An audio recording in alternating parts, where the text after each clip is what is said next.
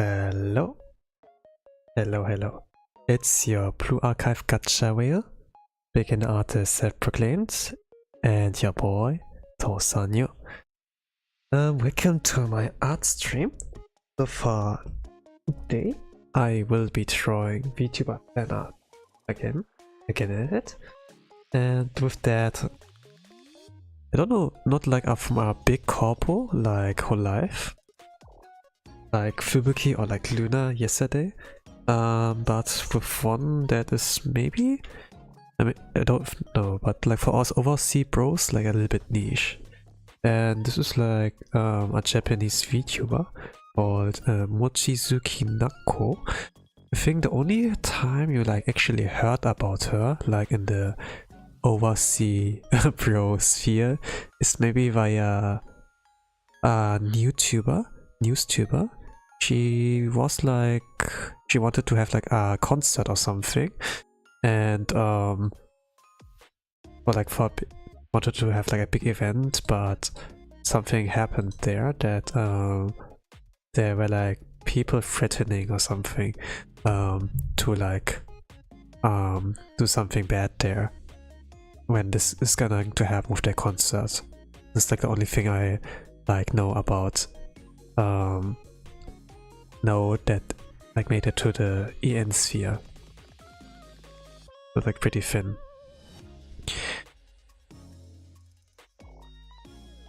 But yeah, this was like news from 1 or 2 months ago. It's like nothing too big for us, but it's like, but those kind of warnings, threats have been like for a lot of JP VTubers that are like not on a like well-known corpo like Whole Life. But I wouldn't like say she is a bad corpo. He's pretty say so. He's pretty say so.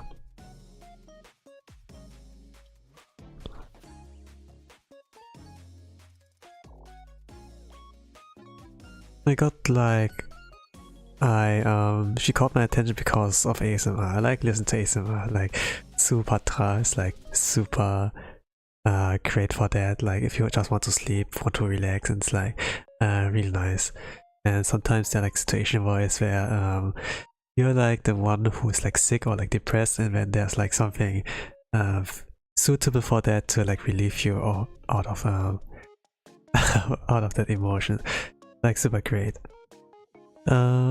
But yeah, if it's like live stream wise with ASMR, there's like not much of a program usually. I would like say. Let's see.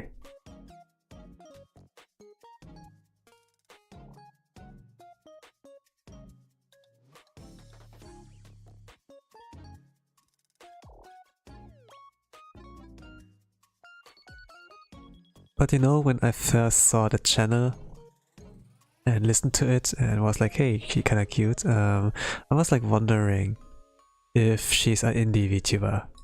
She's not, but I was like really like having the kind of question that it was like this.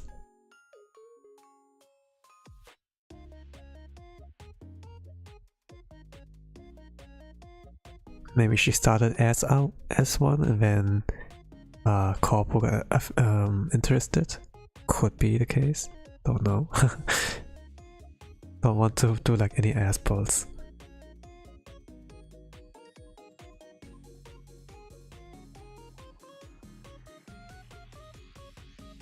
But yeah, it's a pink girl again. So it like fits with what I did yesterday. Drew also a pink girl with Luna. Maybe I could have done the line art a little bit better, but it's like I guess it's like okay enough.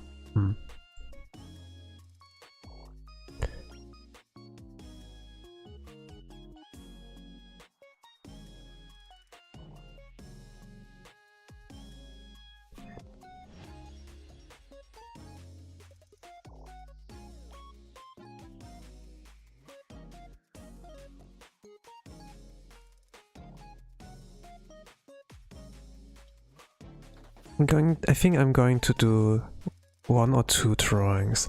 For starters, this will be the sketch for the chibi one. Then for the one regular size, I guess I'm gonna make it like different. But also keep it simple with colors. Whatever I like try to cook here. So.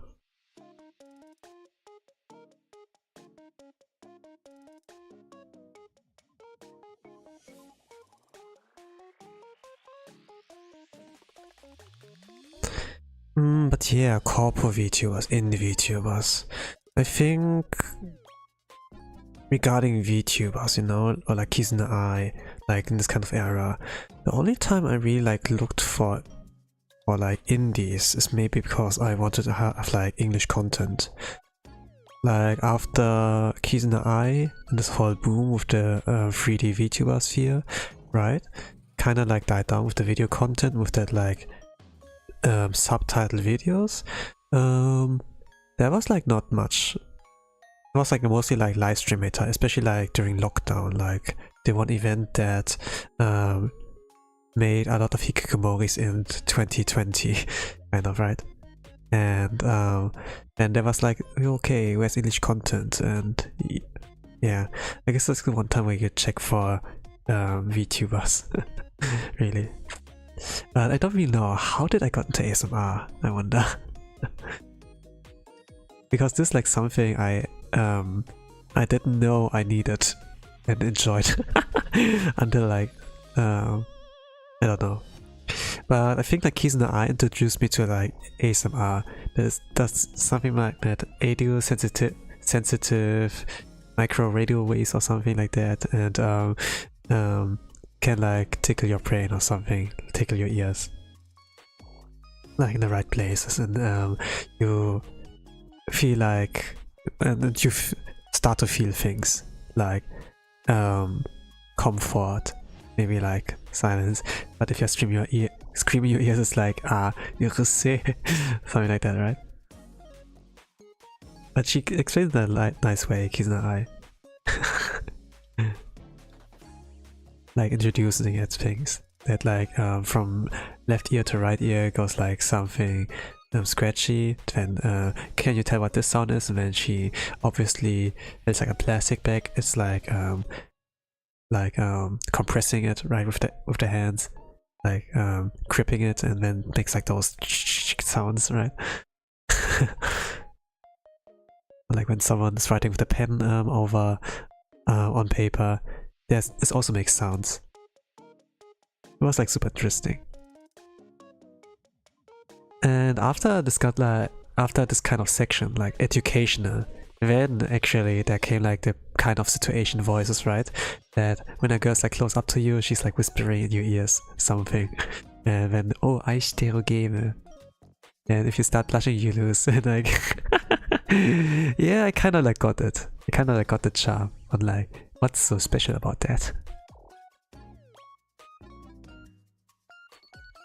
Maybe that's like really the point where I got into the whole charm of like, yo, I need that to like fall asleep. I don't know, but for the longest time, I listened to music to fall asleep. Mostly like Toho music, like fan-made. And they had like some freelancer, like Maritu Mix, who do like Toho music, like fan music, and they still do it like today, mostly of like Koishi. Like I shot every time he does like a Koishi remix. There are like so many, but from Maritu Mix. But he also does like a lot of general good remixes or like original music, like not only Toho, and those I like to listen as well. And there was like one that was like pretty calm, and I like to listen to when I want to fall asleep. I think like I could like fall asleep within 5 to 20 minutes, thanks to that. It was kind of like nice to see like when they add like a new piece out, and then I'm like, hey, thank you for doing the good music, I like it, it helps me fall asleep. It's kind of like cool. And that they also like can speak and understand a little bit of English, even though if they're like JP.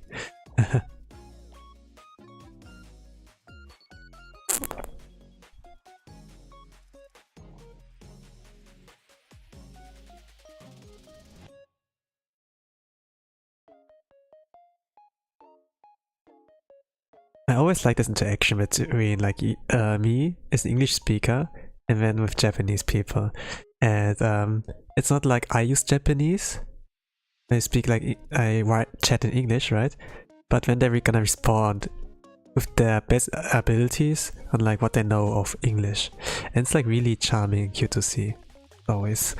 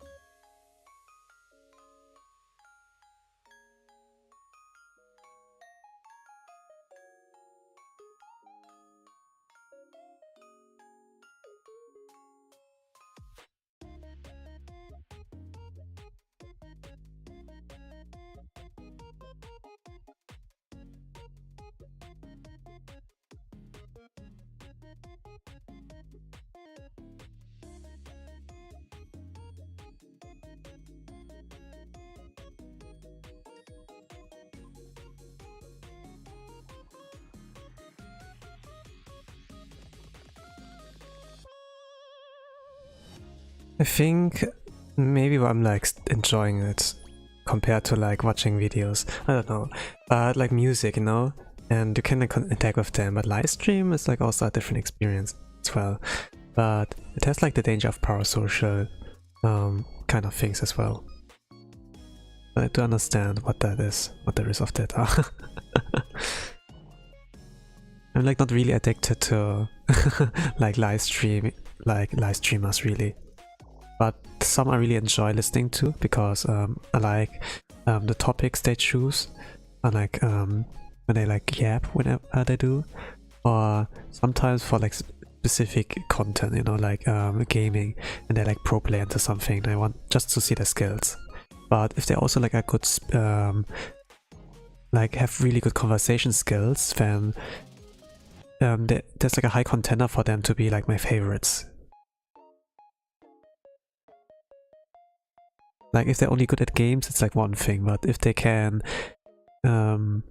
interact really well with people, like bounce back and forth really well, and just have in general good conversation skills, this is like, yeah, it's their favorite, I would say, I guess. But the bar of like getting me liking streamers, it's like not really, it's not like super high, I guess. I mean, if you have a good voice and then can hold conversations pretty well, then yeah, in my book you are like you are like really you are someone I tend to like a lot. I guess. Like I have a voice fetish kind of, so I like listening to voices, and if the voice is like doing something with my brain, then I guess yeah.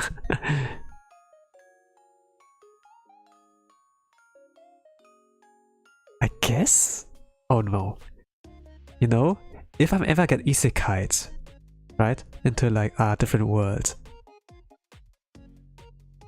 and I'm like the hero or something or whatever, and there will be an enemy who can control people via voices, or like there's a siren or whatever, I'm so effed, I guess. I'm so effed if ever an opponent like this will appear. This is the perfect counterplay against me. I suppose. I'm so effed if this will ever happen. Worst case scenario.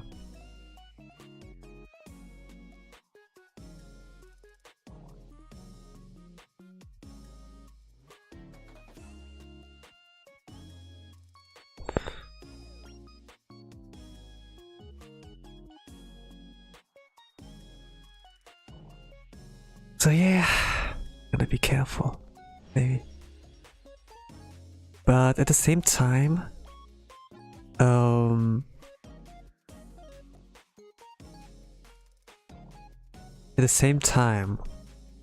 when you find your end while doing something that you enjoy, being with something you like and enjoy,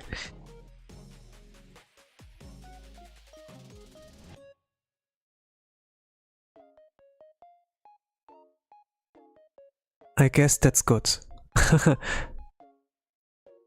If you enjoy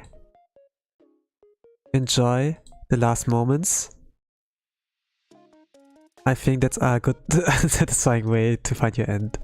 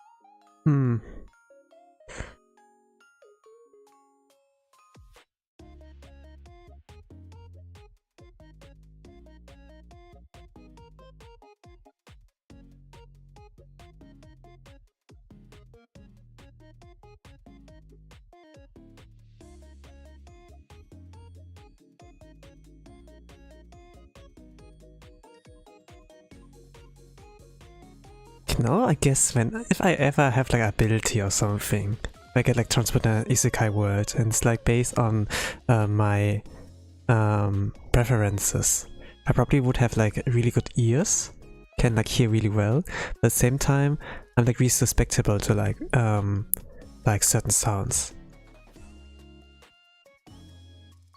While, for example, our body can defend itself against viruses, right? If like the virus or like whatever is like attacking you, a buff, debuff, is like something you enjoy, then you can't defend yourself against it because it's good for you. This can like for some people like in our world be like video games, apps and such. Social media, right? The brain rot. You can't defend yourself against that, right? If I would be like a fantasy kind of character, I can hear it well, very well. I can lock out myself of some of the sources that are like loud screams, for example. But let's say if it's like sirens, right? That they like hypnotize you via lullabies, I probably won't be able to like defend myself against that. Because I have a voice fetish kind of. I enjoy that. My brain is like, yeah, you like that thing, right? Hear more of that. We cannot not block that out. And I'll be like, hypnotize. And then they get me. And then they suck me or something. And then I'm dead. This probably will happen. If I'm like alone, if I'm solo, especially if I'm a solo player, I'm so dead. If you die in a fantasy world, you die in real life.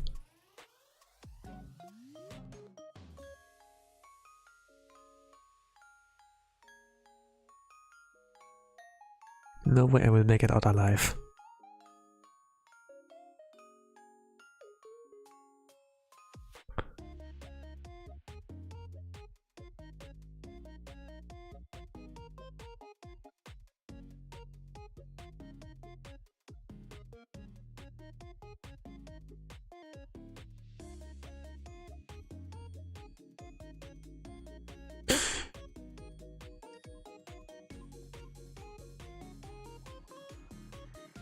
But yeah, if I could like choose what I want as a power, probably won't be useful at all in battles, combats, any kind of campaign.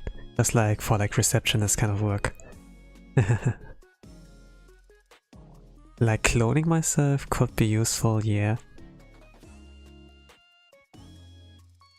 Battle-wise, campaign-wise, like outside of the battle. But yeah, I'm like more of the guy when I play like RPG games, you know, where you got an adventure. It's like not really like combat that I'm like good at, but strategy and planning. Like what kind of builds. Sometimes like certain games are like pretty bad, where you... It's like always possible to win one fight, maybe 2 fights, but you lose like HP and MP during that fight, right? And if you're like in this dungeon, there are like many more opponents of the same caliber, then you can't progress like really fast. You can maybe like win 2 fights, after that it's gonna be a little bit hard on like the management of like HP, MP and the health of your party members in general. The more party members there are, the more items you have to use to heal them up, right? It's gonna be difficult like that. So sometimes if I play like on hardest difficulty in RPG, my gameplay is like, okay, I win 2 fights and I'm not using items, right? So like that. I win 2 fights. And then I P-step out, go back to something like a Pokemon Center, like the inn, restore my health, then go back. And slowly but surely I level up, something like that.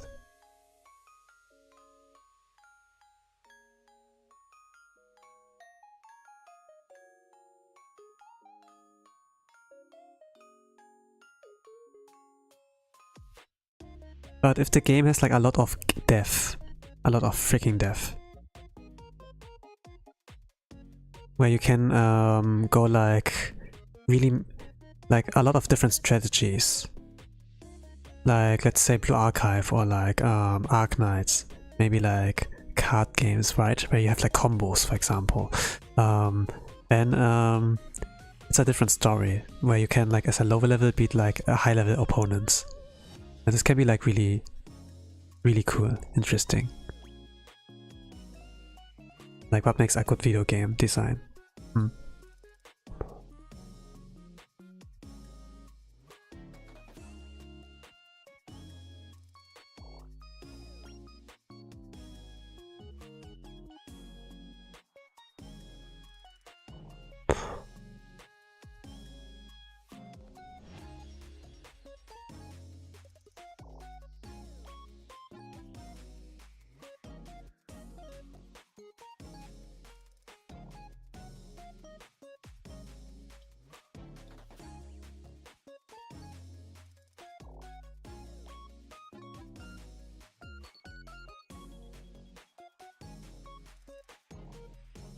Yo, WSG.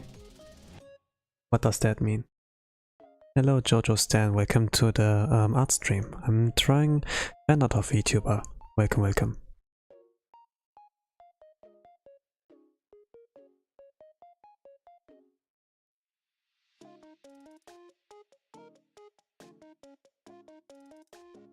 What's good? Okay, what's good? I think anime girls are good.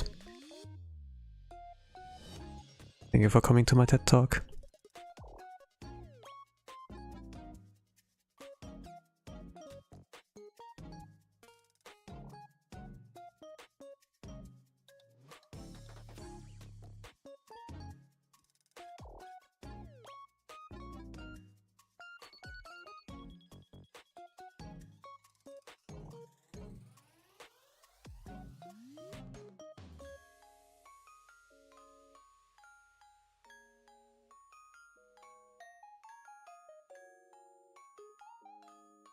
Well, I got bored and your stream looked interesting. Oh, I see.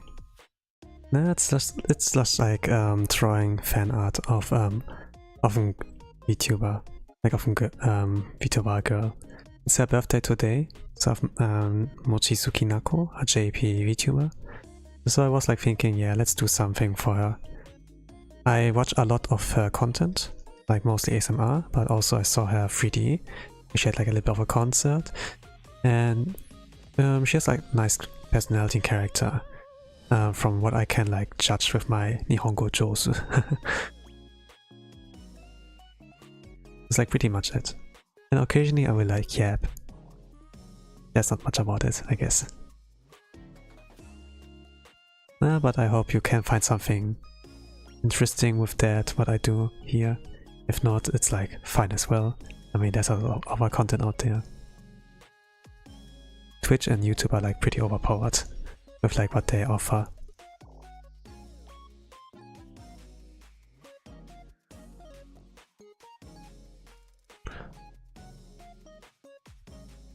Nice. I just tagged. I see. Well, there's like some cool things as well when you can interact with people. Like you comment on the video and then they give you a reply. And it can be like especially nice if they're like thinking out of HAP, you just leave like an English comment because that's all you know. When they reply in English actually, and they're actually quite good.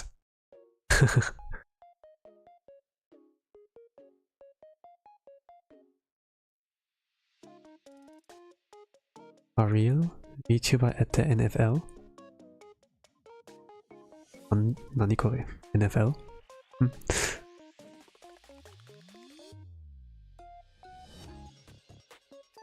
I'm a little bit of a boomer. I guess I'm a boomer. I don't know all those slangs, what that mean. Not really like familiar with what skibidi means, so I can't really like exchange knowledge, culture on that kind of level. Just a little guy. I'm just a little guy, come on. It's a sports event. I see.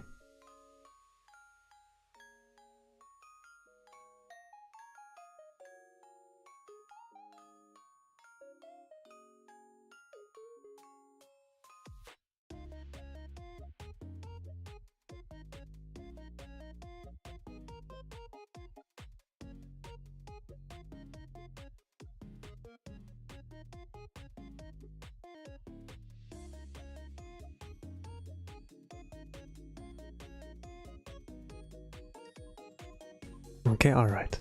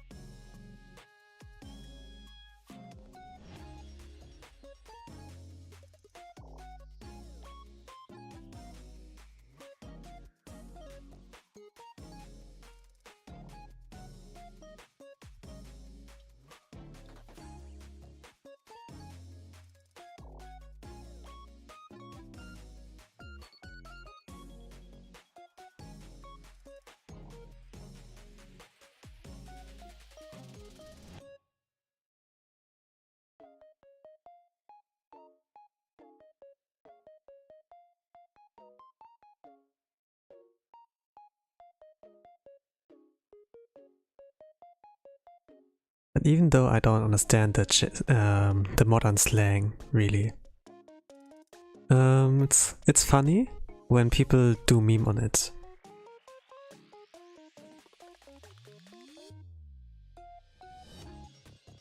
It's at least like one thing that boomers can enjoy, or like people who haven't like catch up with like all those things.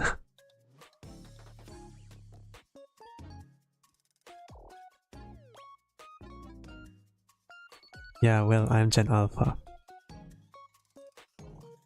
Yeah, that's cool. You have like a little bit of time in front of you.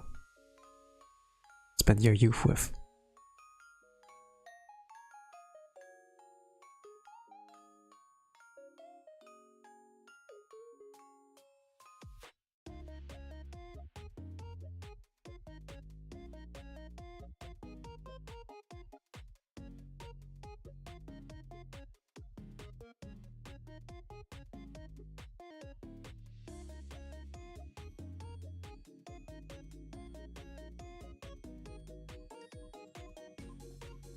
sometimes can help to like be around with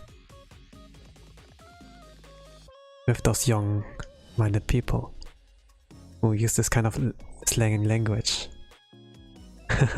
But yeah, it's kind of hurtful to like listen to it, I guess. It does like mental damage towards you.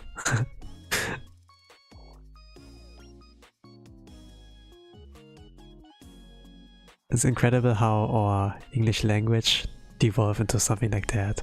Or like our modern speech has downgraded into something so horrendous. If this becomes like a thing, you know, like not only amongst the young people, but it gets like normalized, the grading will be like a little bit, it will be funny to look at for sure. Maybe funny, but at the same time also like, why?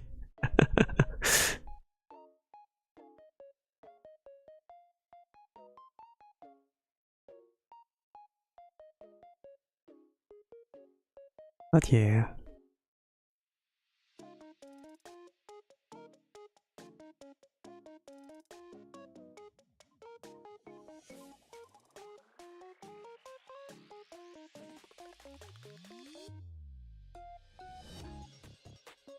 Okay.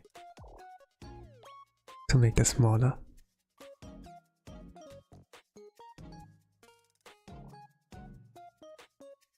Actually, let's start from below as well. See what I need to draw and what not. A little bit of a reference here. Yeah, I don't know if I saw the Australian speech by Prime Minister. Prime Minister. I don't know about those kind of things. But maybe you have like there are like some interesting stories to share. Don't know.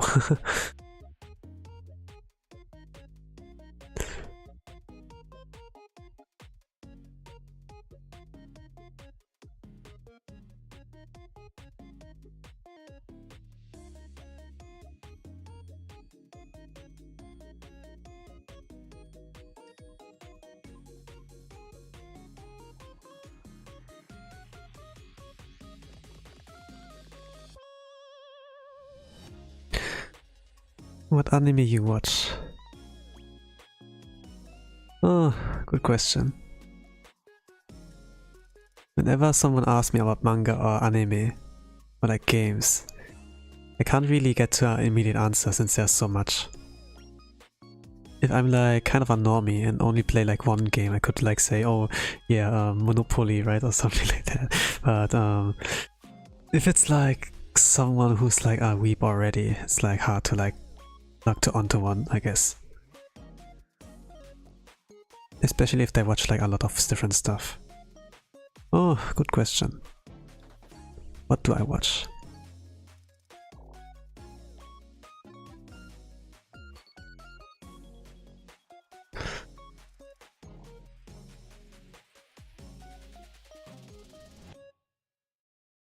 Sometimes there's the question as well, like, what is your favorite anime? And then, oh, I have so many favorite ones, I can't decide on one. Well, VTubers and ASMR are like not really anime, right? It's like a genre in like entertainment. Anime is like also like art genre in entertainment, some like live action, right? Some like cartoon. So yeah.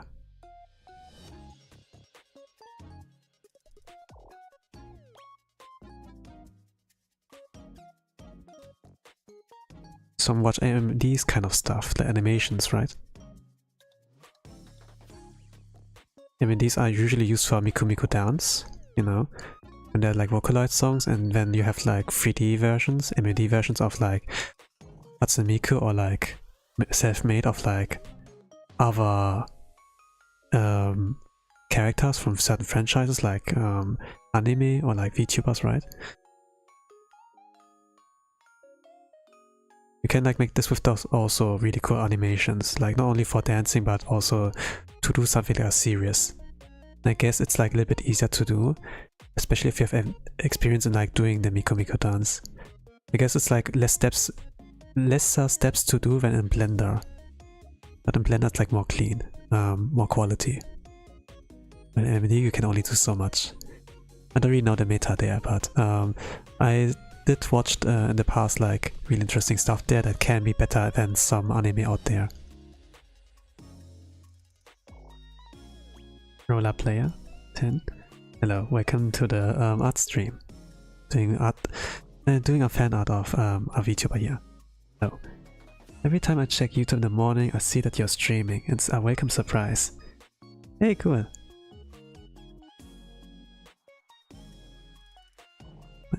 Nice that you like dropped in here. By seeing me the recommendations. But I guess it makes sense that you like chat via Twitch, since I think the delay is like not as big as like than in YouTube alone. At least the discoverability I guess is better. And you get free community posts, right? And you can like see when the next stream's gonna start. With Twitch it's like not that easy to set up, I think. I did only Twitch streaming for like about 2 years, but in the end I was like seeing, yeah, it makes sense to focus more on YouTube.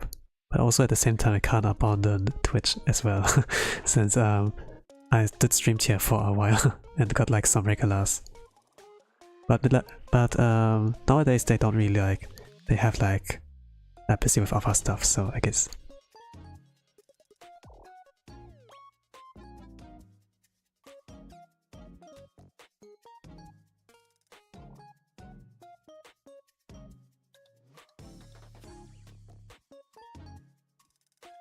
Yeah, I've only just recently made a new Twitch account. Hey, cool.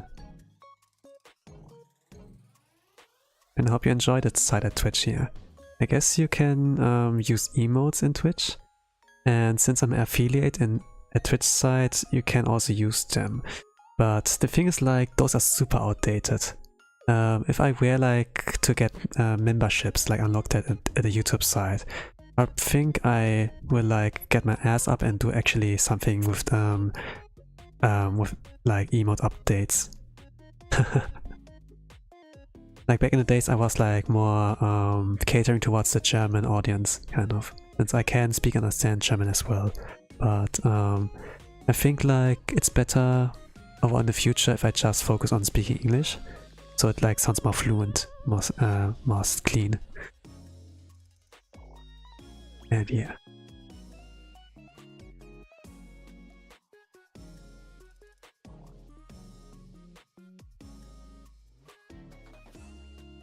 Well, if you wanna hear about my school picnic... Oh, not even finishing the sentence. Okay, I will wait. I will tell, huh? Oh well, there was still the question about anime I watch, right? Ah, what do I watch even? I mean, I can tell you guys what I'm currently watching, like of this season. I guess that's I can do.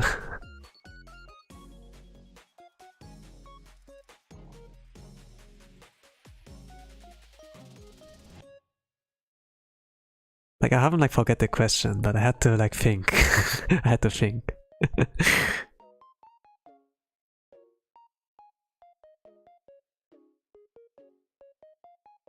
But I guess it's like pretty generic on like what I'm like currently watching. I'm watching Dan.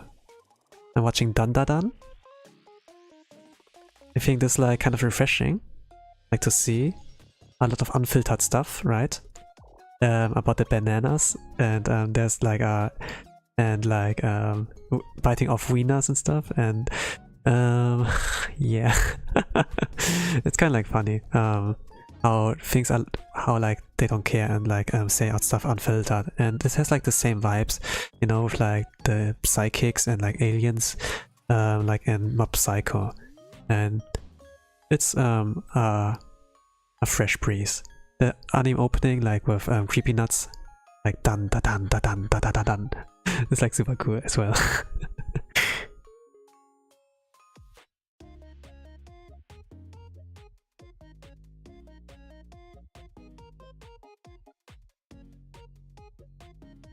dun dun dun dun dun dun dun dun dun. But yeah, besides dun dun dun, I think what I was looking forward to is the continuation of the Gun Gale Online continuation. This is like hot take, maybe it's a hot take, I don't know. I think the alternative Gun Gale Online series is the best in Sword Art Online series. But that's not because I think guns are cooler or something. I mean, I like Blue Archive and I play Blue Archive. It's like mostly because it's not Reki Kawahara, like the original author of SAO who worked on alternative Gun Gale Online. You know, this one with Len, like the little pink girl, who's like wielding double SMGs. Like, this is done by a different writer. And this writer actually has a clue about MMOs, like those kind of FPS games and military stuff. So those things, you know, like turning points and like combat mechanics and everything, like in games and such, those are not ass pulls really. This is are like calculated and like based on experience and reality. And this makes like really authentic and like really interesting. Like, it makes Gun Gale Online as a game a lot more interesting to like enjoy as a world, like via world building, right? And if a writer manages to make a captivating world, a captivating power system, and with that also like interesting storytelling, this makes it like so much better. Like, I really loved Hunter x Hunter's power system, like with the Nen, and Wall Trigger with their power system. I think Wall Triggers was like the best one. But if it's like in terms of video games and then like writing it like really well, like the alternative Gun Gale Online does like really great. Like, usually when you like aim at someone with a gun in Gun Gale Online, and there's like you can like predict where the line where they like fire, because there's like a red line targeting at you. But if you turn off this aim assist or something, how it's called, and just shoot with your gut instinct, like if you are like military or something, and you can just turn it off, right? And then they don't see the assisting line and they don't know they're gonna aim at you. It's just like in real life.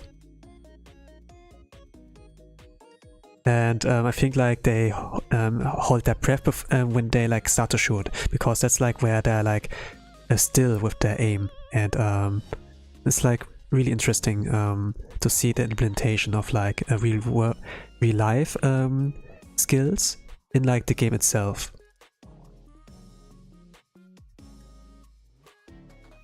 Something Reki couldn't do. And yeah. Obviously, I think he has a great idea with Sword Art Online and like the alternative worlds, like other games like GGO, AAO, but he probably didn't have much experience back in the days, or didn't play enough MMOs to like understand certain writing aspects to make it like more interesting. So I'm like glad to see that other writers can do something much more great with it. That's like not the setting at fault, but just like how you handle that. Kinda like roasting Reki Kawahara, sorry. But what he does like, what he did do to redeem himself is like making the alicization, right? And this is like a lot better than his character writing, I can like say. This was like a lot more enjoyable to watch.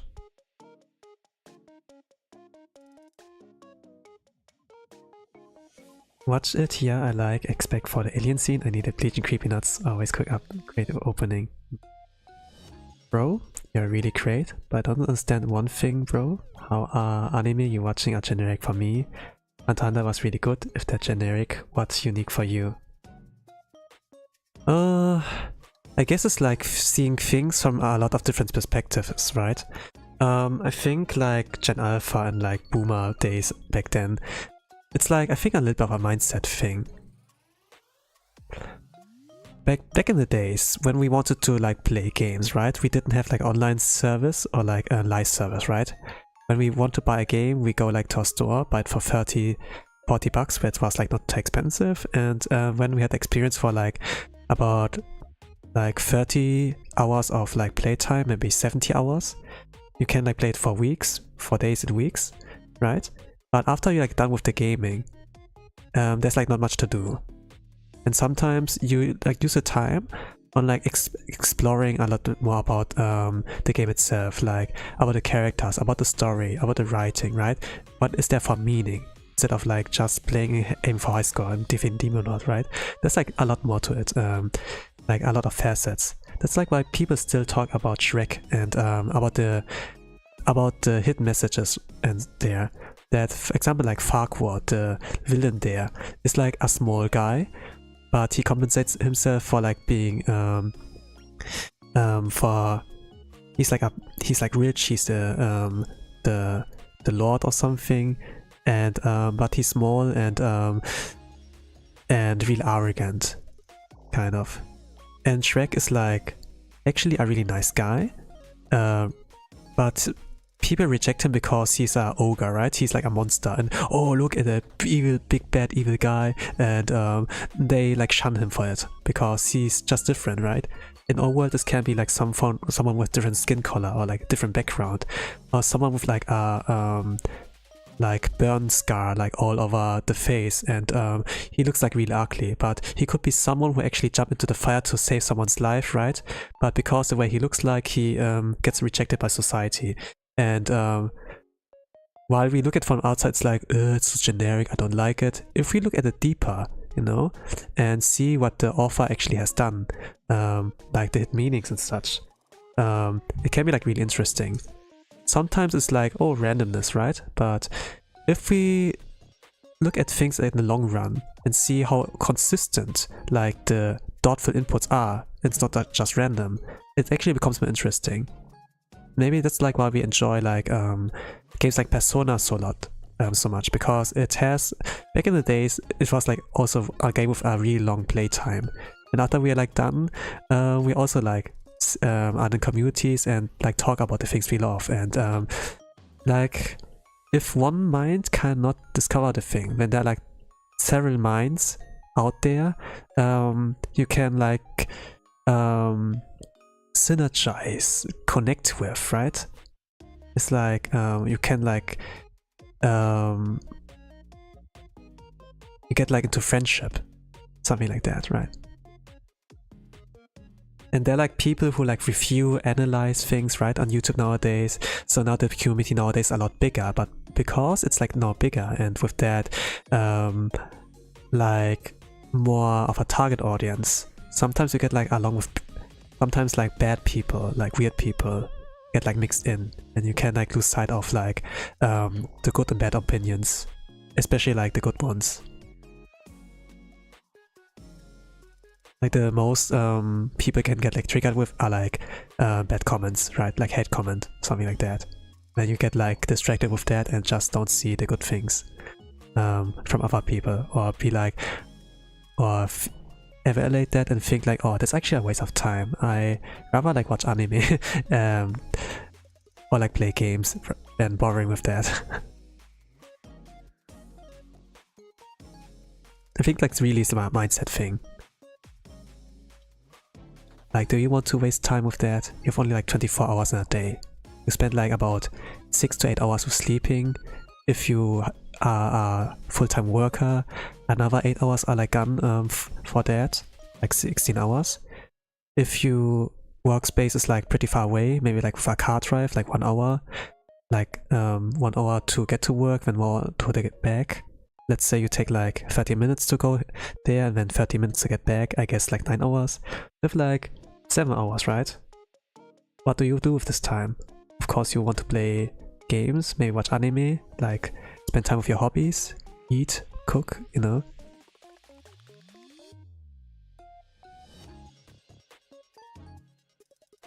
But so social media, that's like the dangerous thing. If you get distracted there, like TikTok, right? Or like YouTube, maybe social media, like you scroll and this content, right? When we get distracted back in the days, like without internet, without those apps, right? You we get like maybe distracted for like 5 minutes. We see like a butterfly outside, or like an Iceman is coming when they do like the ding ding ding ding song, right? And when we look outside of the window and be like, oh, that's cool. And you see like all the kids gathering around the ice cream car, Iceman, whatever, like ice cream seller, and that's like about it. But if we get like a notification and then you check the notification and then we start like scrolling, oh, there's a recommendation, or oh, there's this cool thing on Instagram, we start scrolling. If it's like a video or TikTok, and it's like, hey, it seems like you like this video, hey, check out this other video, since you like this one. And TikTok shorts are like about 1 minute, right? But the more recommendations you get, especially if it's like on YouTube side, which can be like more than 1 minute, you lose like a lot of time, right? It's like really important to like look at the bigger thing, rather than like the thing in front of you, like being short-sighted, right?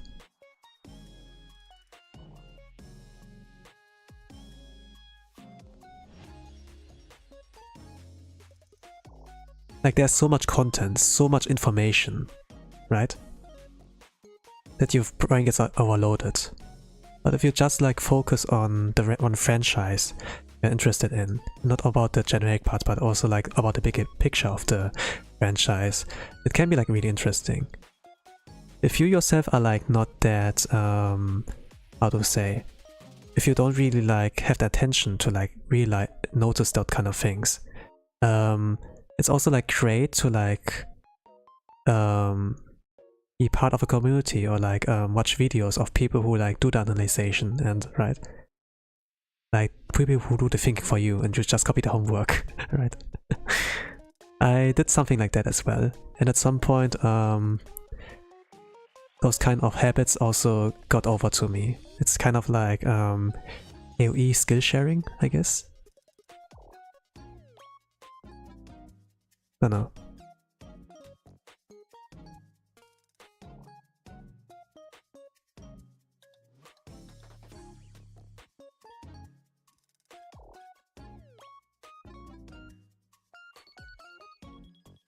Yeah, wait bro, I remember you drew like a similar thing for Himamori Luna. Yeah, I did. It was like more generic though, like a bit more on the easier side to draw. Like, I didn't think much about it when I drew it. I was just like, yeah, whatever. I need to be consistent with drawing. It's her birthday in a day, so let's do it. By the way, on the same day of like Luna is also Mochizuki Naco's. Like actually, when I started the stream, Himamori Luna's birthday stream started, so like had 3D kind of performance. I think I will like rewatch it. I didn't like know she would like stream at the same time as I would start my art stream. But yeah. Gonna see what kind of merch she releases. Maybe it's like something of interest is there for me. But even if you don't have the money, like watching them, leaving a like a sign that you were there, is like good enough too. Well, my childhood friend liked it, she saw. Cool. Good childhood friend. She liking me. She liking watching my content.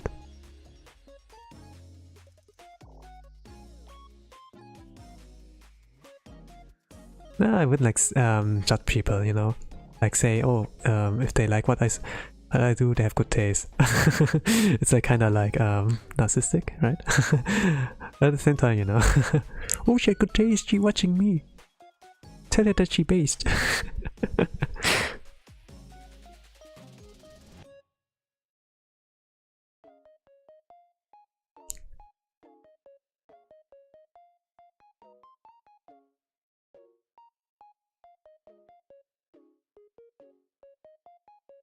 I don't know, I ask her next time we go on a date. Very cool.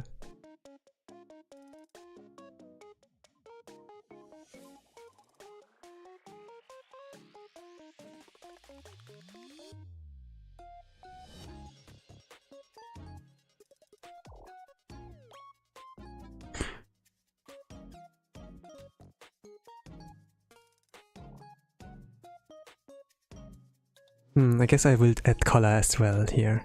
Then it looks more interesting.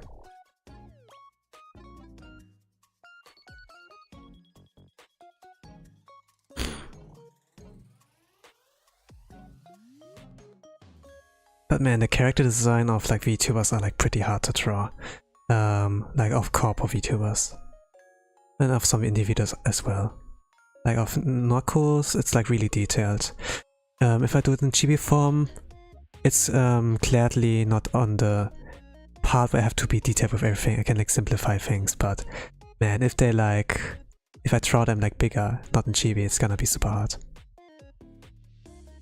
My 6-year cousin has more detailing experience than me. Nah. I do think life experience does help. Like, don't see it as a date. Really. Like, treat him as a human, not like just a anime girl, you know, of a harem you have to like put above other people. Just treat him like a human. I think that's like what they enjoy the most. Like treat him like a friend or something like that. Like usual. No need to like put him on a pedestal.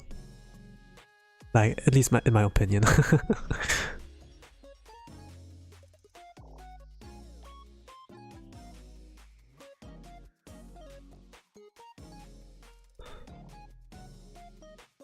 I don't like say that my opinion's right. But yeah, I don't feel like comfortable on like treating them like, differently. If your 6-year cousin can like do that a lot better, then I guess he does like something right with like treating them like everyone else.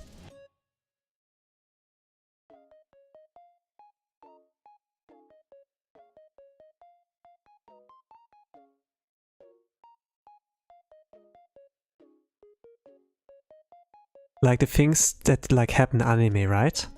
Or like manga, it's fictional. Like things you learn from there, you can't really... it doesn't mean that you can use it in like dating as well, really. It's like really different.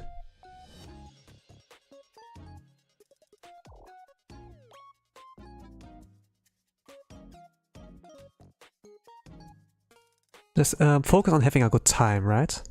If the both of you like video games, then you can start sharing your interests via video games, right? And get like together with that.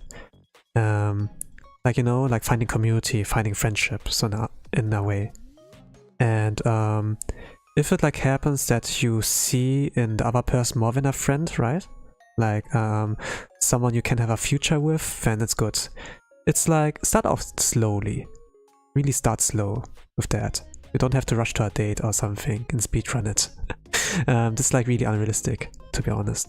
Like you can like ask your parents, for example, like how they got together and like what their experience was, and you like will realize, or like ask other people, you know, how their dating experience was, or like how they got even together, and you will like see how different that is from like the fiction you like see in TV or like manga. Actually, good dating advice, unlike my friend telling to do a harem. Yeah. I mean, it would be cool if everything we see in fiction works out in real life. Did you date, if you don't mind me asking?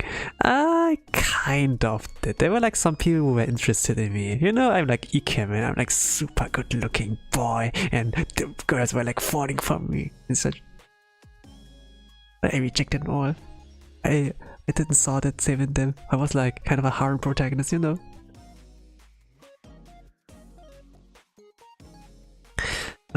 Let's say, regarding myself and experience there. There were like some people who were like sensed off that they were like interested in me. But the thing is like, those people were like quite young. So it's not in a sense of like, oh, they're underage, yappy, I should get away from them, else police is gonna come for me, FBI and such. It's really like in kind of experience, like that they're young, that they like misunderstand it for that, and that they feel like it's a now or never kind of.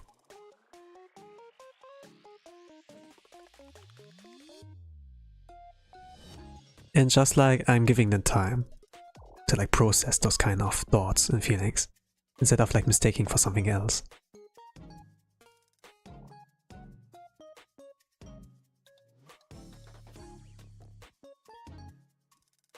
So yeah, I kind of went on a date, but let's say on this, at this kind of point I was like also kind of young, maybe like 5 years younger, I don't know. But I could like sense something to that, and when I look back on it right now, I kind of think like, it's kind of good that it didn't got together with them. Because it's just like a misunderstanding kind of. Because I'm like, it was kind of the character dynamic of like, that one person talks a lot, the other person's like smiling, listening. They're like the company, kind of, right? I was like the kind of guy who yapped a lot. They were like the ones who listened.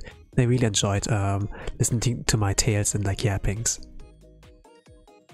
And then at some point I like noticed they got more clingy, more attached, and I was like, oh. And then sometimes, you know, we send like messages to each other. They send a message, I don't answer back for like 1 day, and then they're like worried. Hey, is something the matter? You didn't answer to it, and I was like, oh, yeah, no, it's nothing like that. I just forgot to answer you, or didn't see the need to answer you, something like that. The thing is like, when you fall in love, it's like actually not something you can compare with like the anime kind of things. It's kind of like, it's actually a curse, kind of like puberty, right? Like when I got into puberty, like to the question if I liked anyone, and there was like something like that, but it's like pretty, you know, it's kind of like cringe when you like start falling in love with someone, and then you do like all the wrong steps, kind of, to like approach wise. Because your information comes like from anime and things, because you never interacted with people to begin with. Then you ask like your friends, and they're also like teenagers, people who don't have much life experience. And then then I ask like my parents, and they're like, oh, give her like parfum or something, like something nice to smell. This would be a great gift for a friend, for a girlfriend. I kind of like, I don't know, I don't trust you that. It's like kind of like iffy. If you're like young and you don't know what the right thing is to do. But I would just like say, don't worry too much. The thing is like, when you like worry about things, you are like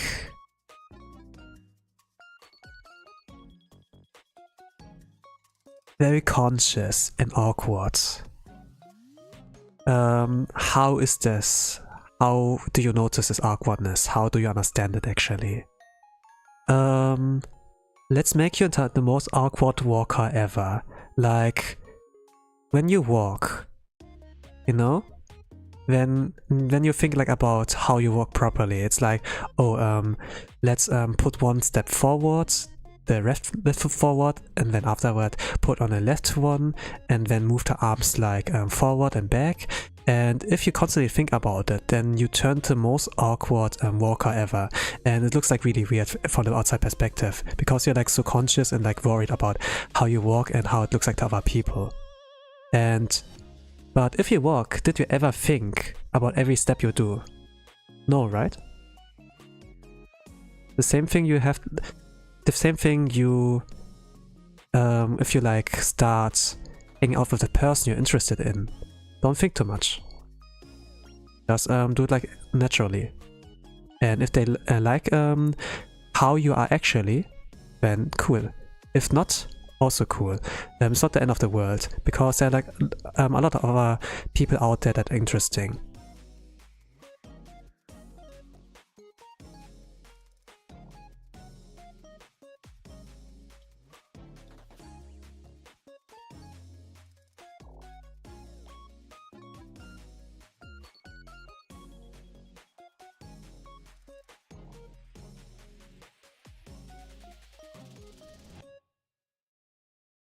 Like sometimes you are not a good match for someone. If you try to like, you know, if you really try your hardest to get with this person together, it will not end well. Like, oh, what do I need to do to fit your taste? I will change. you know, that's like not you, right? And if you're not happy with like that change, then this girl was not meant for you to begin with.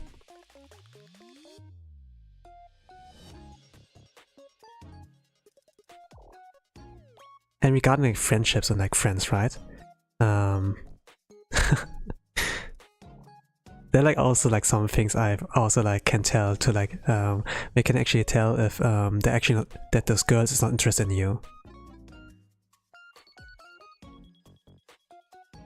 Like if they don't say it out loud, but you see like the hints that are not interested in you. Okay, let me read that for now. Yeah, well, about girl getting angry for answer when she sent me like 12 AM my advice. This pro sleep is more important than girl. Yeah, pretty much. You know, when people are like young, they are like so much into this main character syndrome. They, yeah. So yeah, at this kind of period of time, you have to treat them like with more care, kind of people, like an adult, not a little child, but like an adult. Even though they're like little childs, but the things like during puberty, their brain is like more developed, their hormones and such, and they act like, yeah, more different. Once puberty ends, they're like more normal people. And then you can have actually like good conversations with them. It really depends on like their mental age though. If it's got like rained by brain rot, then yeah, GG's. I don't really know how to handle those. But I try my best. Okay, this is a good sketch. Let me save that. I guess I will try to do line art afterwards, but I want to do another illustration with her. This is like a little more big, normal sized. This I think I can apply. Maybe what I will do here is finishing the hair, like not cutting it out, like including it everywhere. So if the VTuber I draw wants to use it as a thumbnail or whatever, she can use it fully.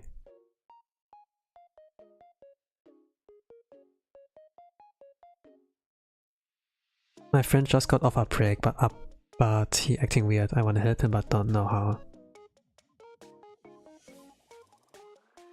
What does it mean? Break up something and then it's like love sickness? Something like that?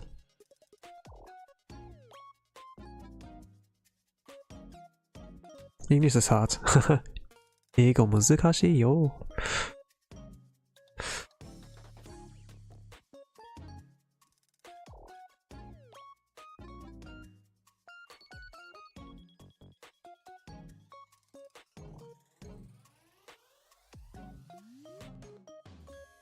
You know, sometimes people don't really want help.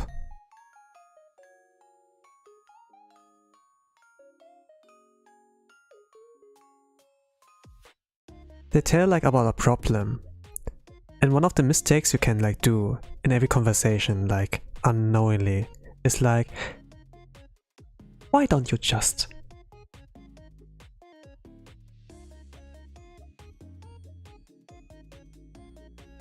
You know how this sounds?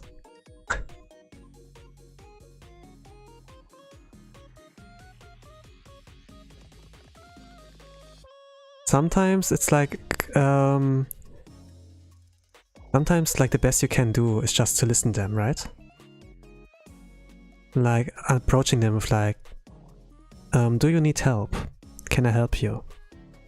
And sometimes it's just like that they want to vent, you know? They just want to talk about it. They don't want a solution, they just want to vent and talk it out.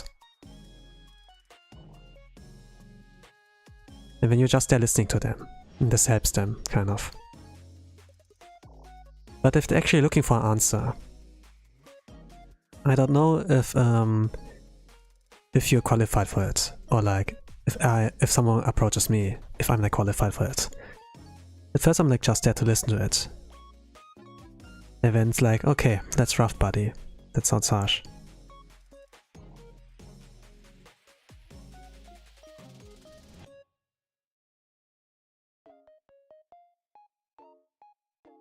But yeah, if I really want help, I guess you can refer them to an expert, you know?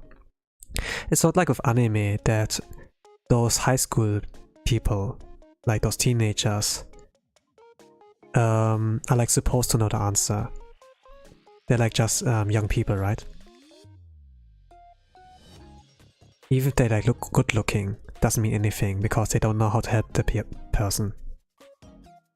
So you have to like ask an expert, like someone who studied for that, right? And those people are like usually people in therapy or like psychiatry, right? Some are like neuroscientists, and those are actually like people who can help you. And especially like when people are like, you know, they want to commit Sudoku, and there's like also like a phone number you can call for that's absolutely for free. And those people are like there to listen to your problem, actually being able to offer a solution somehow. But yeah, the thing is like, if you go asking a streamer, I'm not a professional. What I do is for entertainment purposes. And what I draw here is maybe like not only entertainment but also educational, like how to draw step by step. I can't offer like dating tips or like how to help people over. I have a little bit of a life experience, but I can only contribute so much, right? It's also like with Google.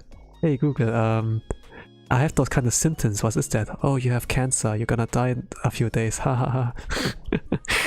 Google's your best friend, right? You can't really rely on the internet on like giving you the right answers.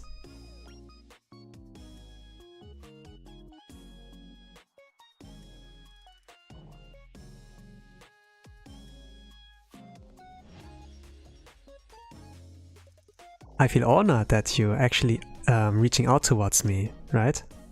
And to ask for advice in like a situation in life. Like not regarding drawing, but situation in life. Maybe I like appear like this kind of person who's like wise and has like, yeah, I can give you dating tips, but I'm just a normal guy. I'm just a little guy. Look, little guy. I'm just so small. Can't do much. Look at me. I don't have that much power.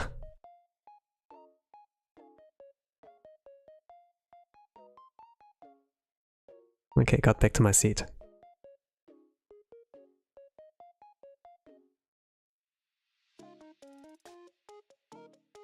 What am I? I'm just like some guy with just like... I don't have even 1,000 followers, right? It's like not much. But even if I have like millions of followers, you can't really like rely on like advices from those kind of people.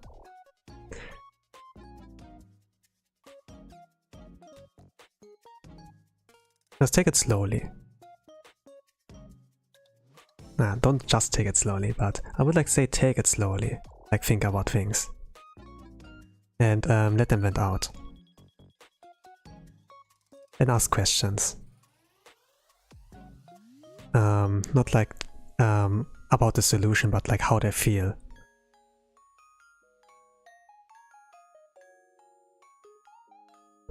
Cool sketch, thank you. Hello Straw Girl, Barry. Straw Girl, Barry. Okay, that's an interesting name. Things like in Twitch you can't like use you can't use the same name again. In YouTube you can kind of. Duplicate name. Barry. Cool, cool.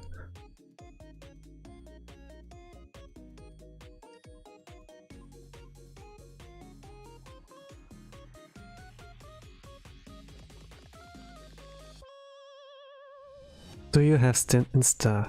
You have Insta. I mean, I have. I don't know if it's linked in my Twitch. Probably I'm on YouTube if it's not on Twitch. Who are you drawing? Oh, I'm drawing a VTuber. Also, yeah, I forgot to welcome you. Hello, hello, welcome. So I'm currently doing a fan art. I'm doing art stream, like fan art of a VTuber, which is like Mochizuki Naco. It's her birthday today, like the 10th of October. So I'm like doing something for that. For now I've like done this sketch here, like as a chibi, kind of. I will try to color that, but before I like do that, I gonna draw her like in this kind of regular size, like on a chibi, and then I'm gonna decide a little bit on like what do I draw first, like where do I put the colors first? Probably on the chibi one, but depends really. So I'm trying to draw two things in our stream, usually pretty rare. Whoa, I like your art style. Arigato, thank you.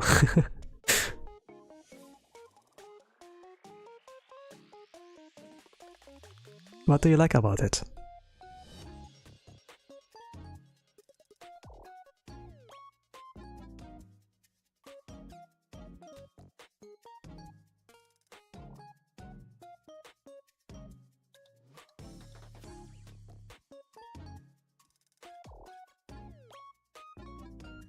I like the line weight. I see.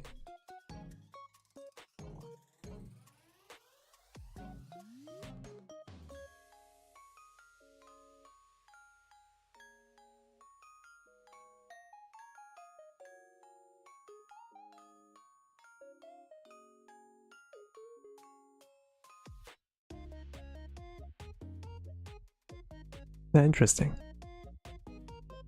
It's so cute too. Yeah, right?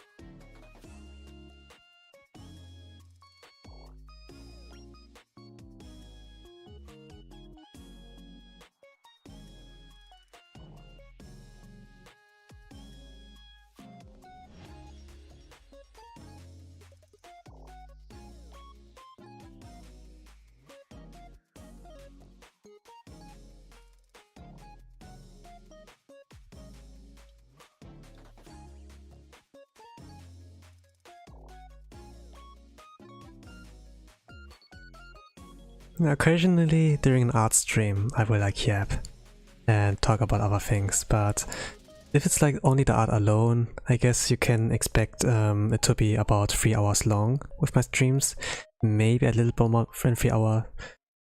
Usually my art streams are somewhere along the lines of 1 to 2 hours, so that's like where you can expect it. I'm not much of an endurance streamer, so yeah, that's about the thing.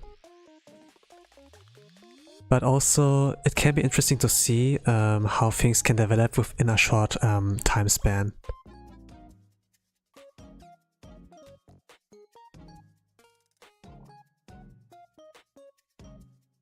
That's kind of weird, you know? Like the characteristics of like people that are like pretty different from what they draw. They're like this kind of archetype, you know?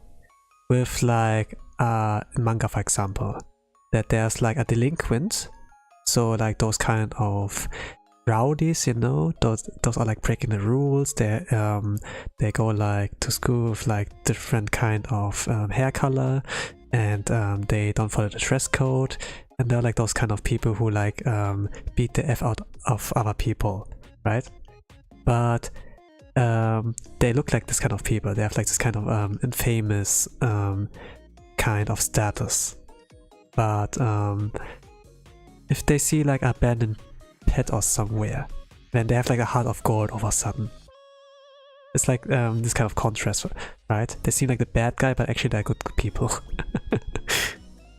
They protect like they protect the weak people, for example.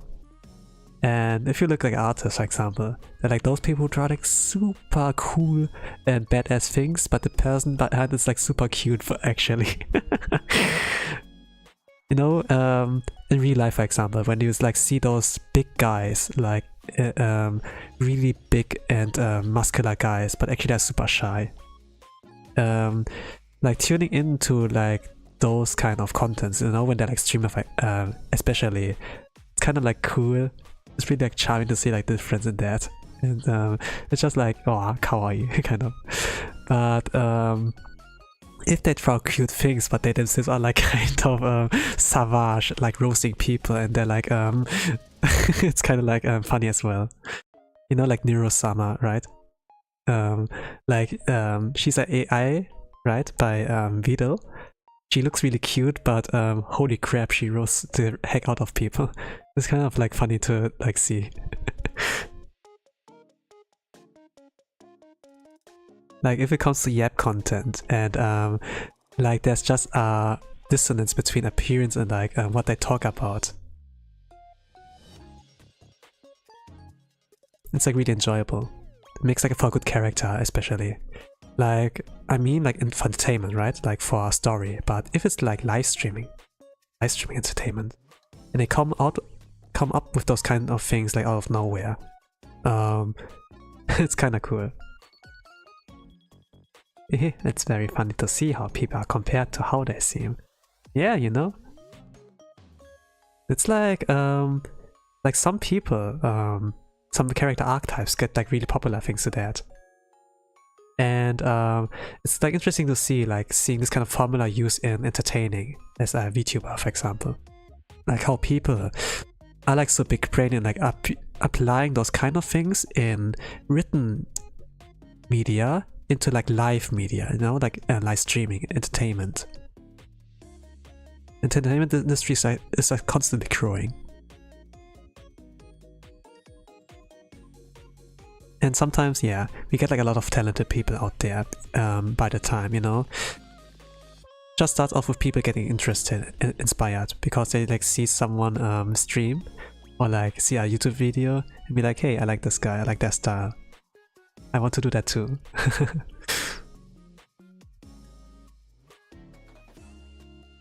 It doesn't have to be like with talking, right, as well, or like writing. It can also be by art or like music.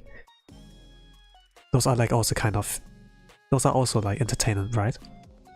Anime, manga, right?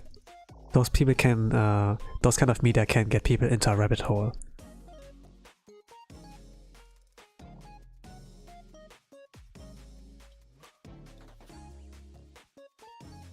But I must like say, I enjoy the Eastern entertainment I think a lot more nowadays. Back in the days I liked stuff like Star Wars, but nowadays I don't like Star Wars that much. It fell off. I know why. I could like elaborate. But I think like, yeah, I guess if you know, you know.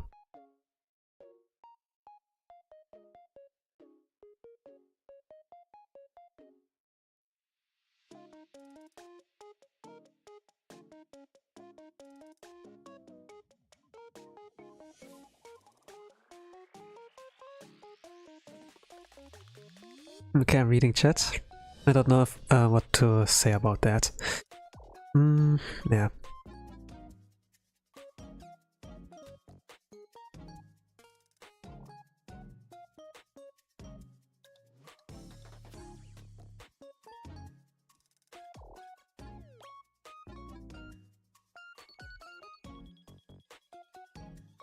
Okay, let's ignore that for now.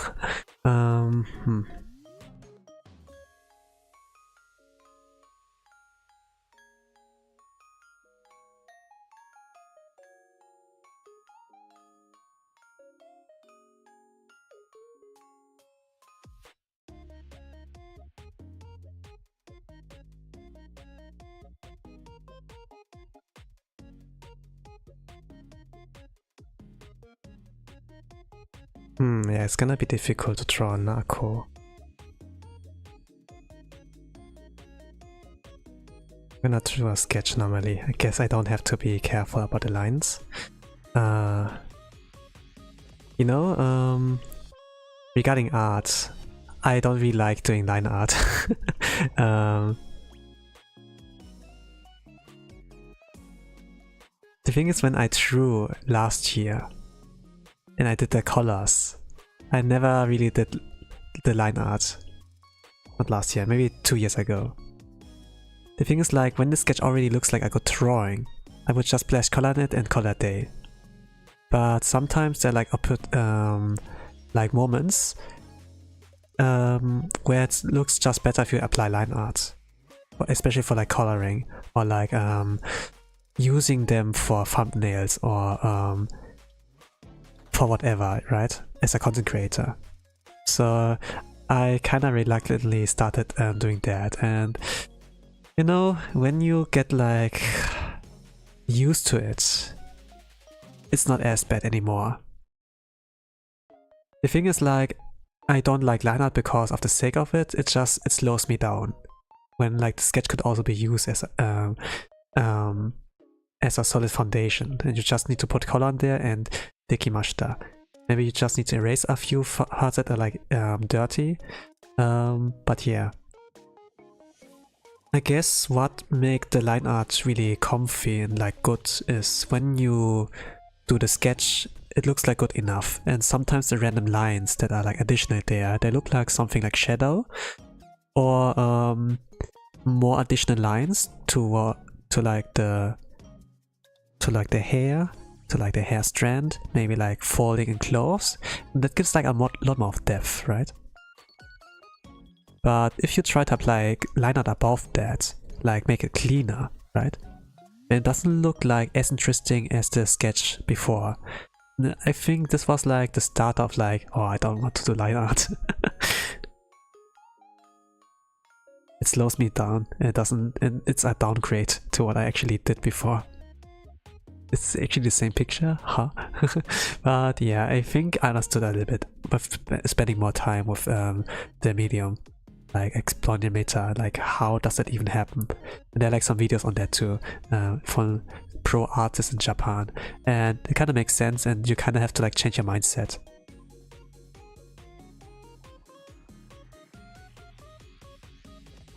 So yeah, I kind of did that. I can tolerate it by now. I don't hate it anymore, but I don't like it, but I can tolerate it more. I think that's like how you can say it. All pen artist for the win. Okay. I had line art too. One day I just decided to cut line art out of my art process and never look back on the decision. I see. You know, when I see like artists do line art, like when I looked at their art streams, they try to do like a perfect line. They do like a line, they be like, oh, I don't like this. Let's delete that, do it again. Delete it, do it again. Kind of like that. And when I try to do line art, it's just like, oh, okay, it's not straight. Let's do another line. Let's do another line. Let's make it like until it looks like this, and then yeah, and I will like go with this kind of line. I don't really like care that much about how thin, how clean it is. I just roll with it, kind of. Like if you look at my art I did in the bottom left, like from afar, it doesn't look like dirty, right? But if you zoom in, you actually like see the line art's not super clean, but it looks like solid, right?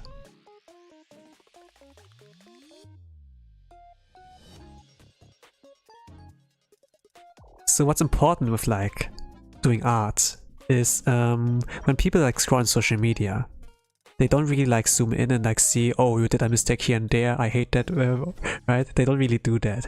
They just scroll, they stop for a moment and then press like. They're like, oh, I like the first impression of the picture, that's good. And then it goes like that.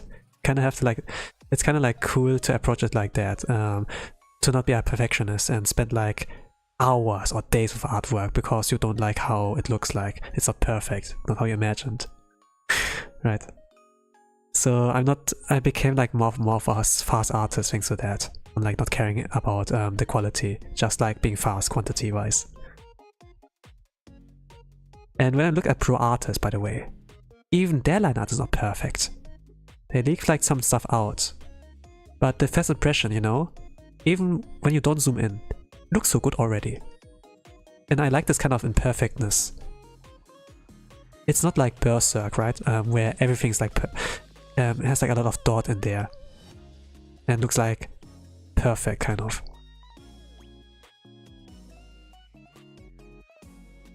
it still has like the fingerprint of the artist kind of, right? And you can feel like the soul into it. And I think that's more than enough than like focusing on something perfect that you can achieve only if you like put your whole soul into it. It's like not like that. It's like, it's the fastest way to like burn out, by the way. So I kind of like gave up onto perfectionism, and yeah. So when I do line art, for example, or like art in general, and I skip like the line art, it's like that I don't put too much care into it. Like I don't be so conscious about it. Yeah, let's say it like that.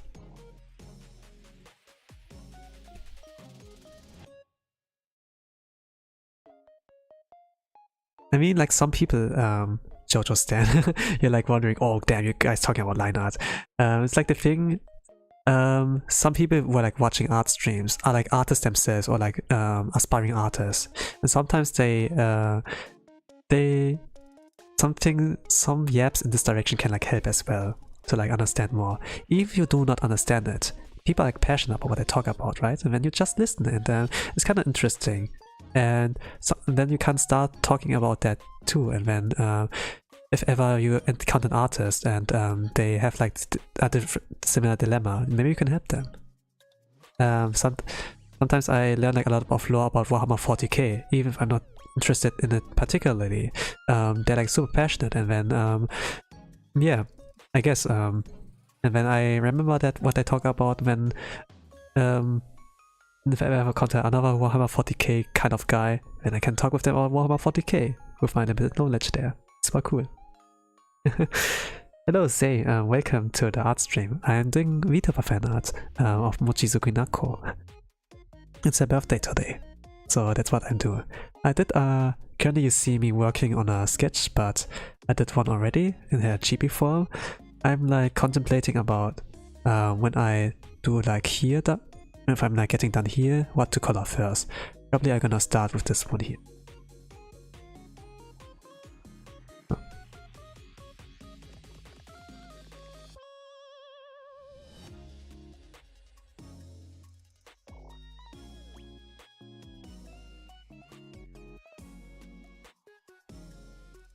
Alright, I need to go. My mother called for dinner. Bye. Peace out. Okay, bye bye. Thank you for tuning in, and enjoy your meal. I always tune into different art streams like coding in Blender. Even if I don't understand it, it's interesting. Hey, cool! Way to go with like expanding your knowledge, your horizon of like like your skill set.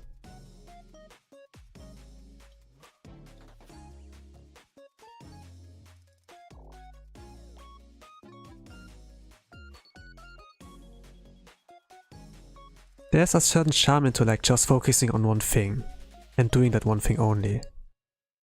But it can certainly not hurt to just like expand your horizon, like being a jack of all trades. Maybe like knowledge it may be better to just focus on one thing, but if it's like about a skill, about skill sets, right? Like your skill tree in general. In reality, those jack of all trades perform better than the specialists. So you're going in a good direction.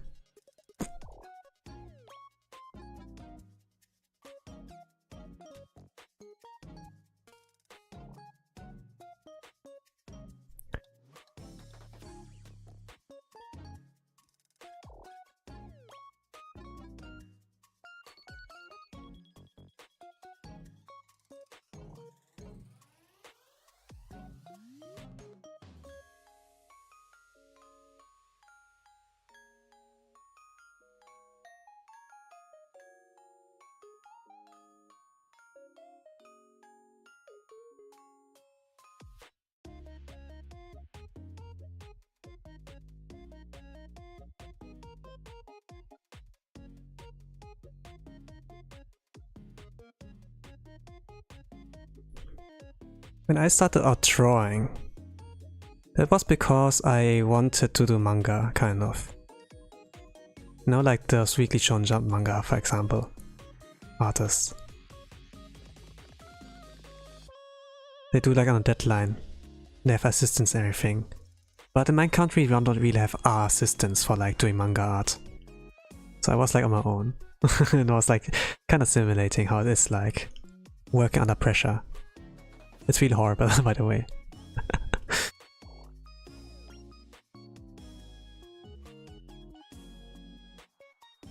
But there's always like a one way how people like start out and got interested with drawing.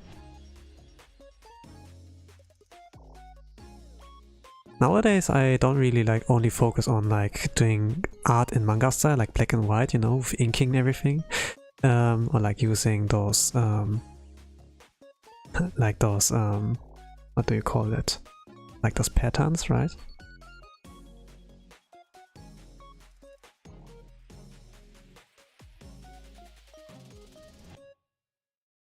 Monochrome patterns.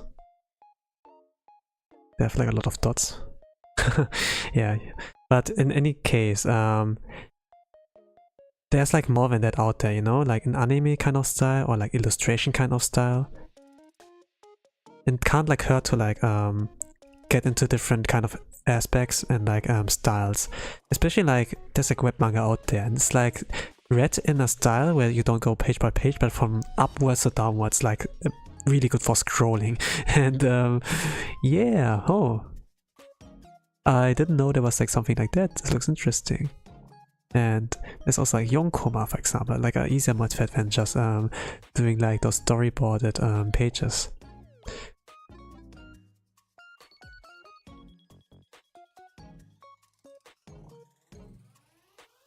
Like sometimes, like, you know, like in this meme, how it started, how it's going right now. It's always like funny to like see the differences. And at the beginning it was just like a humble beginning. It started out like this, and then all of a sudden, huh? How did it got like this? It's all of a sudden so big. I started drawing because I wanted to draw my OCs. I continued because people encouraged me and liked my art at the time. Somehow, lol. Hey, this is a cool thing when people like support you in what you do. Some people are not so lucky, and that's like how they gave up, and like how certain stories got like born, and like giving up, right? I was someone who gave up, by the way. But yeah, now you see me actually still doing art. What happened, right?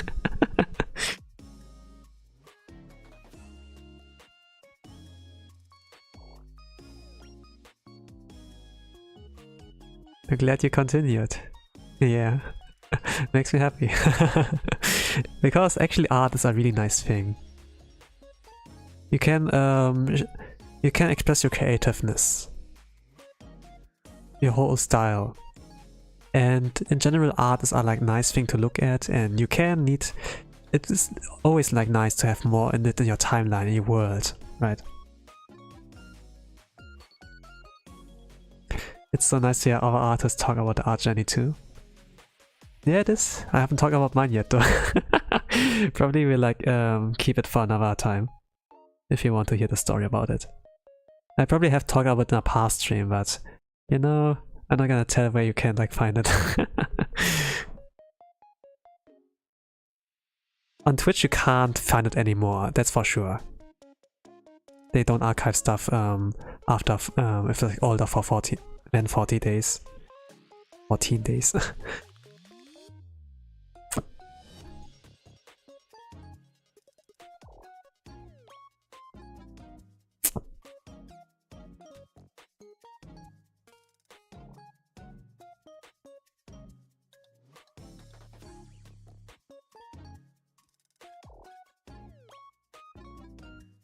But the thing is like creative hobbies, they are not easy.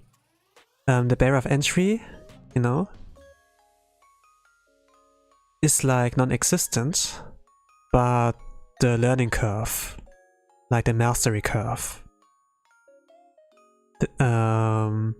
let's say you need time there, unless you have like talent. Like PewDiePie was able to draw better than some artists out there within 100 days. You know, there was like his video, teaching myself drawing for no reason. There was like part 1, part 2. I think the first part was like about 30 days. The second part showcased like everything from 41 to 100. Maybe it was like 50-50. Could be like that too, I don't remember. But it was a really nice video. And I don't know what the reason was, but some people were like, yo, based PewDiePie when they did like the memes, right? Where there's like the chat on the other side, and on one side was like PewDiePie as a chat, and the other side was like a crying kind of guy with the AI art cap. So that's this kind of sense. And then it's like, here, pick it up. And with like the pick it up was like meant the pen.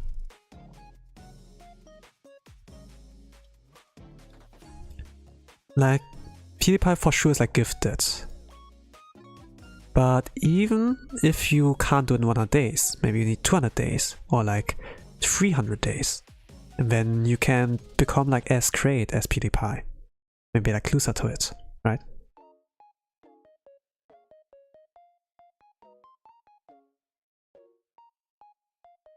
So it's like definitely worth it to try drawing. In current age, everyone can become artists. Like with all the resources we have out there right now.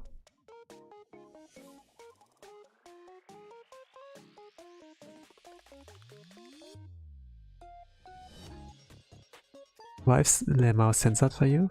I don't know what you're talking about. Maybe it's like Twitch Autobot, I don't know. I think I shut them down. I don't really know, those nightbots and such, like back in the days.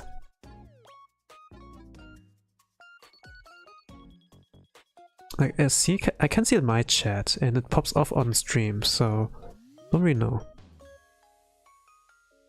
But it does restrict certain users that are like really sus. But it's like not a plugin that I have used. I don't use plugins really. I'm like more of a YouTube one, but at the same time I use like multi-streaming, you know, because I have regulars here on Twitch, right? And some are like here from 1 year, 2 years ago. 3 years ago actually. I had started 2021 streaming, but I kind of took it like seriously like ending of the last year. I wanted more streaming experience. It's kind of like nice to like stream.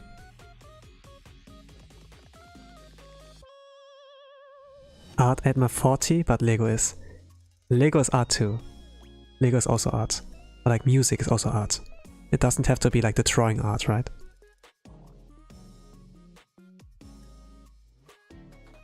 Like Minecraft buildings is also art, and some do like pixel art there. It's kind of like nice to see like how creative people can be with the resources that are given.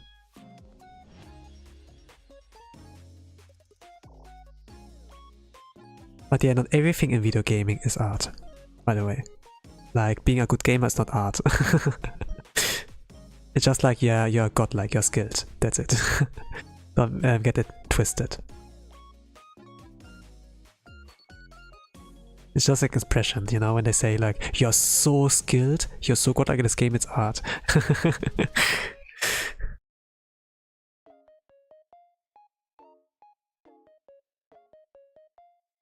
Thank you. Not building mock, but like Mac machines I can build. I see. I think like Lego was like pretty great back in the days. This was one of the things I enjoyed back in when I was a child. Like on like offline entertainment, like nothing with internet, nothing with smartphones. This was like not there back then. Of course there was internet access, but my parents, you know, parents are like pretty strict. Like I as well didn't have like a good kind of environment to grow in, to like be full of video game consoles or something like that around me. So I had to like to do with like reading books and going to the library, something like that, entertainment, and my remaining amount of Lego. And sometimes our friend would like go over, or like I would visit a friend, and then we would like play, like role play a little bit while using the things we built with Lego, like buildings, and then use the Lego characters, right? We would like role play. I haven't like really played TTRPGs, like tabletop RPGs, but we kind of like roleplayed there. That there's like, okay, there's a good guy, there's a bad guy, we have this kind of story. And our stories were not the best since me, my friend, my male friend, we were like, I think like 9 years old, 10 years old, I don't know, but we were like super young. We went like to elementary school at this time. Good old days, yeah. Like where no brain rot was like common, you know? No normal little child would like say something like skibbity and like brain rot and yo negative aura. Nobody would say, like back in the days, nobody would say that. They would just like be little brats who do their Lego and play with toys and be action figures and be like, boom, dinosaur, Godzilla versus King Kong, something like that. Now it's just so much. No, no, get away with the skibbity wrist. No.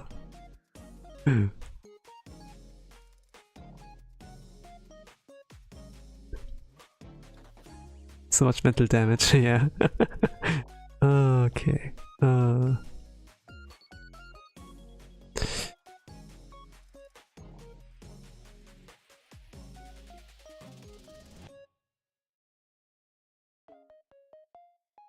I'm infected with brain rot. It's too late. No.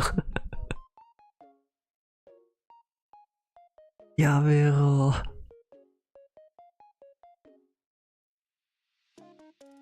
My friend group used to play Roblox before 8th grade.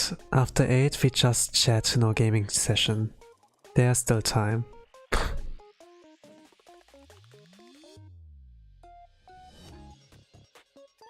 It's interesting to see like how the current generation like spends their time, like Roblox.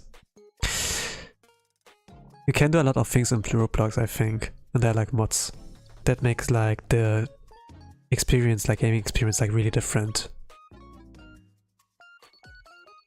I didn't really understood Roblox, but I played it like at some point.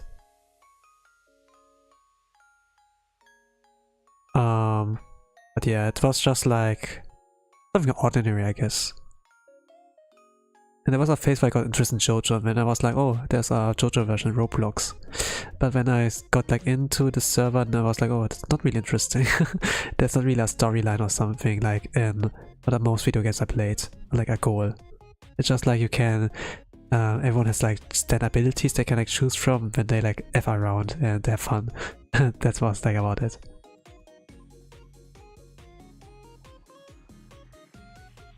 There's drawing games on it? Oh, cool.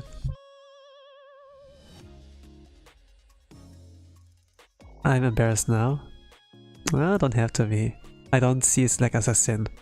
Similar with like Skibbity, I don't really get Roblox that much, but I guess it's a game, and if it's a game, it's like your interest, you know, I don't judge. Roblox is just kid-friendly gambling? Gambling? Don't be my 32-year-old uncle play Tower of Hell. Tower of Hell? What's that? Okay, it's better I don't know, I guess. No, I was not reacting. Okay, there.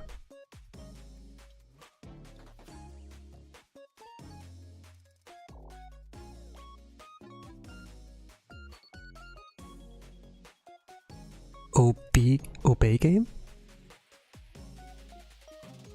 I guess, okay. Platformer game.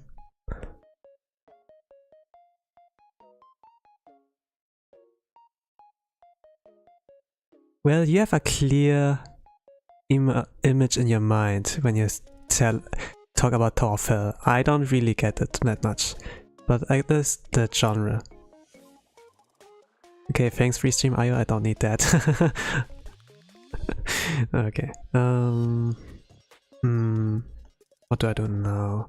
She has sleeves. She wears like a kimono kind of thing.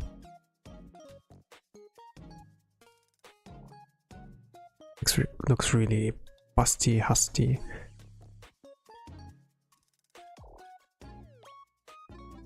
It's the best platformer game?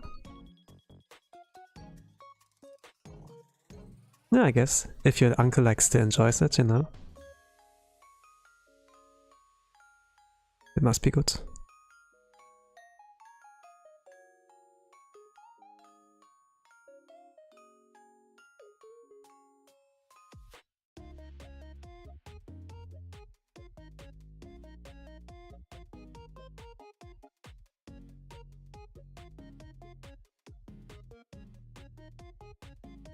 I mean, a lot of people nowadays, the uncles I knew in my timeline, like not X timeline or back then, but back in the days, they would play solitaire. So I guess Tower of Hell is better than playing solitaire. At least you make progress in there. Maybe get achievements, I don't know.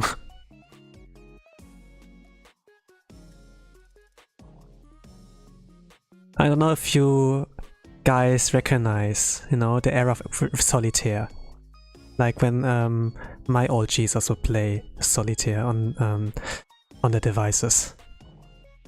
It's all they did on PC, really. But yeah, with current age, now I see my old man playing Candy Crush, like simple puzzle games to keep like that brain juice going, something like that. I guess it's good enough.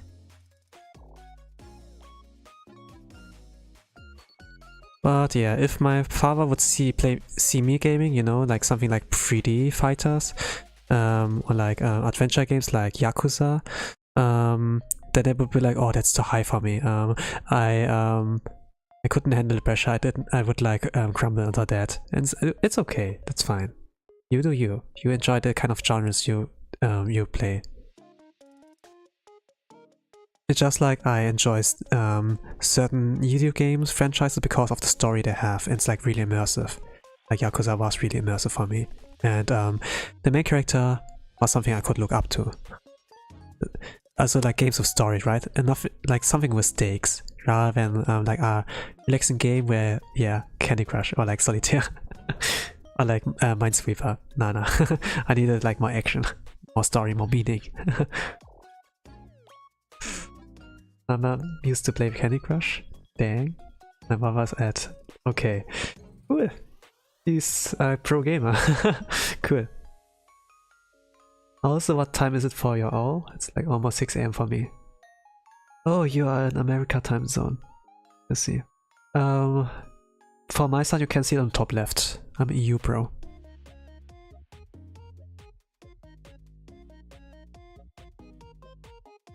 You can see like a timer going upwards. That's like my current time I'm like living in.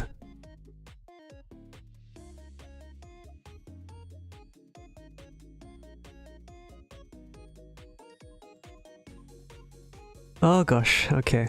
I see. 6 PM. I mean India, yeah, has like those seed kind of times.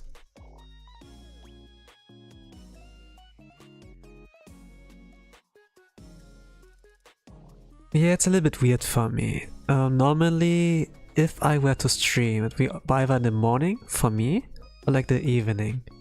But then, for some reason, the algorithm got me like more C-pros in there, and I was like, okay, let's stream at a C Asia-friendly time zone. I like start streaming about like 1 PM or like 12 PM. And at this time it would be like about 5 or like 6 PM there. Like afternoon, late afternoon, or like start of the evening. And I think like, oh, this would be great. Sometimes the algorithm like, or like if it's an algorithm like Twitch, you have to like manually search, I guess, if it's a small streamer. Yeah, it's like different kind of. That you kind of like suffer on, voluntarily to like watch someone like me, like small streamers. Right? I think like if you're in triple digits, you're still a small streamer.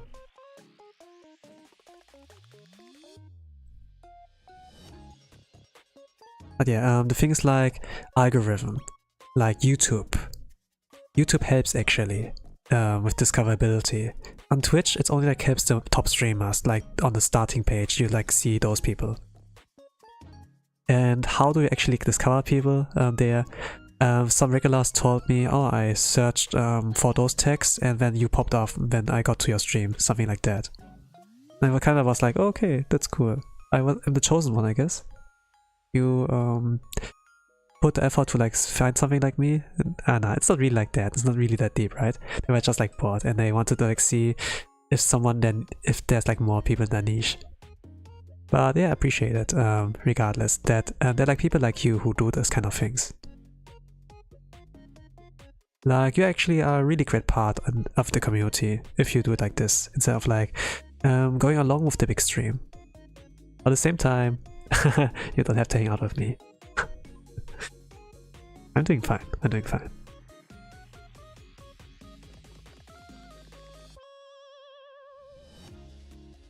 You guys set up poke art? Poke art or like poke art? Can be both kind of things, like Pokemon, right?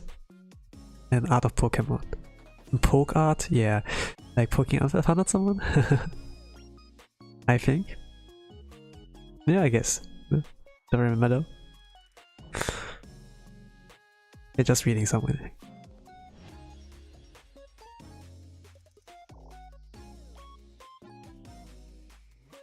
But yeah, I do more than art streams. Because I'm thinking if I do just only one content, it's like not good enough.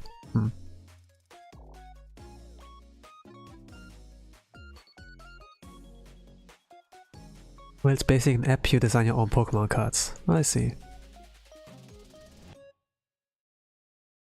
Interesting. Yeah. There's certainly people interested in Pokemon cards and like doing that on their own. The most thing I can see with Pokemon is like booster pack drawings. It's like gacha, right? And they want like those shiny rare cards. Those can sell very well, but sometimes just like for collecting because like it's so shiny. Like the most I can like see nowadays with Pokemon. Like not anything like gaming related, just like pulling cards. If it comes like to Pokemon, the things that are enjoyable, I guess, are like the old Pokemon games, and regarding Pokemon trading card games like this Game Boy Color, like the old Game Boy games with the square cartridges. Like this one Game Boy game regarding Pokemon TCG, this was like, I guess, the best Pokemon game, like from a lot of people's experiences. I haven't played it self-consciously.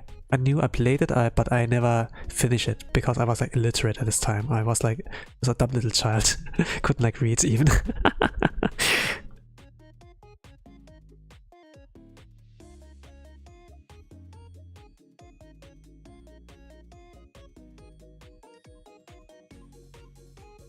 The one time I learned like reading was, I think like I started learning how to read at what grade? 2nd grade, I guess. Really late. But I'm glad that my father, he hired people. He hired a grandma to assist me with that, with learning and doing my homeworks. I mean, I could like, I do understood what like certain letters in the alphabet are like pronounced at, like A, B, C, right? But I never could like understand when you like string them together that it's like a word that you can read it at like that you can read it, right? I never understood that until when they just make click into my brain, and then I could all of a sudden read. But yeah, because of that, a lot of things in my childhood are like really mysterious.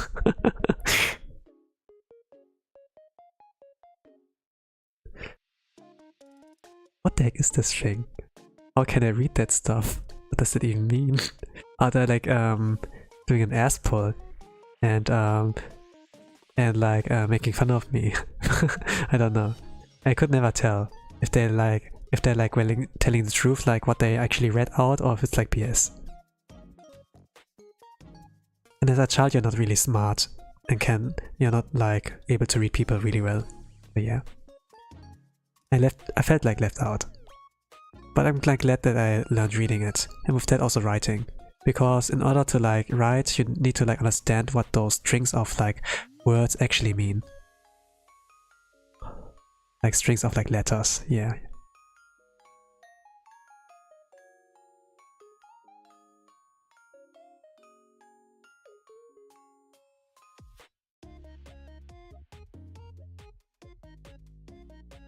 I guess when the grandma's better in teaching me reading than like the school teachers where I went, like in the school I went at.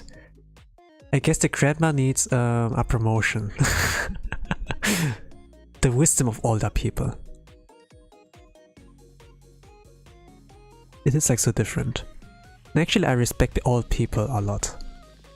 Unless it's like people like in those pensions, I think. Well, I have dementia and everything.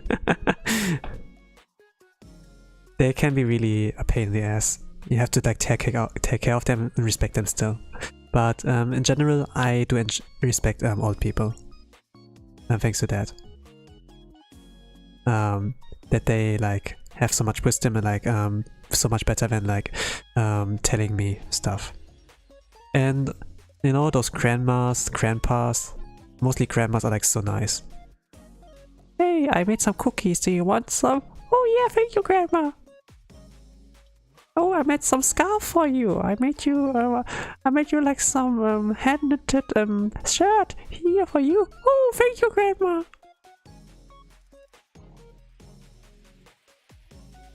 I made you this cake. Do you want some? Oh, thank you, grandma. You're the best.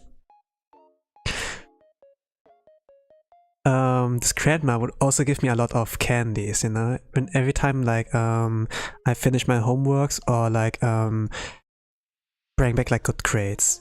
They were like, they kind of like felt like family at that moment, so it was like really good motivator, encourager to like actually take learning seriously. So when you get like supported, you know, it's actually, you're like blessed. And don't take it for granted, you know, don't act like a spoiled child and be like, oh, but I want this, I don't want that, you know, just take it for, accept it how it is and be thankful. Like, some children are like not that great, like not that, you know, grateful for what they receive. At some point in my life, I started to be like a little more spoiled, right? And, not right, but you don't know, but, yeah.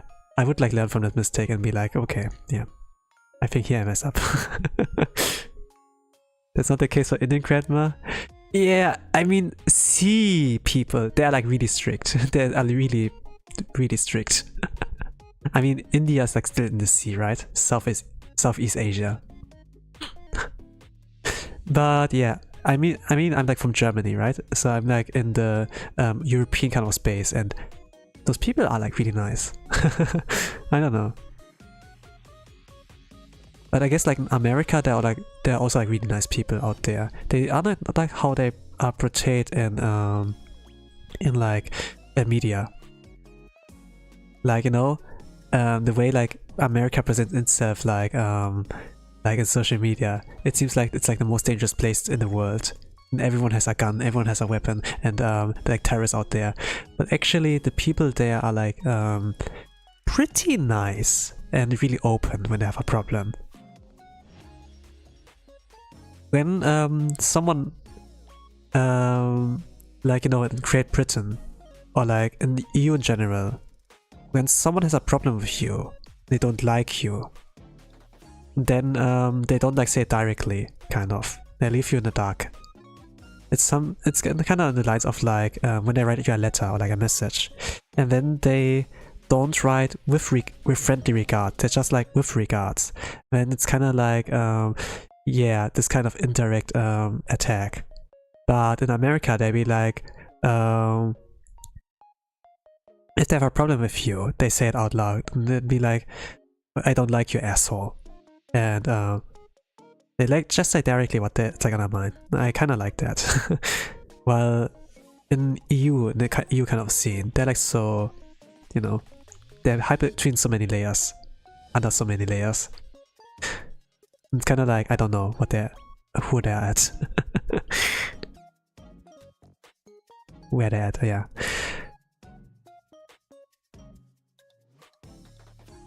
I'm not really good at understanding sarcasm or like irony. that much. I have like C genes in me as well.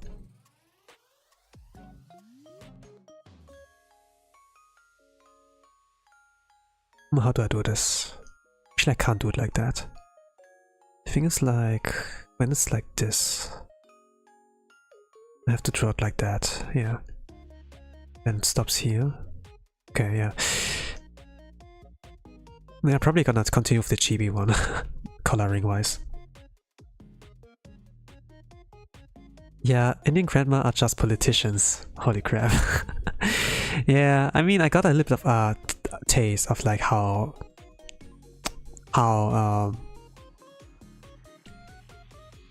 sea people can be, but my grandparents, they were pretty nice to me. I'm from the West Coast, we are chill most of the time, don't worry. Cool. I mean, yeah, it's really not like how social media portrays it. There are actually nice people out there.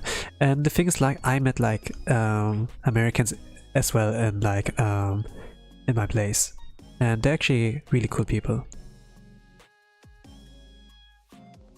Most of them are like dads already, they have like a family. So maybe it's like not the same experience, like teenager wise or something.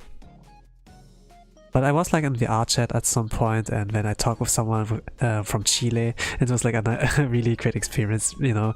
It's just like, oh, I'm from here and I can talk with people all over the world in the art chat. And I was just like there for one day. I want to see what it was like, and practicing my English, and they were like saying, oh, you sound fluent. If you haven't said me, you are from Germany. It was kind of like nice to hear.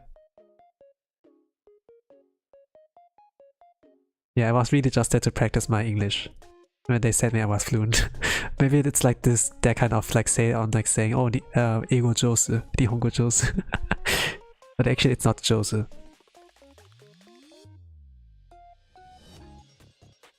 But I think like they were honest, you know. Those are like Americans, they don't like do like irony and stuff, really.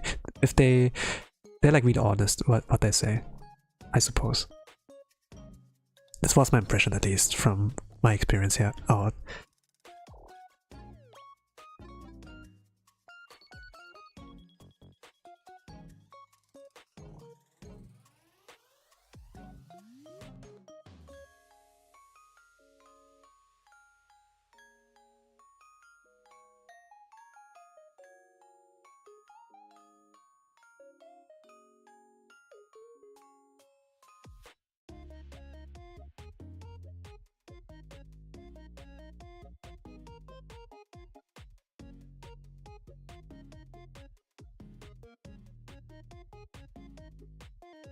I love my sarcasm at times, but I'm mostly blunt with my way of saying things.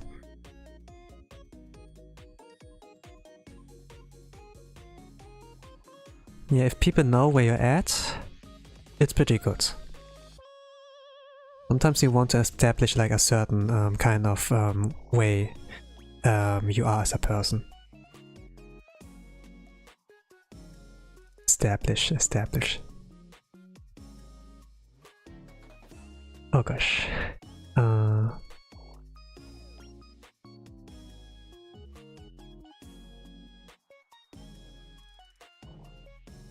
mean, if you're like in the online world, it's not as strict as like in the real world, right? You can hide yourself under like a profile picture and a name. It's like kind of the online meta, right? So I think a lot of like what goes in people's minds goes like more unfiltered, and it's like why people in the online world, they seem like more rude, while in actuality, like in real life, they're like a lot more polite, more different than they are. I was like surprised when I look at the JP kind of side, how different they are there. Holy crap, they're so toxic. Actually, they're not polite at all. When you go as a tourist, oh, they are all so nice. Such nice service. But actually, when you go into the internet, holy crap, the comments can be like really savage. It's just like releasing all the pent up stress they have like built over the day on like tolerating the shit of tourists. They like do. So much hatred. Of course, I don't understand Japanese. I'm not Japanese, by the way. But I'm learning speaking it. I can read some kanji, but I'm still learning. Mata benkyou shimasu. But it's like cool, like learning it. I don't like take it super seriously, but I learn it like daily, and it's like cool to see whenever I like look at like Japanese text or like chats, like live chat. I kind of like find it cool. Oh, I recognize this word. I know. Oh, I know how I read this one, and that's like progress. How you like recognize progress. It's like not super fast. It will like obviously take time, but I can at least, you know, it's like better than what most weeps can do.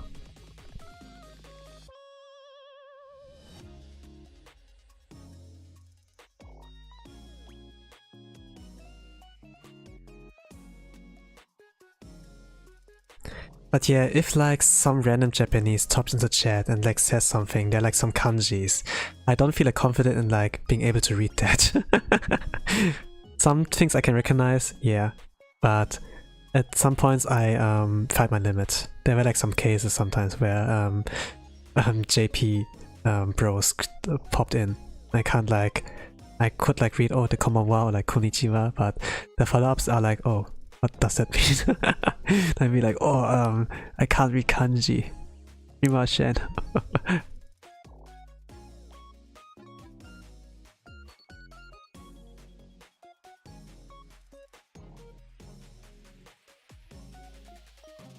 I'm very noisy, so I would use a translator to see what they typed. I see. Yeah, I mean, a translator can be used, but sometimes it's like really inaccurate what it translates. When you type in osampu suru, like taking a walk with a dog, then the translator would be like, I F the dog. And that would give like us, this would be like, yeah, one of those kind of translator moments. It's really not accurate at all with what they like give out. It's like a good it's like a little bit good of a rough estimate on like what is said, like the meaning of it. But sometimes it gaslights you, like, not guys like that, but it gives you like, it just spreads misinformation. Me spreading misinformation.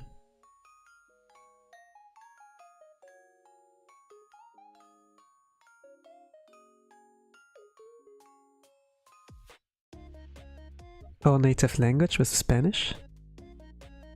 Okay, yeah. Spanish?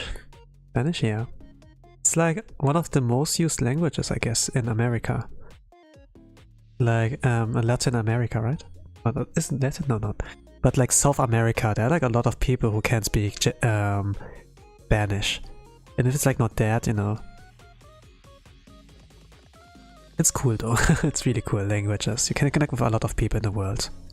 If you manage to like speak those. It opens a lot of freaking doors. When I was like not comfortable with like only German as well. In English is like spoken every like for the most part in the world.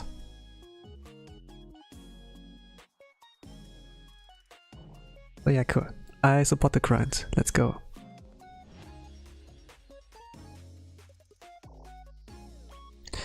I don't understand much though in Spanish. I think like what I do know is like when people laugh, it's not like ha ha ha, it's like with the J, right? And then like vamos, like let's go, right? Vamos. I like the sound of that.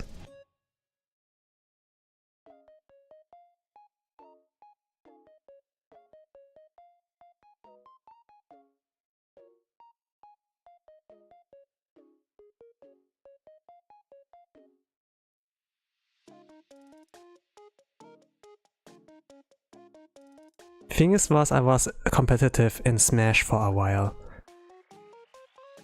And there were like the best player in Spain. And he would like say vamos a lot.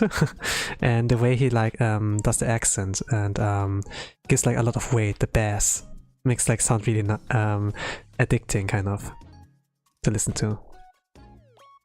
I was like, when I saw like vamos, I was like vamos, it's like red as vamos, but when he like said it, it was like vamos, vamos, and like sounds really good, kind of great language to listen to, I guess.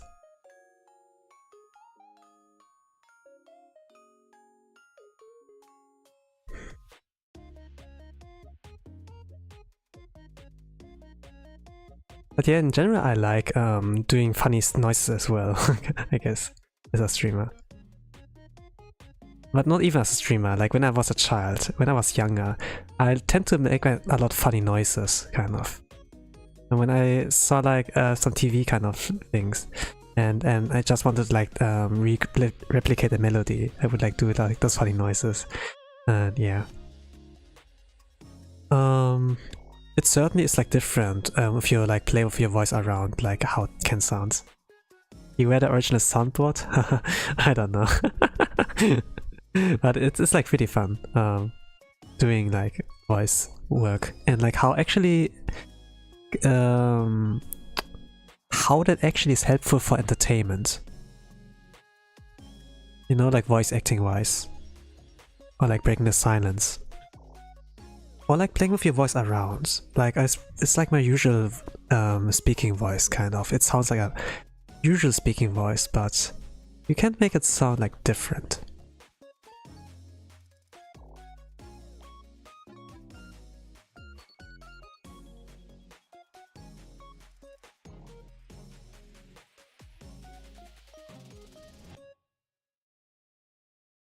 My friends say I have a pretty soft voice, but I can get loud when I'm comfortable. I see. I talk like about when you play with your voice, you can like sound different. Mostly when I yap and I get passionate with what I talk about. I talk like a lot faster and maybe a little more high-pitched. I'm getting like excited. But yeah.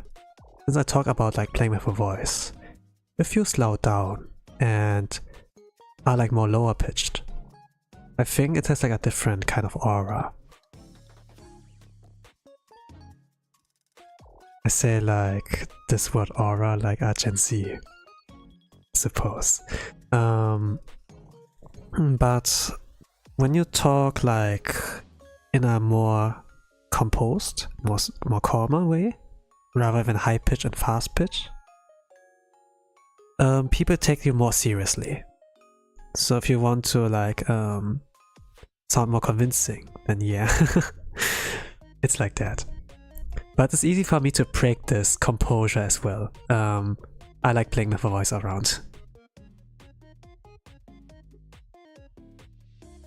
If I don't give any context about me with playing my voice, it sounds like weird when I just like switch from here to there. But sometimes you want to like get across a point and or like do comedy, whatever, right?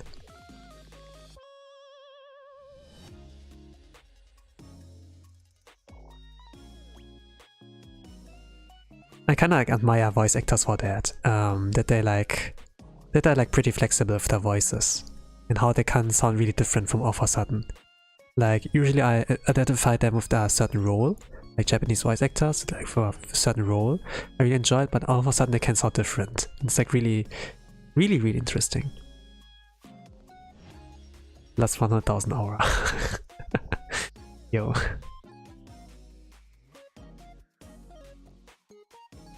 Okay, I think this is also a good sketch. If I like flip it around, flip the canvas, it will not look that great. I think like, yeah, I can for sure.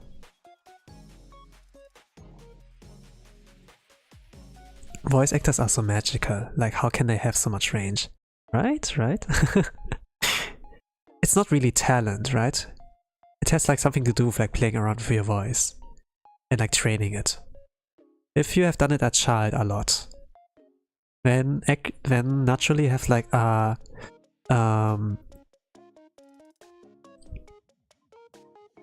how to say? I don't like say gifted. It's not gifted, it's like acquired. Then you have like more of the proper skill set to start out as a voice actor. Like, of course there's talent, but a lot of things in the world can be acquired, you know, by learning it. Same with art, right? Like, being able to draw.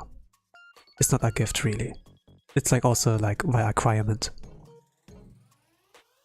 Of course, there are some people who are talented, like PewDiePie. I really think he is talented. But the principles are like the same. That you like start trying things you're interested in, things you like enjoy. You do like X amount of days and keep it up. It's like building our buff day by day.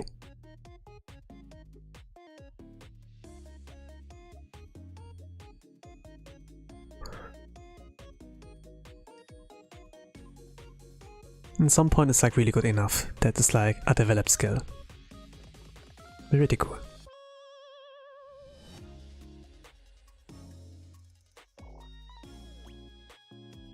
Also so random, but when I hear anything Germany, I think of this one German band I stumbled upon TikTok.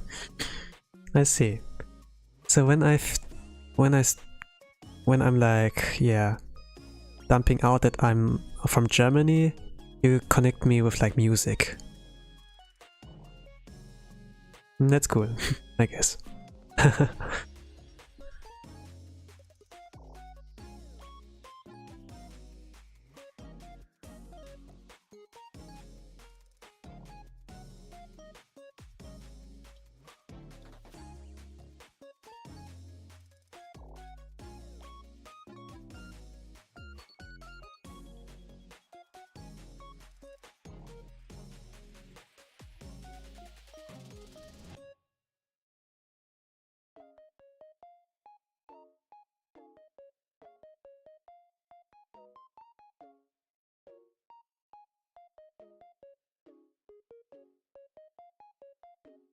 I don't really watch TikTok, so I can't like say too much. But sometimes those things from TikTok, they made their way into X, like formerly called Twitter, and then I would like discover those things, like the chippy chippy chaba. Chippy chippy chaba chaba luba duba duba duba. Maji kamiko no kana ooh ooh ooh.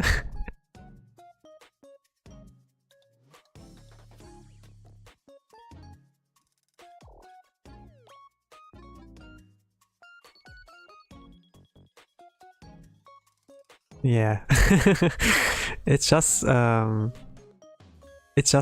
this melody that's stuck in your mind. It's great, right?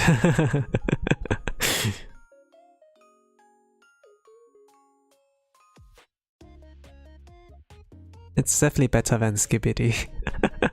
Whatever the heck that means.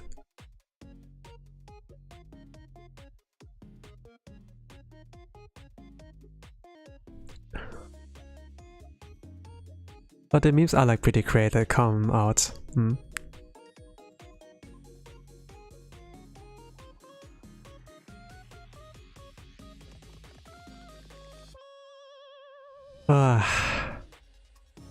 But yeah, maybe I'm gonna apply that as well, I don't know. The kind of meme meta as a thumbnail.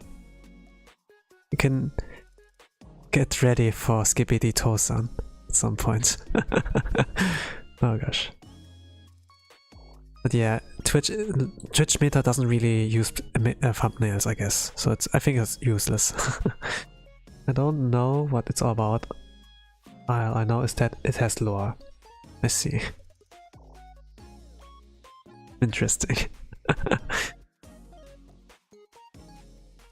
Yeah, if there's an origin, if there's like a deeper meaning into it, I guess.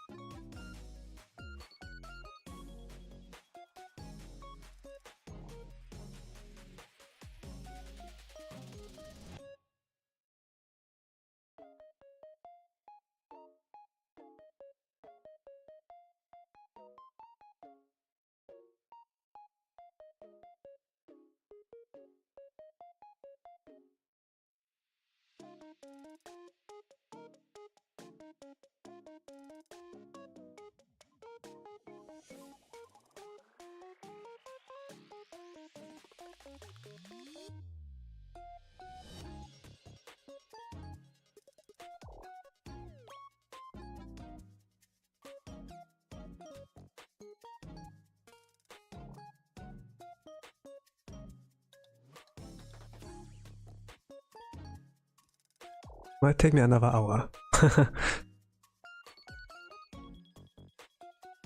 Line art can take a while, depending on like how detailed the character design is. And then coloring as well. I don't know if I'm gonna use like some techniques like effects or a background, but I think I will keep it simplistic. Pros logged in? Yeah, I guess. But the thing is, like, it doesn't need much of a focus. I just, I don't know, I'd use the same pen that I used for doing the sketch. I just drew it cleaner. That's all I do. that's all there is about it. And if I don't like how it looks after doing the line art, I say I just, right? It's like so simple, but I don't do more than repeating those lines where I'm not satisfied with how it looks like compared to the sketch. And somehow it turns out better than the sketch.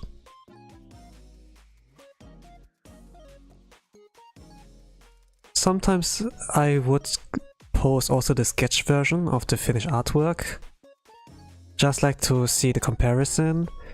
And you know, the finished artwork looks better than the sketch. You know, at the beginning I was like, oh, the sketch is better than doing the line art thing. I hate line art. But actually, the finished artwork is better.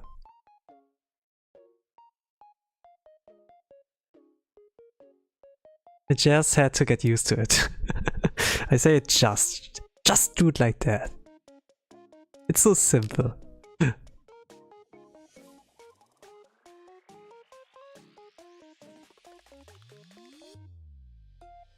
I suppose art is really a journey. Don't really aim for the destination or like being perfect, but the things you learn on the way are like such a nice experience, just a nice lesson. Like in everything you do, it takes like time. Even video gaming, like in getting good, get good, takes time.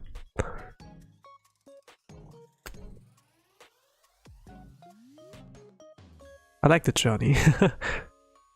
I like the journey a lot.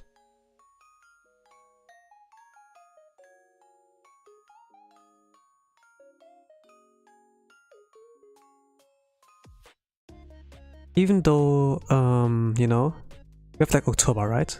It's the month of like spooky games. But also like, where you draw a lot of art. They do like Inktober, right? But I think it's like a little bit too soon for me to do like Inktober, like doing a drawing challenge. That you do like day by day. I have like planned to do like a 100-day challenge at some point again. But not doing the October, not at October. Probably do it like kind of afterwards. Need to make sure, you know, then you can expect like a chibi drawing of mine in like every single day at some point, like 100 days.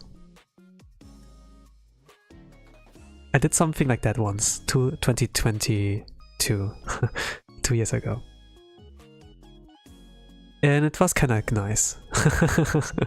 But it was kind of like horrible as well because I was traveling at the same time. Like to visit tournaments, I was like competitive in Smash. And then sometimes you would like stay overnight because it was like a 1-day event, but it was like a 2 or 3-day event.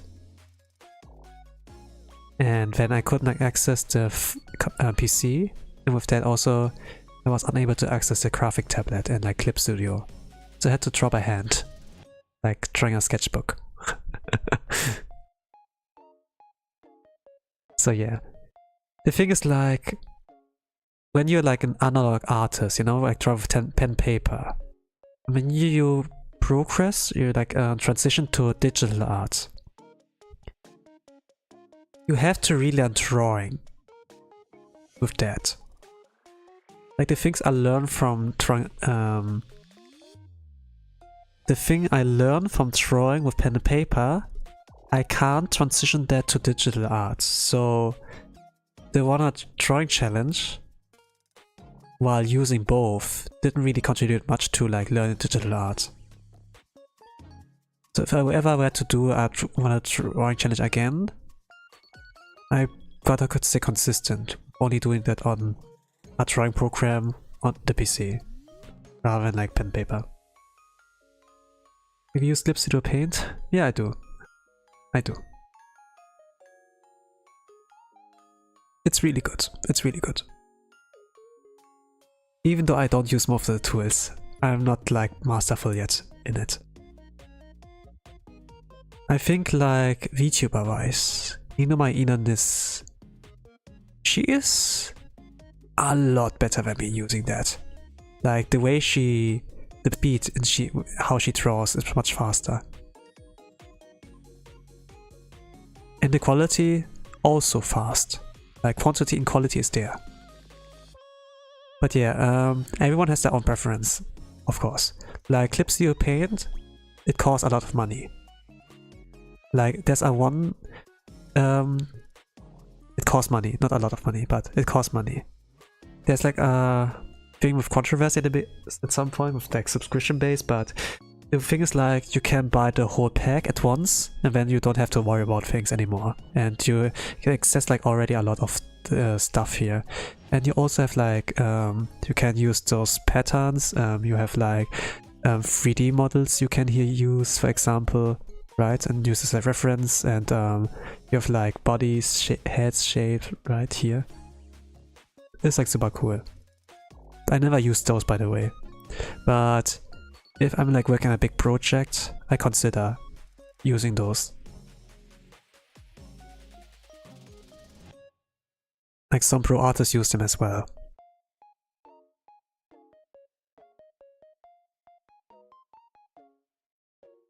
But yeah, the thing is, I guess like some like Clip Studio is like a really powerful art program. But of course, you can compensate with like using Medibang. It's free. You can use Krita. I don't know about IB's Paint. Maybe it's free too. But yeah, you can do fine without using Clip Studio. It's just like if you want to be a professional, you know, like being an illustrator, like doing commissions, maybe like manga, animator. Like Clip Studio offers those kind of tools and possibilities. I'm not sponsored, by the way. It's really good.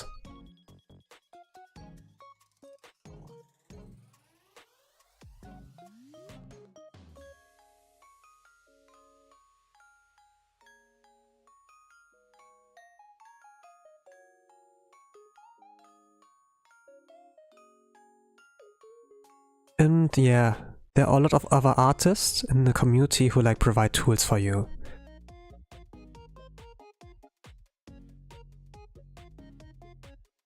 You said you have a Twitter, right? Yeah, I do have. You can find it in my description. Not description.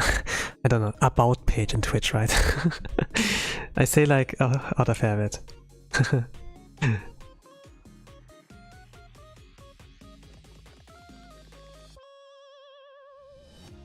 But I have also Pixiv, I have Instagram, yeah, whatever you like. There are like some people who only use Twitch and some people who only use YouTube. I don't blame either side. I keep this up with multi-streaming, and even though I affiliate and can like activate ads, you know, I don't really like ads. So yeah, I guess you don't like it too. Like have it deactivated normally. If it still pops up, sorry.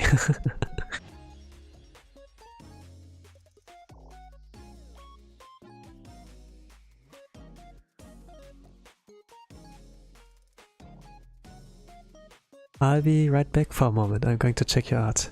Hey, thank you. and see you later.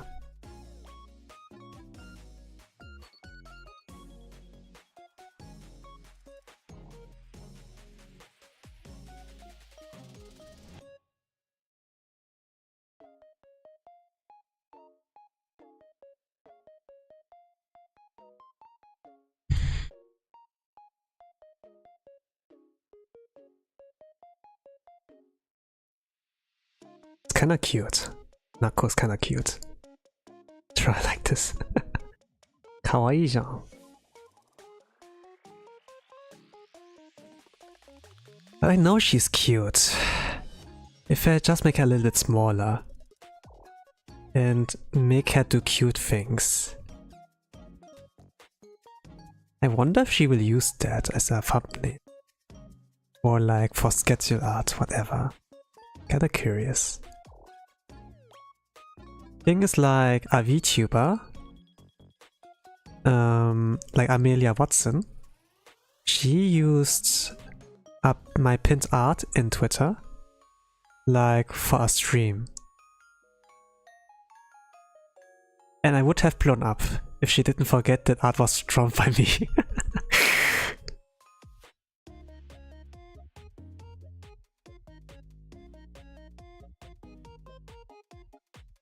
But she did comment on it. And she liked that.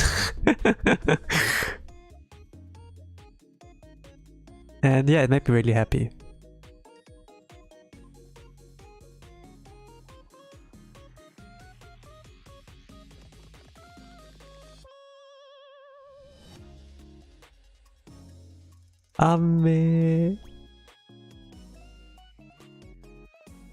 But yeah, I think like because of the experience, I like doing fan art for VTubers. VTuber fan art. And try to like draw it in a way, color it in a way where and provide it like in a way where you can actually use it for creative stuff, right? Like as a thumbnail or whatever. Or something on stream. Maybe that's like why I tried this art style, I don't know. Like in chibi art style. I kinda like those eyes and how cute and funny it is. You can make funny things with those, by the way, too.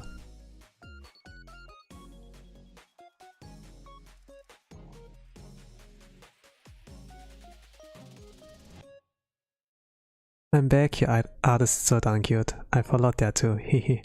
Thank you. This makes me happy.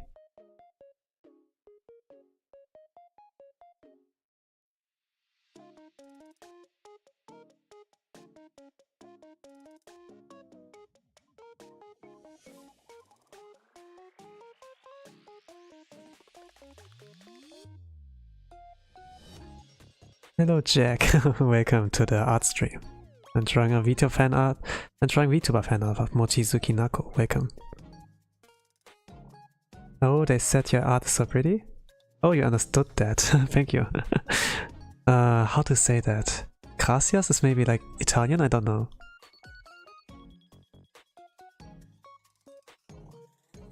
I think like thank you is universal.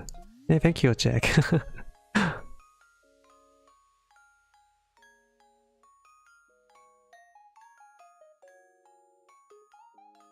Gracias is correct? Ah, I see.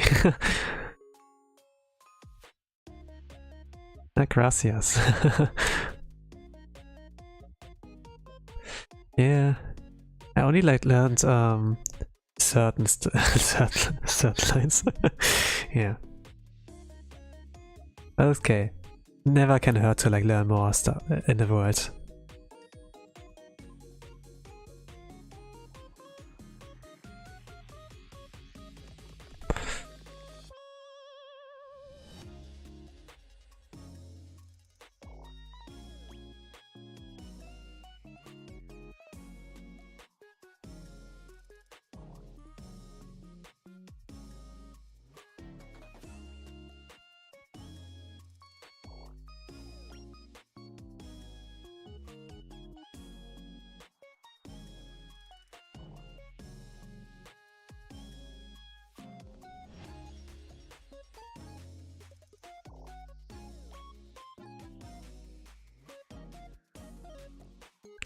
Also, I wonder how you react to my art if you see it.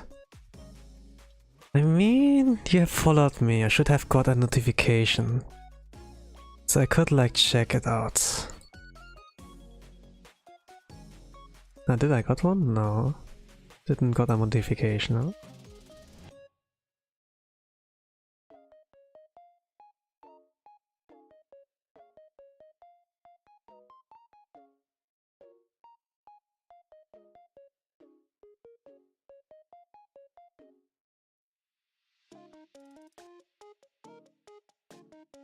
Oh, das wäre von Lunitos.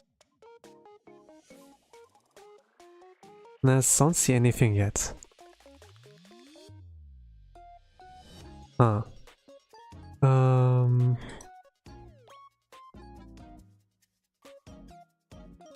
Let's go over here. No, I don't see anything. Maybe Pixiv? Ah, follow us. I don't need to go to verified followers. I need to go follow us. Okay. I see. Oh, this is interesting. You know, when I saw the profile picture, I was like thinking from afar it looked like a photo. But now that I got like closer in, actually it's a drawing.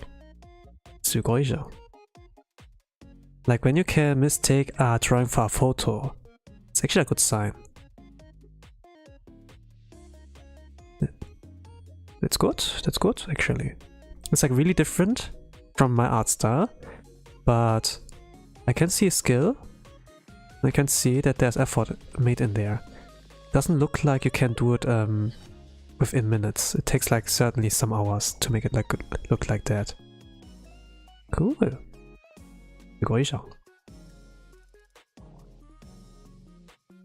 I like that drawing.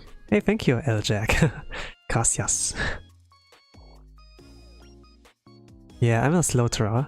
That's fine, it's fine.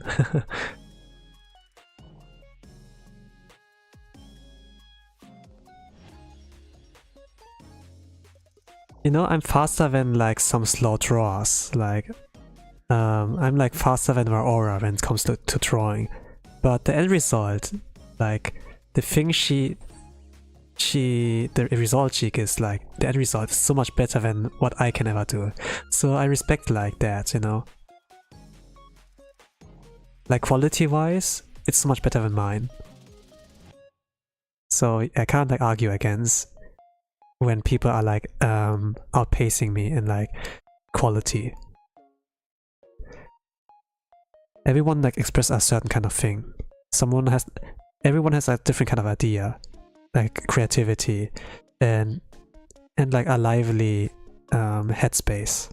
Everyone's mind looks different. And sometimes when something pops in the mind of an artist, it can take longer or like a short amount of time to like bring it on the paper or like screen nowadays, right? But it's like still cool regardless that when something's in the artist's mind, they can like draw it. There's like an idea, there's a purpose behind it. There's a fingerprint with that as well. Something like only humans can do.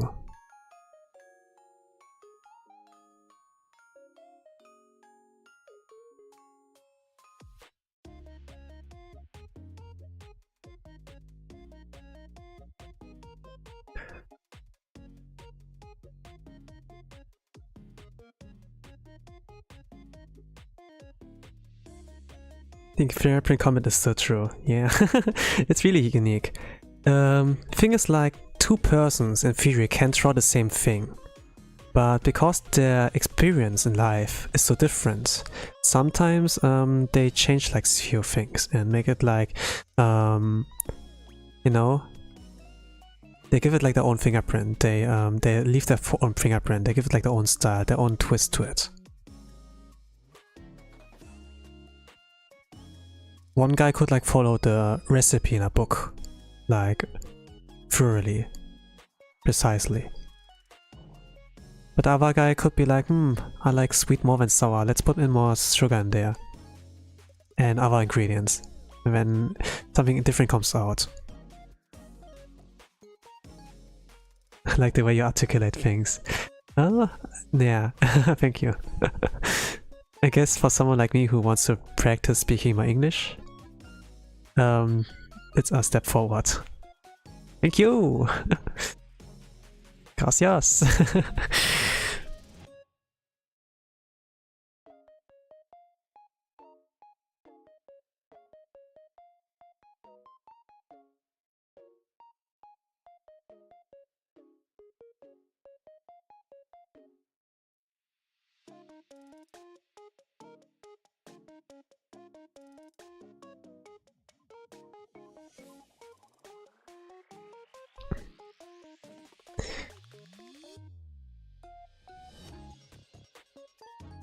I used this example at one point. But yeah, you know Dragon Ball. Akira Toriyama did like the original Dragon Ball series, like the drawings and everything. But there's also Dragon Ball Super by different artists. While the art style looks similar, it's not the same, right? That's like what I mean, that everyone has like a different fingerprint when they draw things. Art is like, for every artist, like unique. You can't really copy it. Even with AI, you cannot copy it.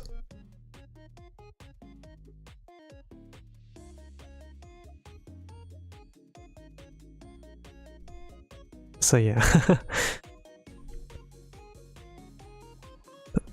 The things you draw, only you can draw. So it's a really nice thing in the world.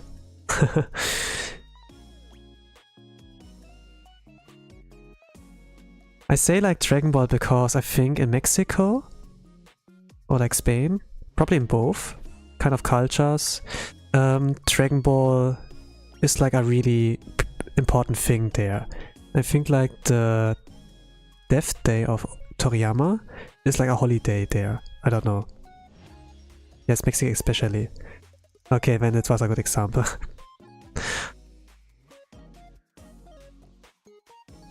So yeah, you get it, I think.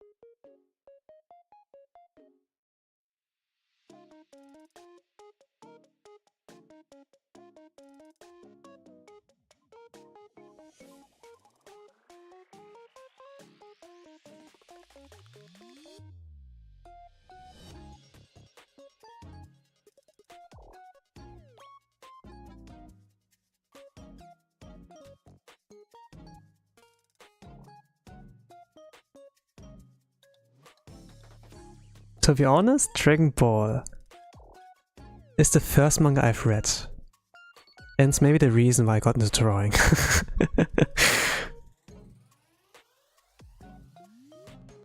I think for a lot of people, maybe Dragon Ball was the reason they draw. But the way we all draw in the end, like our art styles, how they look like, nothing like Dragon Ball at all. It's kinda like cool. What kind of legacy Toriyama has left behind? Toriyama sensei.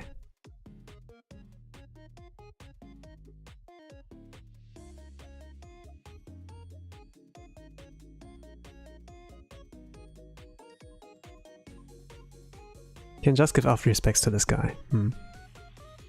It's glorious.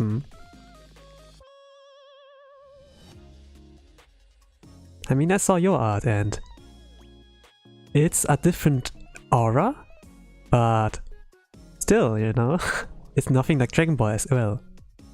It has like something really charming. Maybe a little bit, there's a little bit of deepness in there, you know? Like the way you use color as well. I have like looked at it a moment, but I could like recognize so much, and like a little bit of personality, you know? It's like the unique fingerprint, kind of.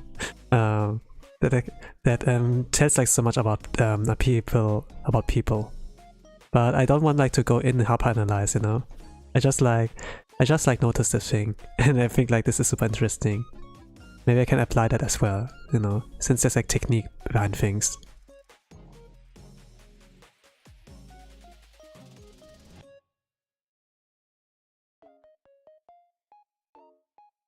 Like there's still people out there who are like still beginner kind of artists, but they do some things really well that I can't do. And yeah, I can kind of learn from those people too. Like, for example, Oda Sensei, like Ichiro Oda, the author of and manga artist of One Piece. Even he compliments and like is loving stuff that other kind of artists like do, and gives like shoutouts to them too as well. It's very wholesome. And yeah, I'm kind of like glad that after the case with Toriyama and Kento Miura, like Dragon Ball and like Berserk artists, authors, Oda takes more care of his health, that he takes more breaks and such.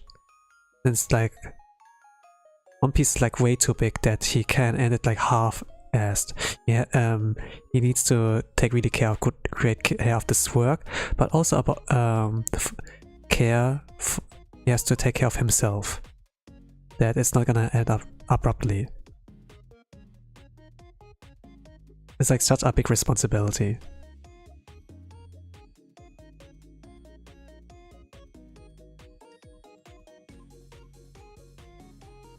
While I would say that I haven't read One Piece fully. I think like I read the first volume, and then I saw like some glimpse of the anime. I should like I should actually like start reading. And yeah, there was this point where a classmate gifted me volume 50. And you know, the jump from volume 1 to 50 is just like, wow, you know.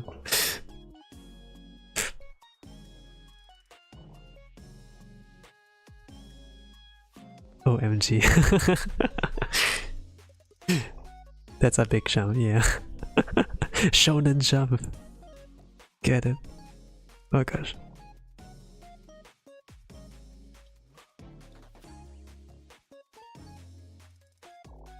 But yeah, then I don't need to buy volume 50, right? I don't need to buy volume 1. That's good.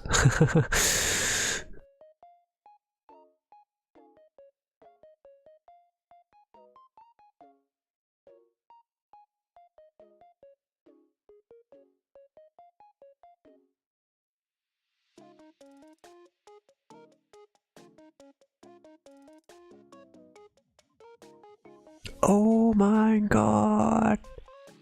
Holy shit! On a beach!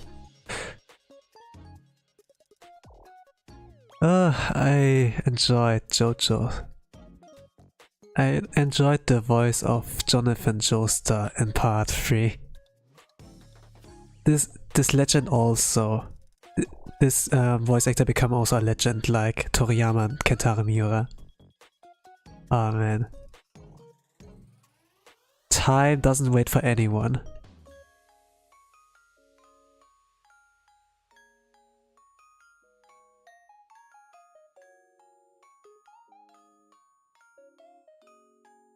Not Jonathan Joestar, Joseph Joestar. My favorite JoJo.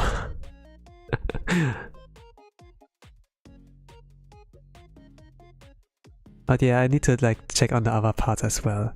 I guess there's like still Stone Ocean, right? With the anime adaptation on Netflix.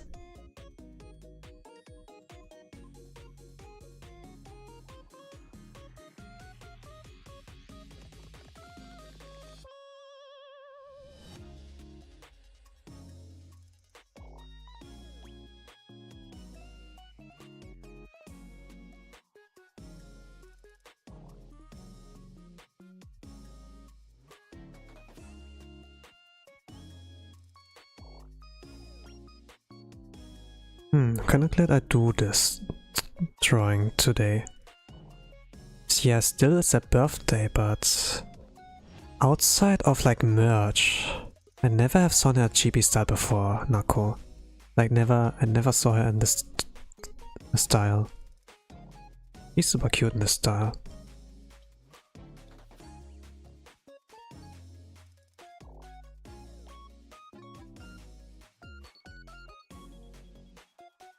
I could just set her as a normal anime girl. Everyone likes anime girls. But this is like a nice, fresh breeze into the valley of cute anime girls. I don't know. Well, it's not special. I don't think much about it normally, actually. Okay.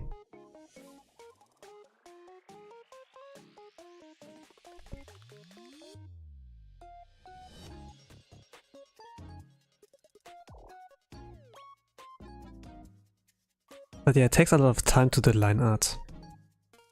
The one way I cope with it is like yapping.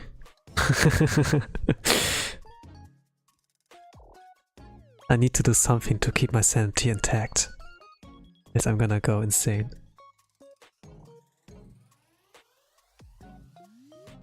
But you know, sometimes I press just the silence. Sometimes I just shut up and do my thing.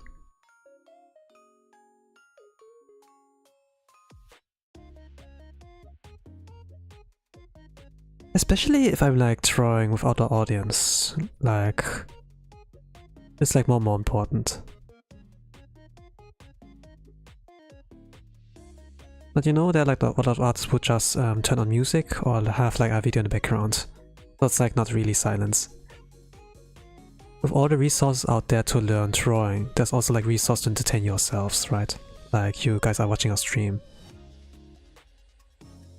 and see like how art is getting created in lifetime.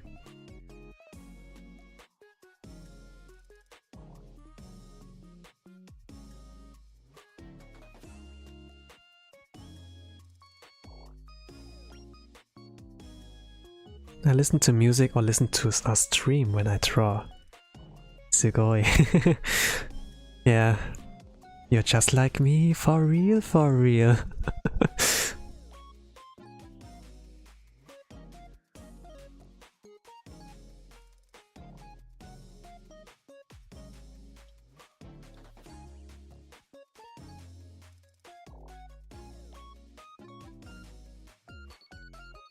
For real, that's my twin. This would be a great twin, right? I don't know. You only just knew me for, I don't know, for this amount of time. If all of a sudden we feel connected.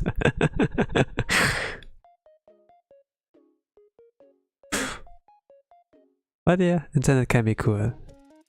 This kind of sense. That was how it originally was like seen. It has its downsides, but sometimes I can just sit there and appreciate the great moments about it. What can I say? I'm very easygoing. Yeah, you are. Yeah, you're a great person.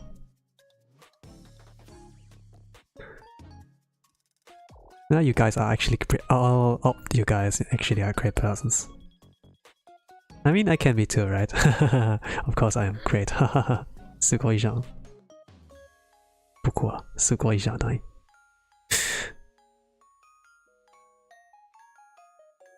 My Nihongo just still sucks, but I like saying like random words. I like saying random words. Okay. But yeah, I like singing. I like singing Japanese songs. I like singing karaoke. Such. I think there I can nail the pronunciation, kind of. You're awesome sauce. Thank you. I'm a good butter to your bread.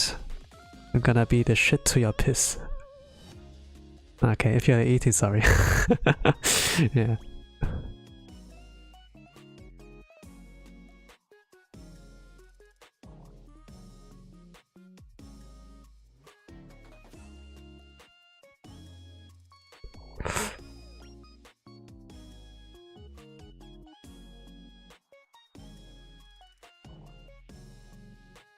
That I wasn't expecting, but made me laugh. Hey, that's cool. If I made you laugh, that makes me happy. Even if I made you a little bit smile, that makes me happy. And I kind of succeeded somewhere as an entertainer. I'm just a normal guy. I'm just a little dude. Look how tiny I am. I'm gonna get out of my death zone. But if I can still make something happen as an entertainer, this makes me happy. I'm back to my seat.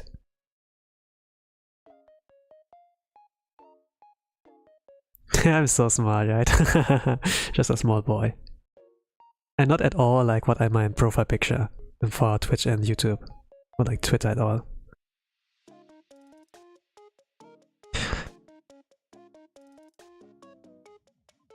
Just a little guy, come on.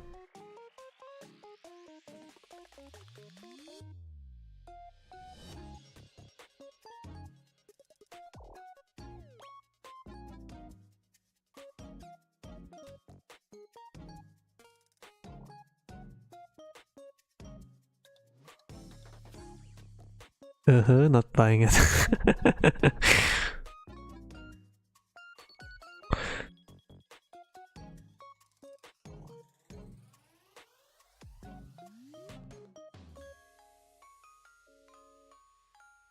Well, I said something about something like that if you're like online, you can't hide yourself behind a profile picture and an avatar, right? Nah, profile picture name. For me it's like name in an avatar.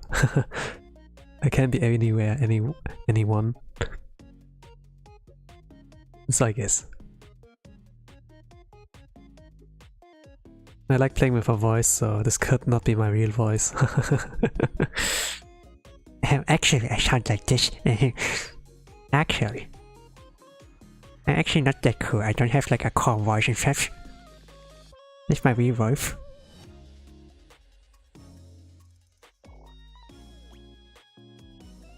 I just use a voice filter to sound like smooth and cool. Liar, liar, pants on fire. Not my pants. Come on.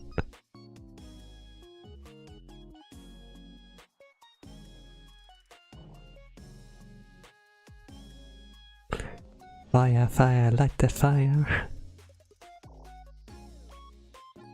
Coming out as you desire.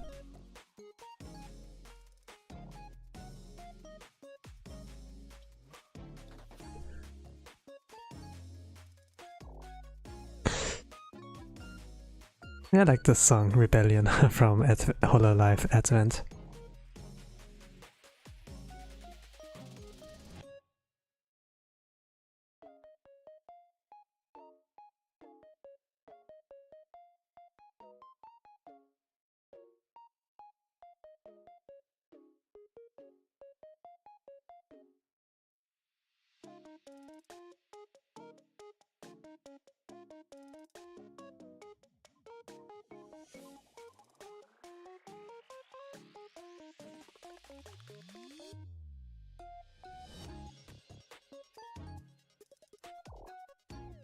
Actually, it's really turning out good.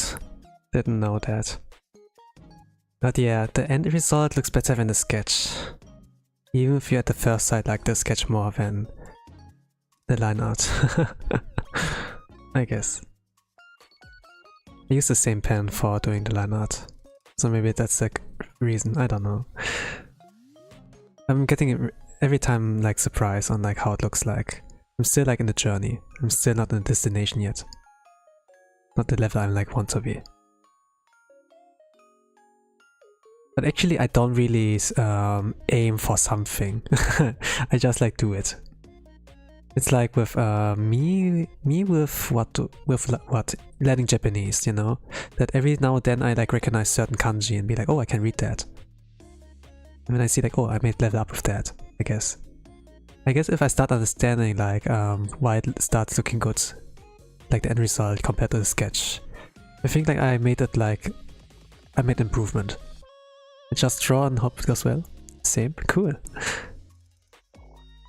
Yeah. Don't be like so conscious about what you do, right? It makes like really awkward. You can be like the most awkward artist ever. Like, no, like with like, you can be the most awkward guy to walk on the planet. If you like consciously think about every step you do. Oh, I need to step the right foot forwards and then pull my left arm like this, and then my right arm I pull it forwards, and then when I have done this, I put the left feet forwards and my right foot is back, and then I move my arms like this. And if you constantly think like about every single step you like walk, you're gonna be so awkward when people look at you and from the outside. And if you do the same with drawing, then yeah, you don't gonna come far. So yeah, just do it, right? Just don't care about the singular steps you need to do.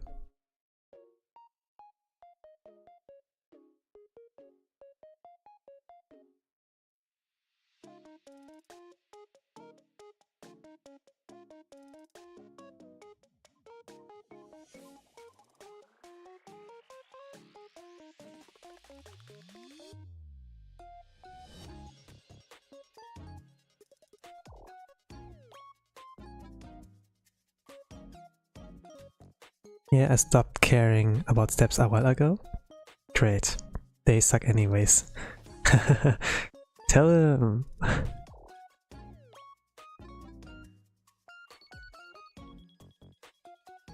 Some tutorials and guides are scam. Even though there are a lot of resources, some resources, yeah. But I think it's not about the resource really. It might be just a mindset. And if it takes someone to tell you that, then good. If like someone is out there who can tell you that. It doesn't have to be in the art sphere, right? It can be just like in a normal kind of conversation. Or whatever someone yaps and you just pick it up and absorb it like a sponge. Can be like that too. Sometimes the, other people are like the solution to helping you out. Sometimes other people have like the answer. But it's not like what you think and expect of other people.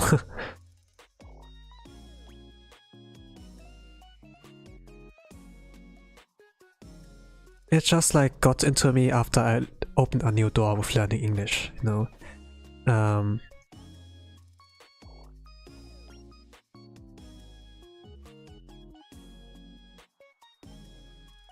Like learning English.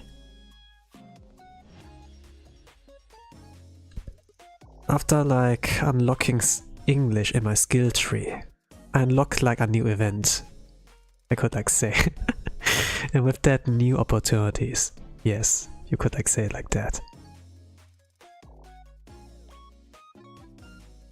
My German is like really good actually. As I'm not native in German.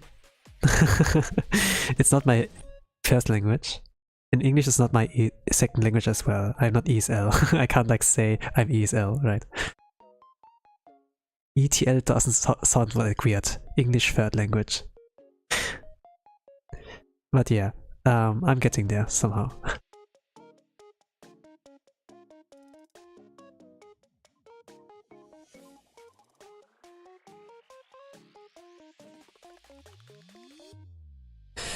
Okay, do I...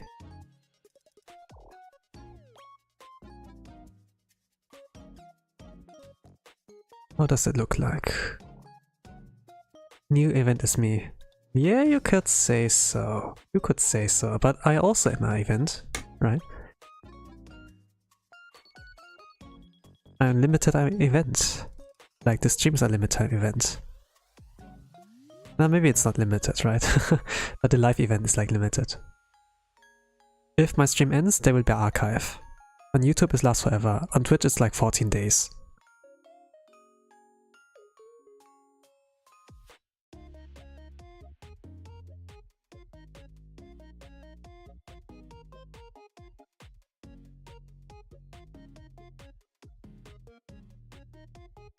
What do I do with that? Oh, I'm special too. I'm also like really important. Look at me.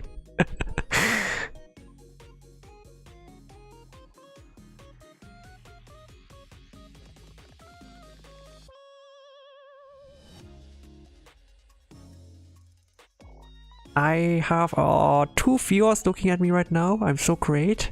I am in the top 90%, I guess.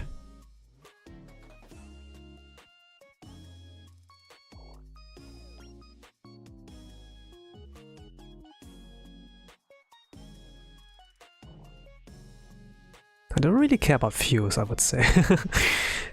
But I'm not saying that I don't care about numbers. Sometimes numbers can help you a lot. In whatever you like try to do. For me it's like right now just getting experience. I don't have the experience on like interacting with like a 2 digits kind of number yet. But I kinda like feel comfortable for now after doing this for years kind of. And seeing like the numbers rise. I think sometimes you need the numbers to get like to unlock certain things. Twitch was like kind of easy, but YouTube will take a little bit of time.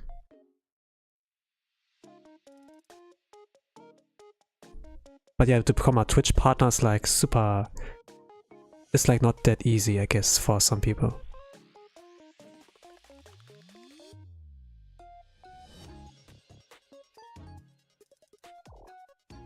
For me it's just like an experience for now, I guess. And while doing this, I enjoy what I do. I think like if you watch people and you can like sense if they enjoy the things they're like doing right now or not. And sometimes it's like pretty important to like vibe with a person. If you like sense something off, comes like with other experience, I would say, then it's like that.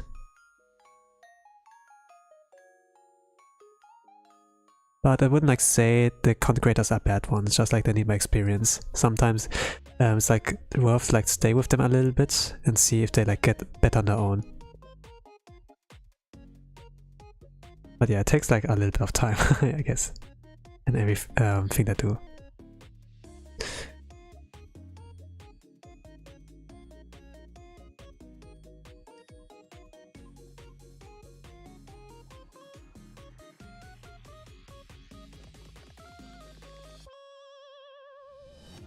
When I started streaming, I did it kind of like sporadically.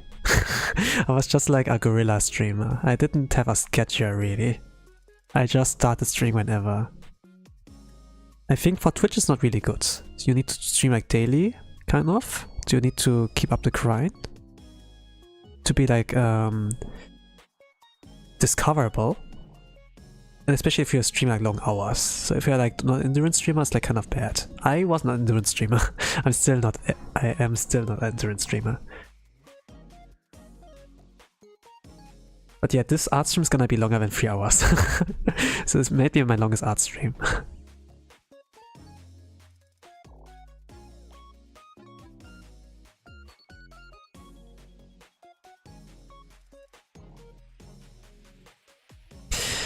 I guess coloring takes like about 30 minutes for me. I don't know. There are like 2 characters I draw here. Like the VTuber itself and the mascot. I guess I found you at the right time. I see. Yeah. Twitch has this kind of weird thing. It only like shows like people who are like currently online, not like offline, right? For YouTube, it can show you also people like who are offline. And you have like the text you can like look for. Sometimes like recommendations come in clutch. And then you find something.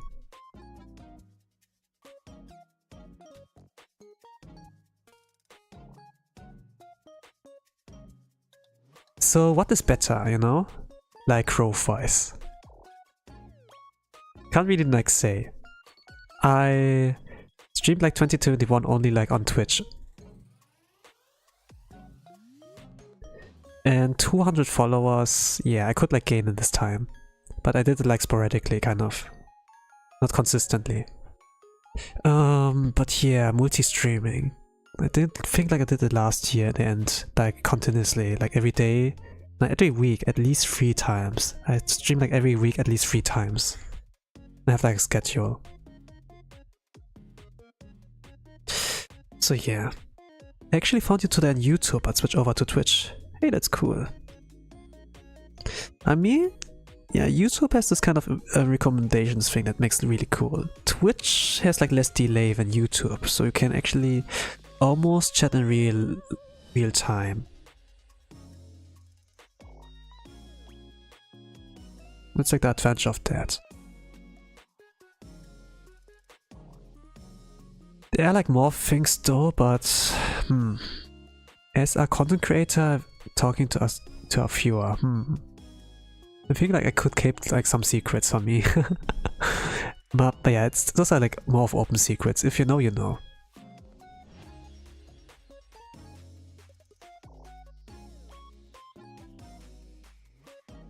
But yeah, I like Twitch because it has like those things with less delay.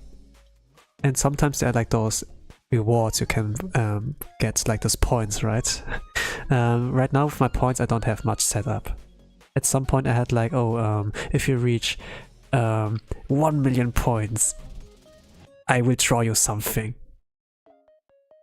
A profile picture, I think, something like that. I do an art commission for you. But yeah, at some point I was like, let's put that away. Let's do not include that since I'm not ready yet on like taking commissions, really. Instead I had like still like the game requests, like when certain gamers want me to see playing certain games. Like with this month of October, it's like more spooky games right now. And yeah. But also they have like those art challenges in October, like Inktober, right? And every day in October they draw. So yeah, I don't really have like those daily drawings right now, but at least I will draw more, because so many birthdays are on like October, and a lot of people I watch VTuber wise have their birthday in October.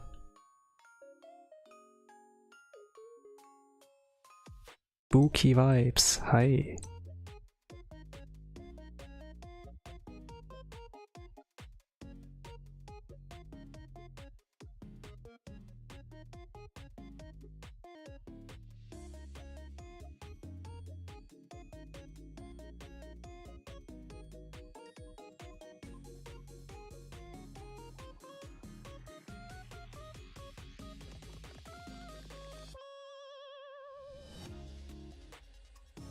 Do I start coloring now?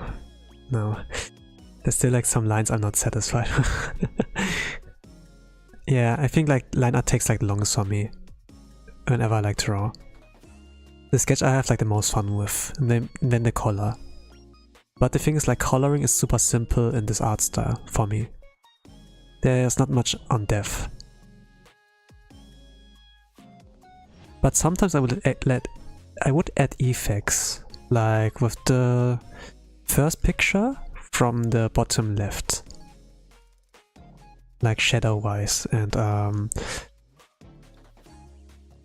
more layers, kind of like lighting effects, right? I only know this one lighting effect. In different kind of color tones, right? Like in making like warm, making like more cold. Like this little bit of a theory. I don't know too much. But it's like fine for me, actually.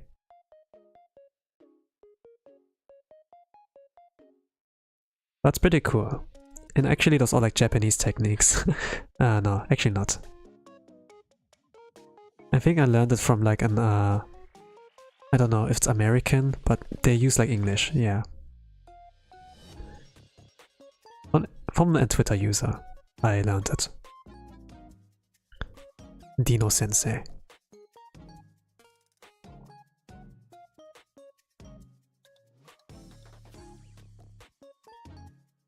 Something in the sense of like, oh, some people ask me how I do that.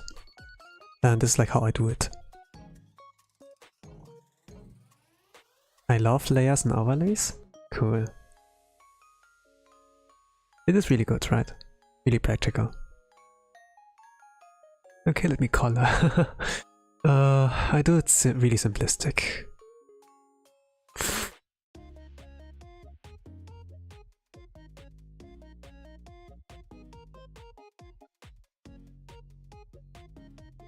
use the bucket tool. And then have like a foundation on like where I put the colors are in and where not.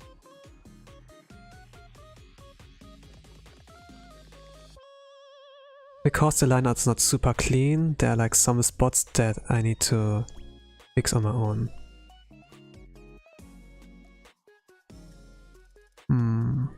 Maybe I can leave that as part of the hair. But yeah, I kinda like pay attention to that as well. Like if they want to use it as a thumbnail or something in the stream, I need to make sure it looks clean.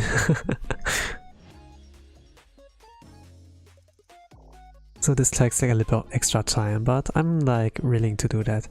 To put all the colors in one layer on different layers. I put in different layers.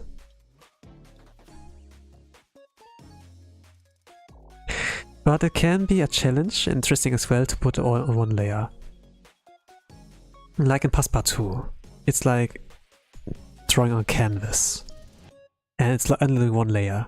It's like drawing, not digitally, but on like a painting, right? You can't like undo what you have drawn.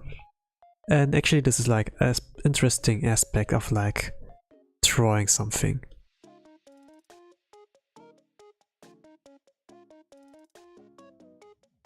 Maybe it's a nightmare for people with your art style. You do your color, the way you color is better than mine. I'm like honest. But using those techniques all in one layer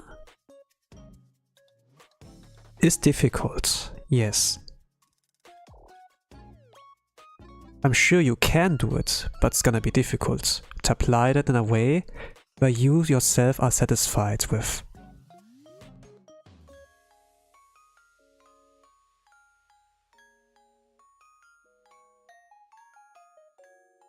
Like some artists don't like to draw hands. They of course can draw hands, but they don't like doing it since it's hard.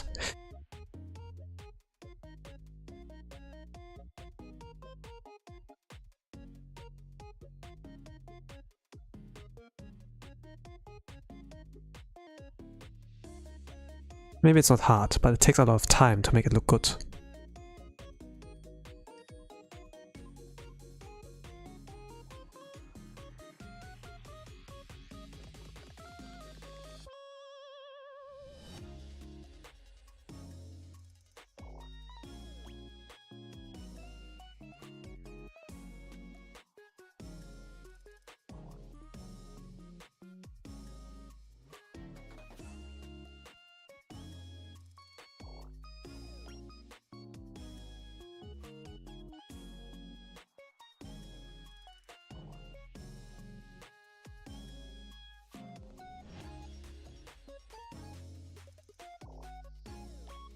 She has pink hair, so same motive as like yesterday, drawing a pink girl.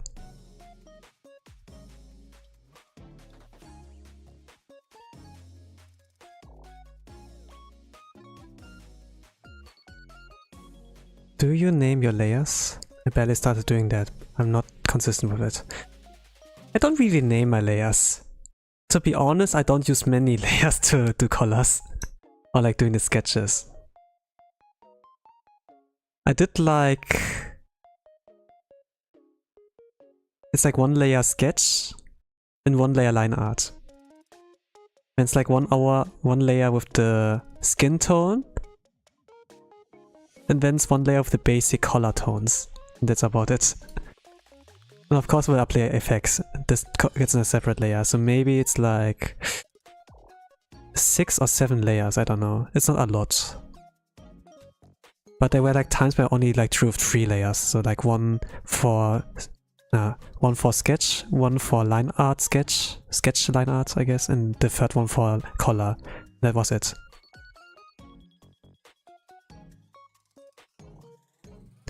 Holy cow, are still trying, my god, I thought you're done. Oh, no, I think the thing is like I was like drawing on this here too, like a more detailed like an anime girl. But in the end I was like, yeah, I want to color this one. So I did like the line art for now. Yeah, this year I was like done with that, and now I did this year instead. So yeah. You're so much neat and organized than me when it comes to that? Maybe, I don't know. I haven't really seen how much layer you use, but judging from your art style, I suppose you have difficulties with organizing.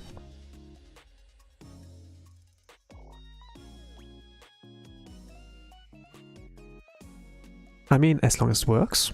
I mean, it works, right? I'm not judging. If I start streaming, people are going to finally see my chaotic art process.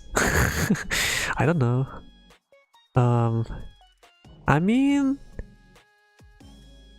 you know, you can use your offline streaming as training arc. And when you're gonna start streaming, it's not gonna be like that, like 100 people are like watching you, right? And then they're gonna roast you or something.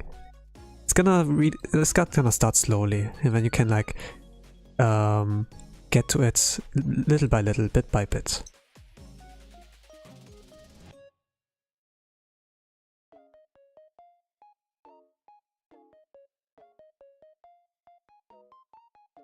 My friends are definitely going to roast me.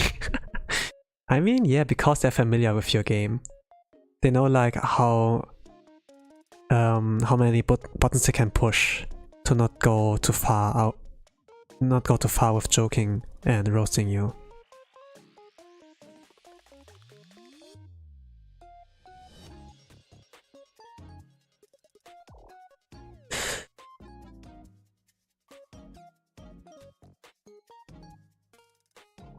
But yeah, the thing is also chat reflects the streamer. So if you see a certain behavior in your chat appearing most of the time, it also reflects you. Or like what you do reflects into the chat, more or less. But the thing is like also when you're a streamer, when you want to be a streamer, no problem. You can be a streamer, no problem that. But if you want to be a streamer and respect it, maybe look for something different you want to do as a job, as a hobby. Like when you become a streamer, you have to be ready. You have to accept that people will meme on you. This is just normal, because you're an entertainer in their eyes. Just someone else on the big screen for entertainment. So I'm like totally cool with those kind of things as well. But sometimes when people just break the rules, you know, then I'm just gonna time them out. It's okay.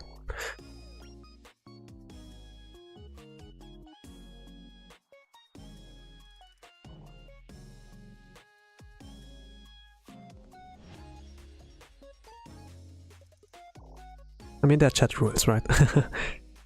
But yeah, number one rules: always respect everyone. Like, treat them as you would like to be treated. If people meme on me, okay, that's fine. Sometimes I present myself in a way where I deserve to be memed on. And that's like my fault, you know? It's like in the courtroom. Everything you say can be used against you.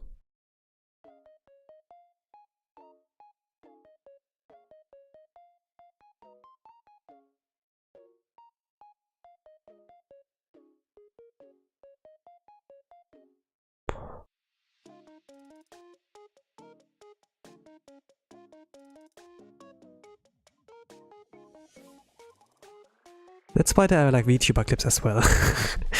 And sometimes you like really see some really crazy moments in there. So yeah, things can be used against you in a meme kind of sense.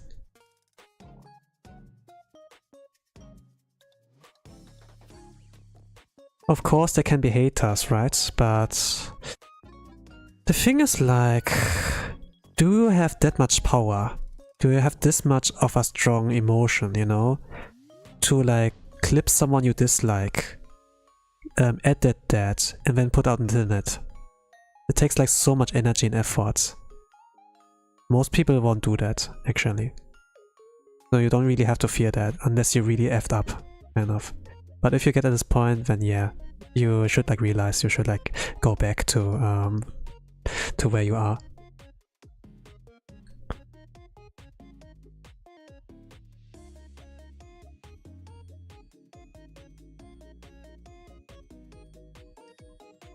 Enjoying the slow growth is also like fine, you don't have to rush it.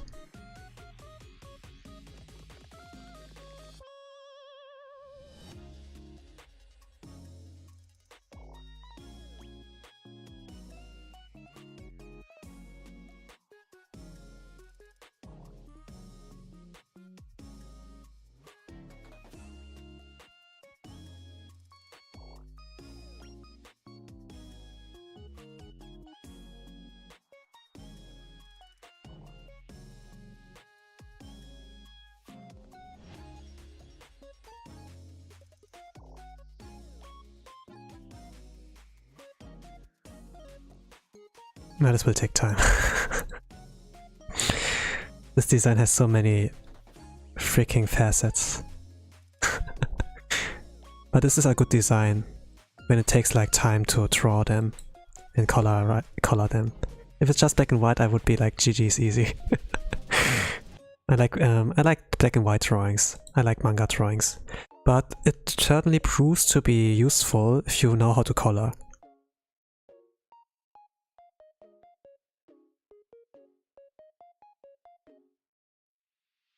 What I think is cool, that manga you don't need to colorize. Black and white is like fine.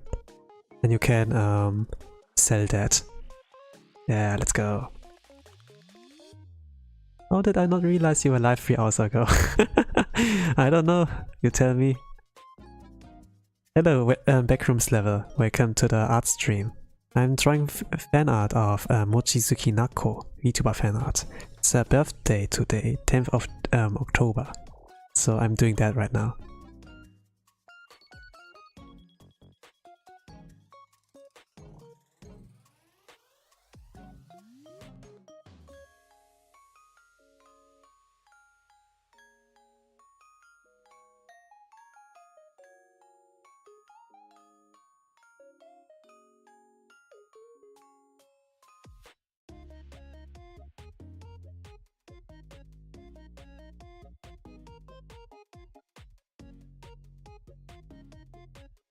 The backrooms! Yeah. Greetings to us on Twitch viewers. Yeah, thank you. Greetings, yokoso. Waka! Aishinu here. How does he do it? Like in Persona, right? Yokoso! Waka! Well, something like that. RIP voice actor.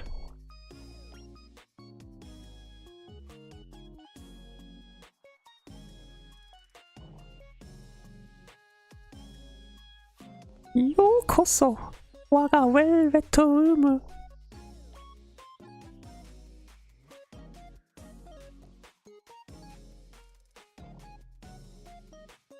I've only saw the anime so far. To Persona 4.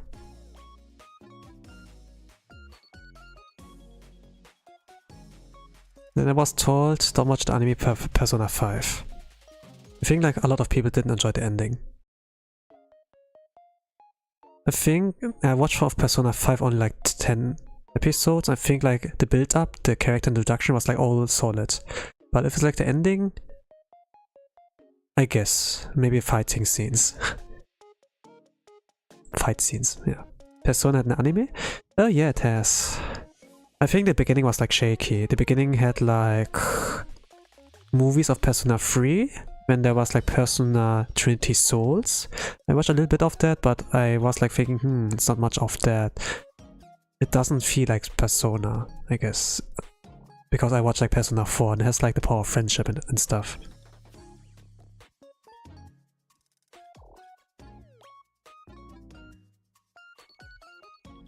Also, you're like 5 hours behind me? I see. Okay, I call your back rooms and I'm 5 hours behind you. So it means it's like, how much? It's like evening at your time, yeah. You're like, from C, yes.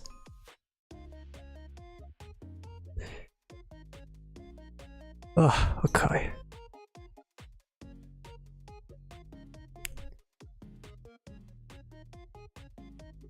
But yeah, cool that you made it back here. That you kind of found your way to here after, yeah. But I'm not really expecting much. I'm not really expecting every time that viewers are like there or like my regulars. I can't really control who's watching my stream. I can't influence like how many likes I get, unlike how many comments, how many chat messages. I don't have power over that, so I'm like okay with that, you know. If some people miss my streams, if you are not here, I don't really mind. Everyone has like their own real life, so it's like fine. No, I forgive you.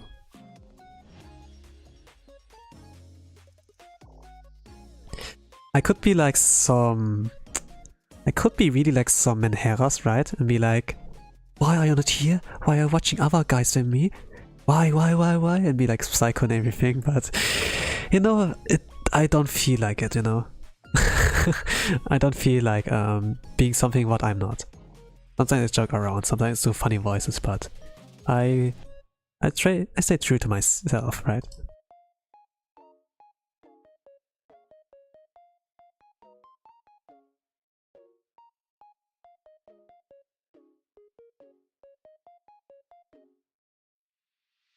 It's kind of like in this kind of cringe and edgy kind of quotes. I got like too much into it when I was like younger. What is that? This one cringy kind of quote. What? Let me think. I know how it's like said. I rather being hated for who I am when liked for who I'm not. Something like that. Thank you, honesty is key. Yeah, cool.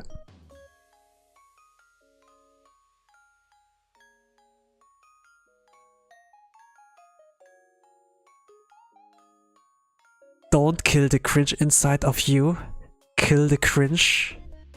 Kill the side that cringes. Now you're cringe and free. Good.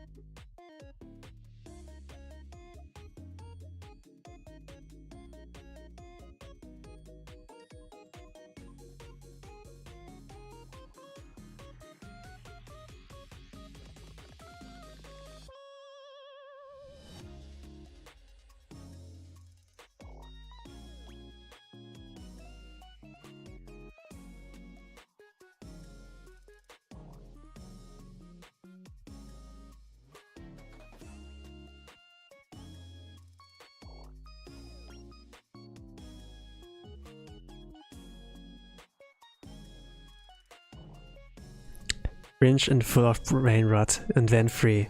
Rah! Freedom! Respect, brother!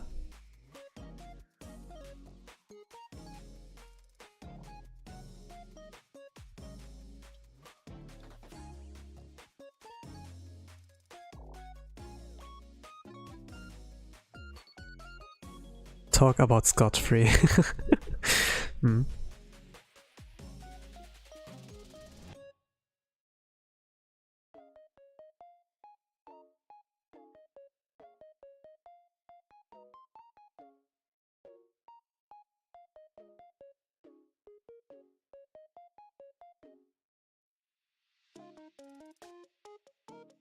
Oh, I forgot something on the other side. Symmetric. Well.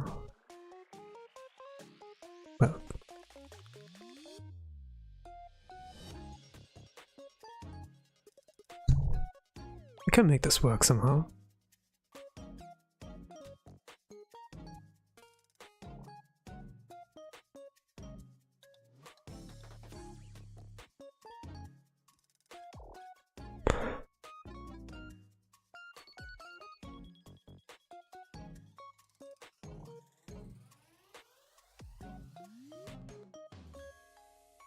I make a different layer for that, I guess.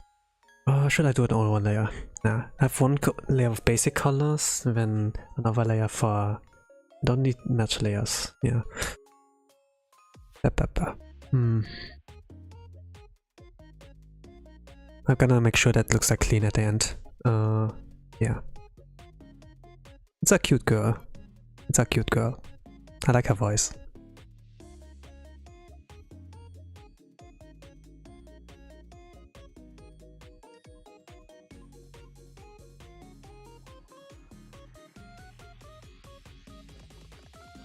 But yeah, that's all about it. Yeah, I think she has great creator as well. I can understand a little bit of Japanese when I like listen to podcasts, and I get like what they talk about. But sometimes I like words I don't like recognize. But yeah, maybe I get like about 30% of what they say. But it's like still important to learn Japanese, not only like via textbook and like apps, but also like via listening. You need to expose yourself regularly. Like the journey is like pretty worth it.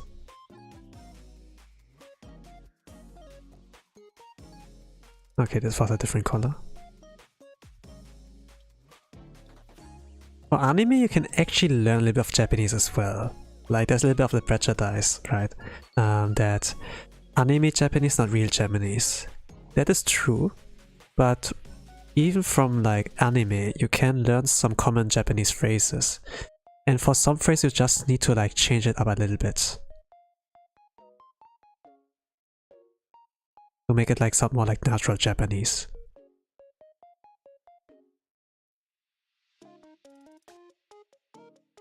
I think I still won't be able to like read kanji fully, but I'm like learning something.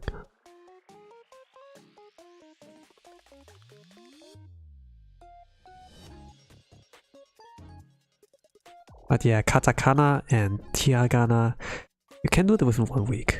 It's like not that hard. But kanji, yeah.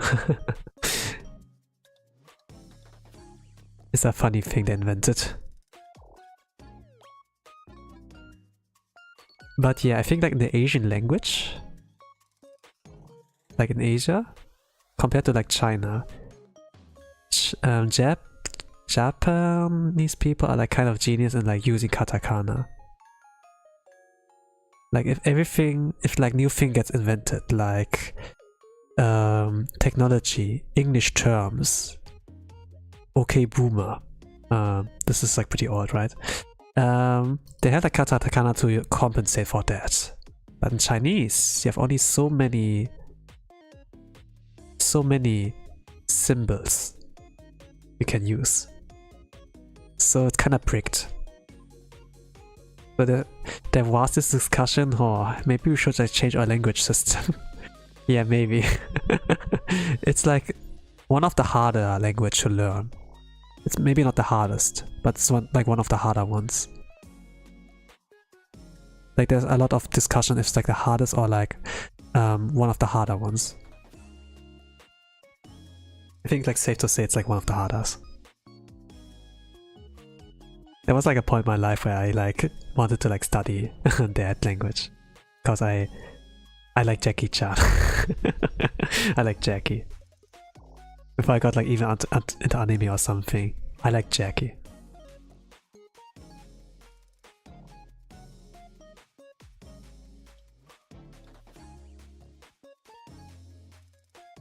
It's not because you know, like as a kid he's cool, he can fight. It's really like about the personality. He's like he uses this power of his to like good, actually, like in his movies. And the message he's like spreads in there.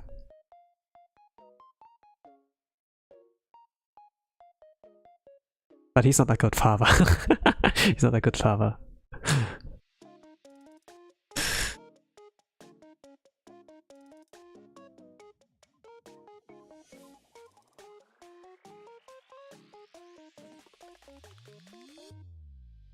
Everyone has some faults, yeah. Everyone has some faults.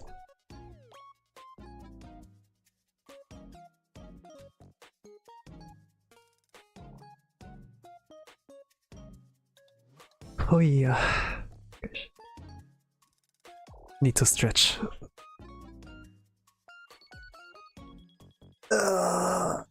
Yeah.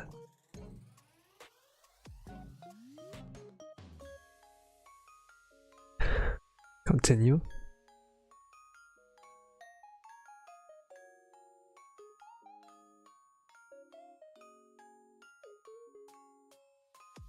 Okay, there's this, there's that, there's this.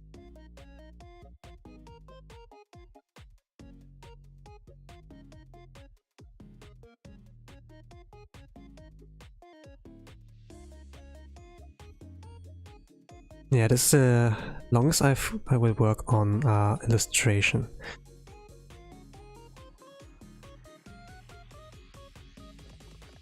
There's a lot of need to do here.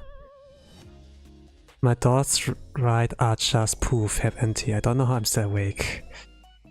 I mean, you're like in the far west right now. It's like morning there. Thursday morning. While it's impressive that you're still awake, I don't know if it's like a normal time for you to be actually awake. It's like a good time for you to stay awake. Probably not.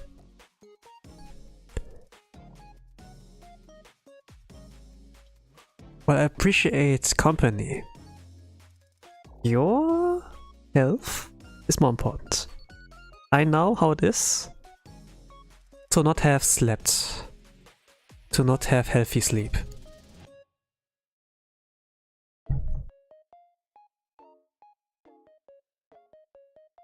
While you're sane right now,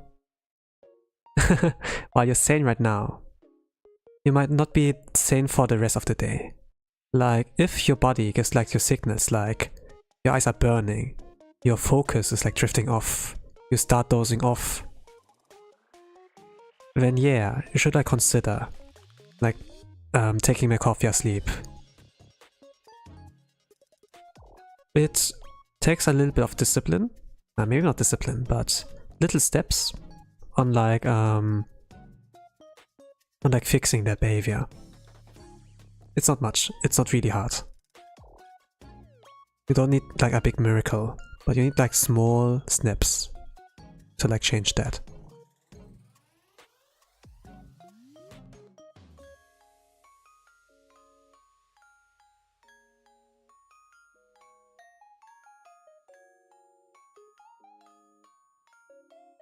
I say like change, right? Change isn't always positive, but to like improve the behavior of yours.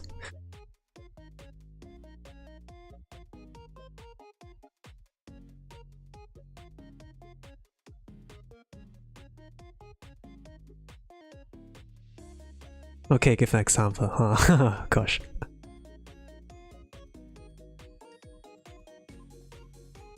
It takes a little bit of time. I don't know. But I told like something about being addicted to the screen, right? This can be like a cause as well. Why you're like still awake. Screen behavior. Like having unhealthy screen behavior can contribute in like not having a healthy sleep schedule. It's maybe like the thing of like, oh, one more game, one more video, one more scroll through like social media. Not you calling me out. I mean, I get you guys, I get you people. I am the same boat. But I actually am aware of those problems. And because I'm aware what those problems are, I can change my life. I can do drastic changes to like lead a healthy, happy life. You guys can do that too. You just have to be aware of like what's actually holding you back. Like look at the bigger picture, you know? Like third layer perspective, and you're like in a simulation. Of course you know what's best for you.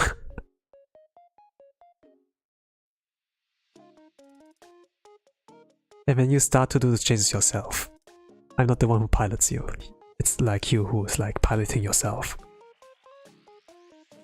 In actuality, we are all like mechas, by the way. We are all mechas. Humans are mechas.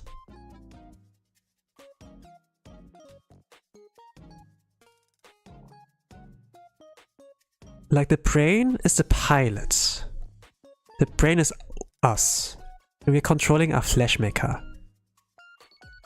A mecha with our armor of flesh and bones. This is how we are. And if the brain, the pilot, doesn't get enough sleep, well, and then the body's also gonna decline because we can't recharge. We need like energy, right?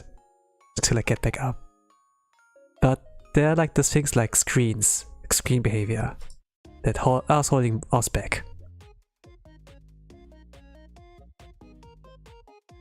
Biggest enemy. You're gonna be at advantage if you're gonna be in a fist fight with another mecha. Flash mecha. Losing battle. My brain better fix my damn sleep schedule. Yeah, it really has like with... I think it has something to do with like screen behavior. Just be...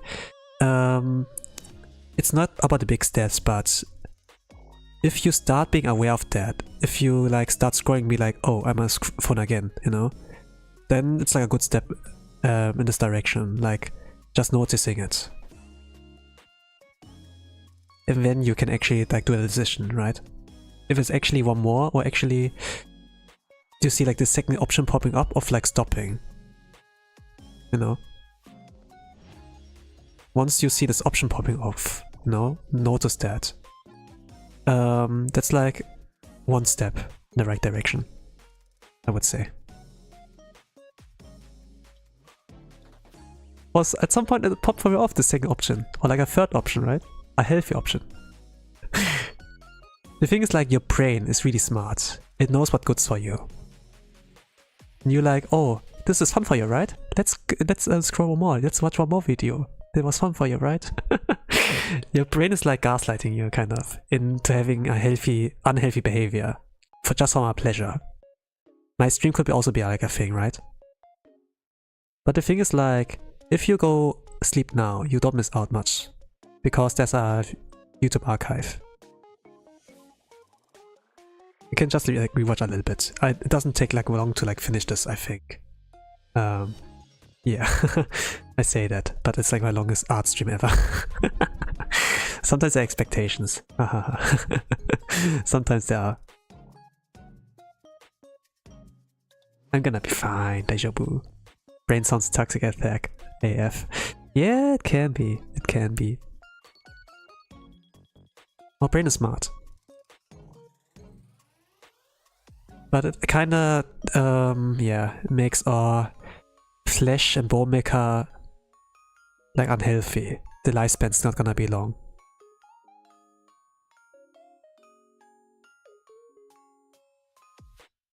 But if you start getting aware of that, well, it's GG's for the...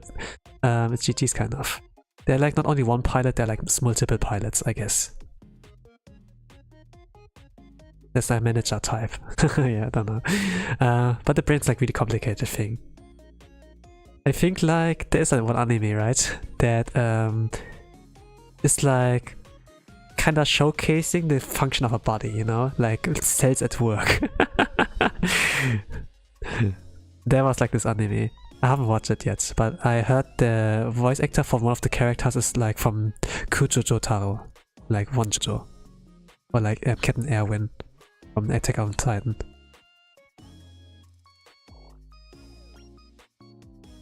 I don't need to watch it, but I'm kinda curious. The comedy kind of bit. Comedy kind of serious.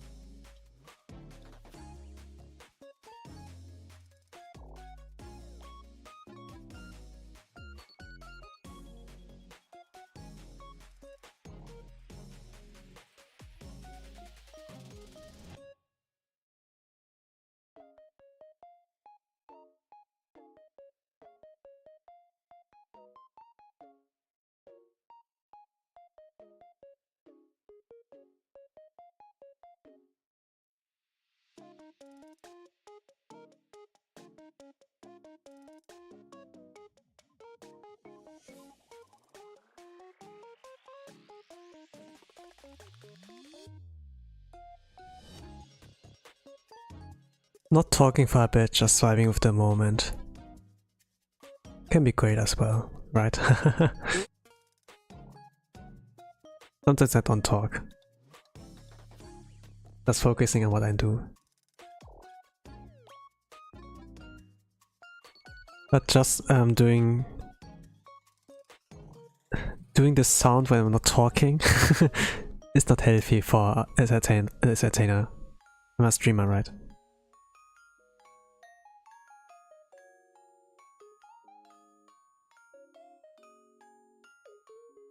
Sometimes I need to drop my nuggets of wisdom. But I can't drop too much as well.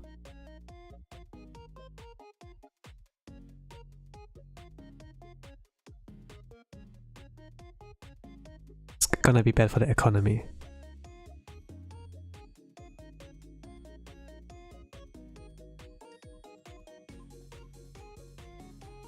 I need you to give you a reason to come back again at some point. But it's actually okay if you don't come back. But yeah, that's my business sense speaking. I need to be out of our people? Not actually not. But I'm getting experience and maybe like this will help me. Yeah, I definitely come back. That's great. Another customer. You're gonna get discount the next time you come here. FNAF reference. Cool. I don't know much about FNAF though. Like Five Nights at Freddy's, right? I know it's like a horror game, like a spooky game. And there's like a movie out there. And some people said the movie sucks ass. Or it's like not good. But yeah, I saw a lot of videos of like game theory for that. Looks interesting. When people can get so invested into that to see the lore, decode the complicated lore, right? Come up with theories. I watched the movie and it was alright. I went for the memories. Okay, then it's good. Maybe it's like supposed to be for a certain target audience, and maybe you were the target audience. If you like it, cool.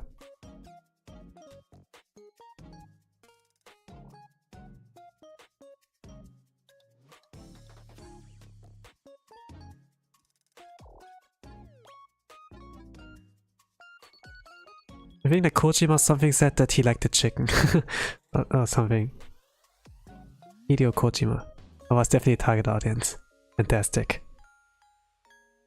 If you can leave a movie without feeling pissed, but satisfied, you know, then it's good.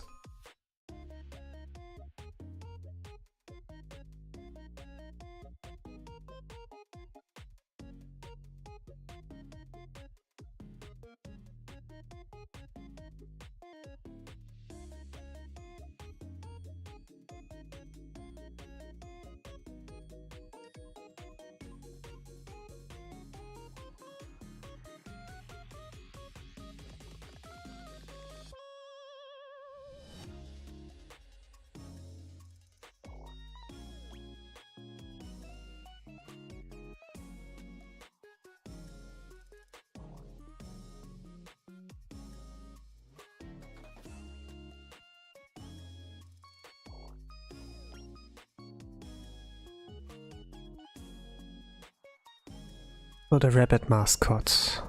It has wings. It's drank too much Red Bull. It has rings. So how do I do that? A lot of things are covered, but maybe? Like slightly blue. Oh, maybe I can think of something. Can't really draw it in there. So much covered up. Not the Red Bull wings. Hi, Red Bull wings. I think Naco plays games, but she's not much of a gamer. Mostly like Satsudan, karaoke. I think Minecraft is pretty comfy. A lot of people can do that, even if they're not like hardcore gamers.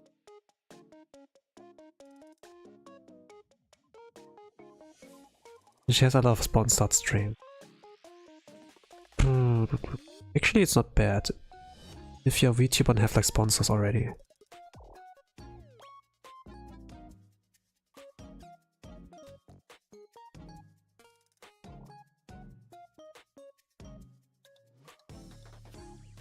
Can't wait for the next Raid Shadow Legends.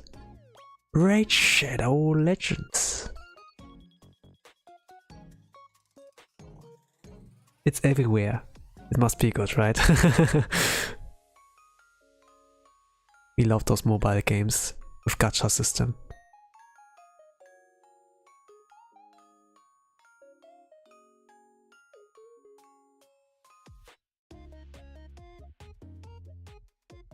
Okay, this might really like my slowest work. I don't know.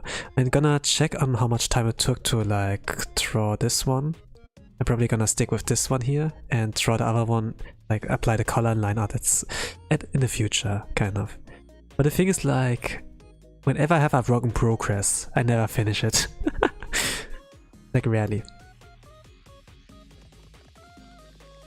I have like very few for this year that is like not finished. But from the past years, a freaking lot, actually. There's a lot I haven't drawn in like the past years. This year not so much. I think it has like something to do with mindset. Different goal in approaching things.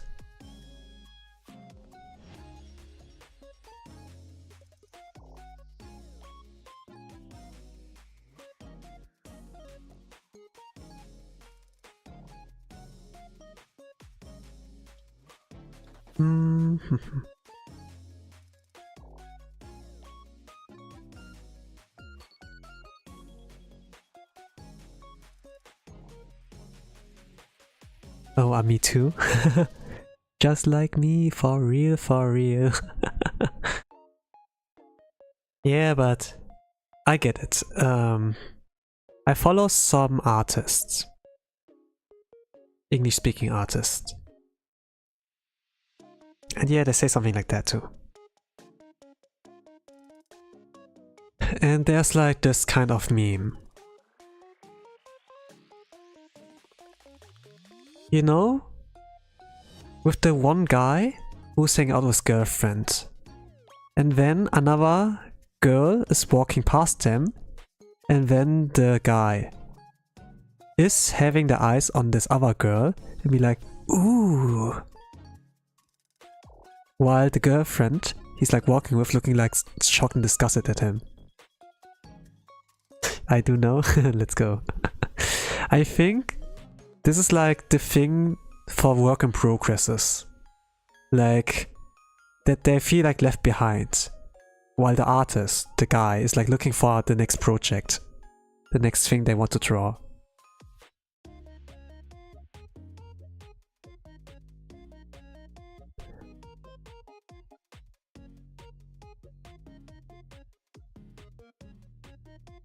I could have just like shown it on screen, but I wanted to like focus on drawing as well while sharing what was on my mind.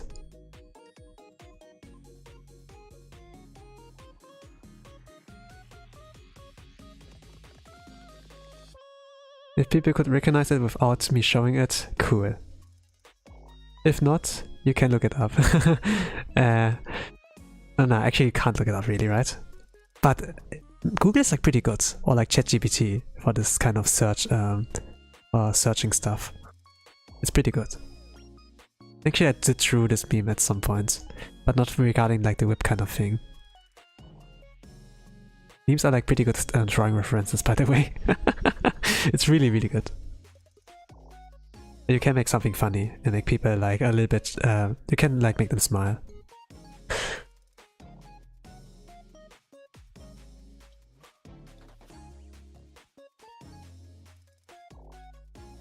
Okay, I don't like it how the light art here is. If I'm like done with this one here, everything should look kind of clean. I will not do a lot with the color. The line art is like, I guess, one of the most important things.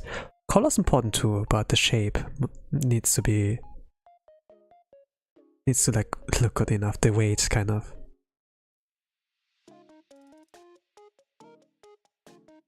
I don't know.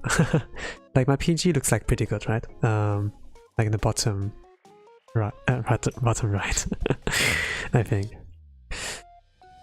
I did hate it with line art at this point too, but I do notice the importance of like doing this if you're like gonna see me for a long time.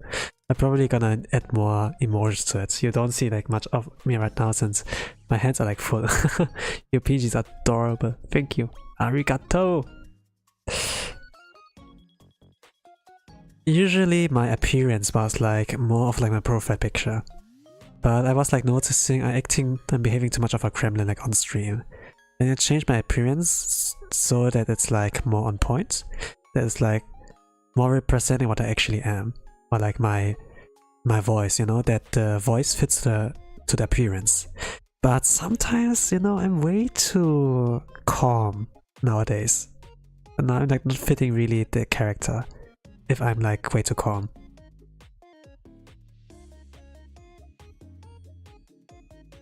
Well, yeah. There's a little bit of dilemma.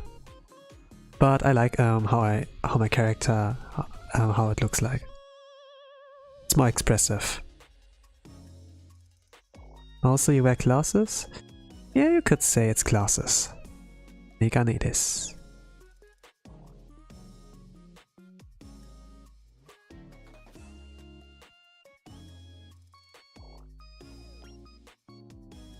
The thing is like though in this art style, like chibi art style, I can't draw classes well on them.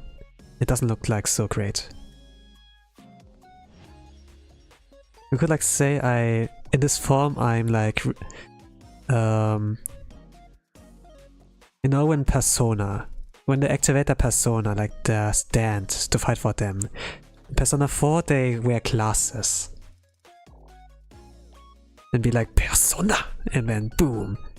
That JoJo stand comes, or like that persona. But for me, to unlock my full power, I need to like drop the glasses. So like I stop wearing them, and then they're gonna be in this form, my alternate form, more expressiveness. Let's go. Zuma power. Shoo shoo shoo.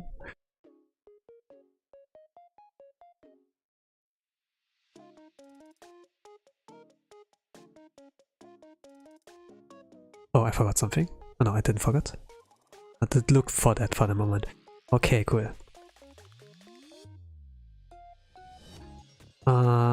Here. Gosh. There's so much. Oh yeah, I haven't completed it here. Gosh. Oh. Why is this such a difficult character design? It's cute though, it's cute though. It's cute though. The thing is like, if the character design I would like draw is like super ugly, I wouldn't have any motivation to draw them at all. It's like really important to have like good character design. I don't really know about mine.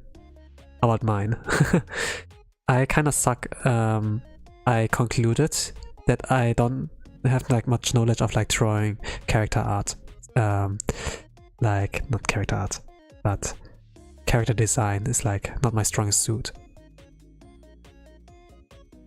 But if I'm gonna draw fan art of characters with good character design, maybe this will give me a sense of like becoming better at it. My favorite color is red. I wear a lot of blue.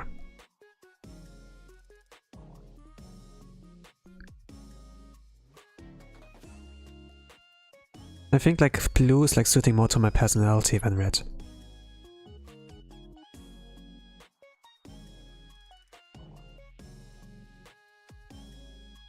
Oh my god, same. Character design is not my thing. We have classes too, twins. Like, the key to character design. There's not really a key, there are so many layers and nuances. If you only need one answer to that, man, it would be so easy.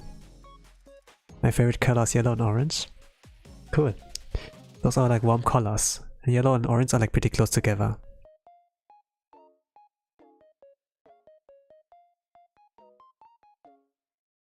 Well, if you like warm colors, maybe you're like a warm character yourself, right? You could also say red is a warm color. I like red, my favorite one. But personality-wise, I like more... It's like more blue, I guess. But the thing is, like, blue is not only like a sad color. It can be good things. But there are also bad things about it. And both things are like... Both of those are like me, kind of.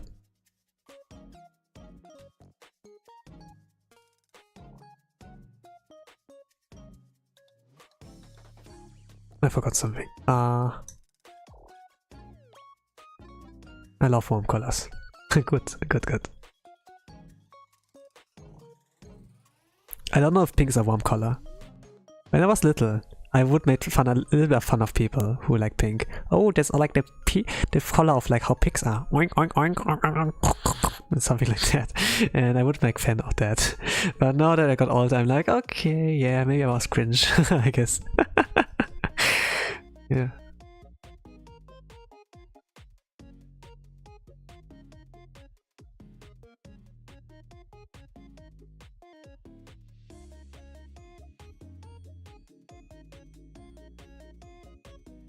I've never heard of that before. You were an elite pink hater. No, I was not a hater. I was just like making fun.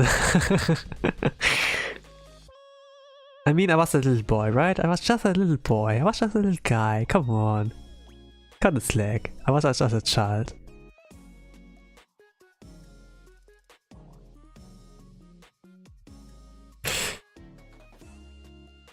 I didn't know any better, right? I didn't know much of color theory in that sense.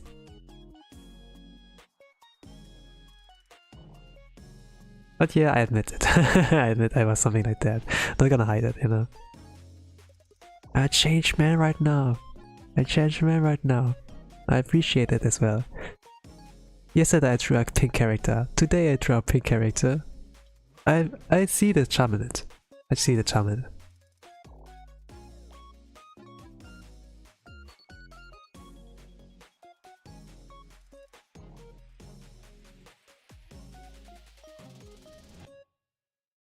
Boop, boop, boop.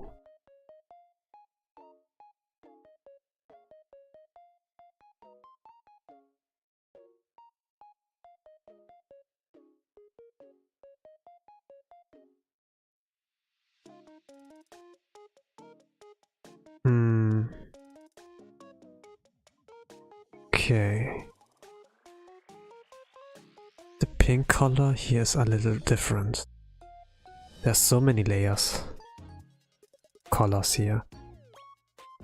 Cannot simplify it really. Or I can maybe try. The thing is, like, when you draw chibi style, you can break the rules and make things like simplified. The thing is, like, though, this pose, how long the arms are, how the body shape is, it's not realistic. I kinda broke the rules. I was kind of like, F it. It looks convincing, right? But if it's not realistic at all. It's like kind of fun to like break the rules, but still make like sure that it's like expresses something. The thing is, like, what artists can do so well with art is for the, you know, if they don't like draw Mona Lisa, if they don't draw like real life people, but they do like a super stylized style, that for the trade-off of like being able to draw more details, like in comic books, right? Or like Marvels, or like paintings like Mona Lisa, that they do it more simplified. They do it more simplified, this trade-off, but with that they can express a lot more things. The expressions are like so it's like you can express so many things, like cuteness, or like a little bit of smugness, right? You can make like funny comics with the funny manga strips with those, give it overall a light-hearted kind of theme, kind of vibe. That's why what I admire about chibi style, it's expressive. Not to mention they're adorable, right?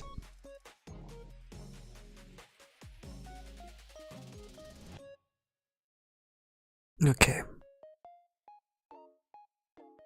There's more detail about all those things, about this design. And after I'm like kind of done with the basics, I can apply like more, how it's called, like more depth into it. Like having a setting, making it like more, no, do you say rendering? The rendering? I don't know. I'm a self-proclaimed beginner artist. I know how to draw, but digital art I'm still learning. The thing is, like, even if you know how to draw, like with pen and paper, if you start off with digital art, you have to relearn drawing. It's like still this challenge for me.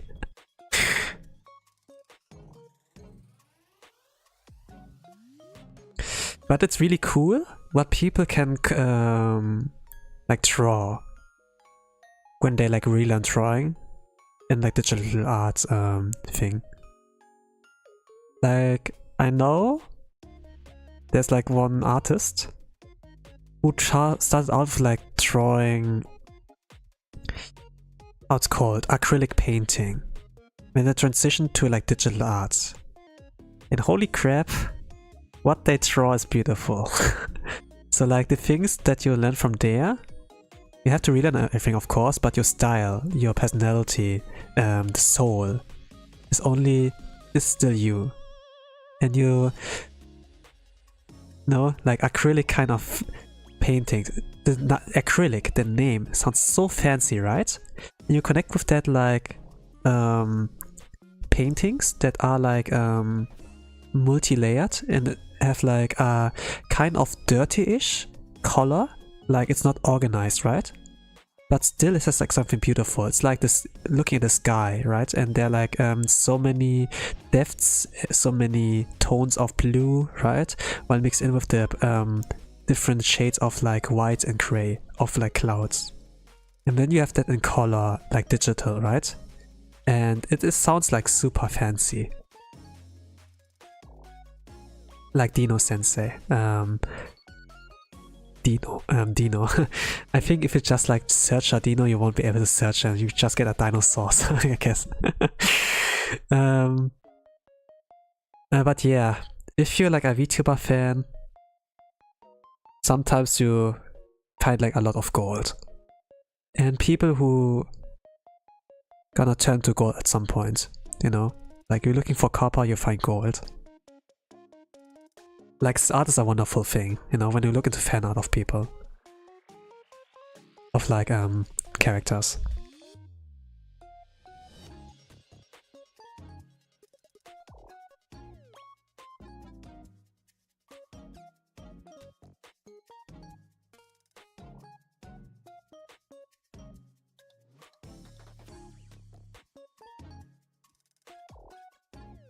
Maybe not like people, but also like franchises, right? Of like games that are like popular right now.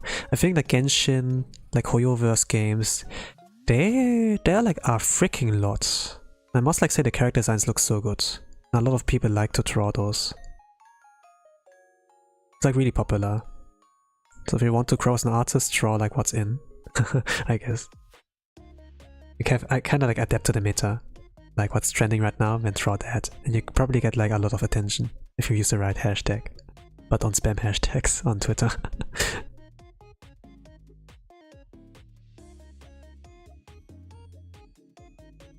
I think on Instagram you can spam it in a Pixiv. Yeah.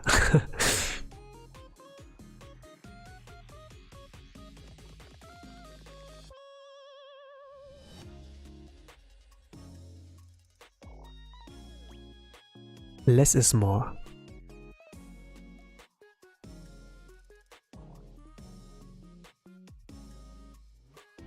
But the thing is also, Twitter algorithm, it's kinda rigged now, because we have the Twitter Blue. So only like pay to win can win in this meta. That's why like why I'm taking it slowly with art. I took my shot 2 years ago. If like a 100-day challenge, like trying on a daily basis. It got me somewhere. But yeah.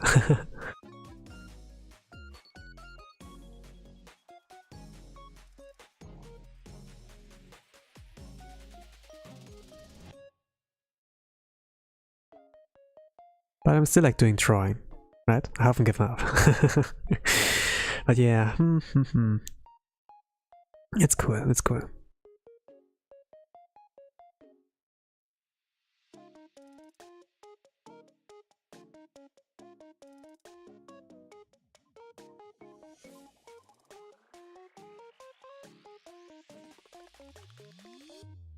Sometimes it's not about the goal, but it's about the destination.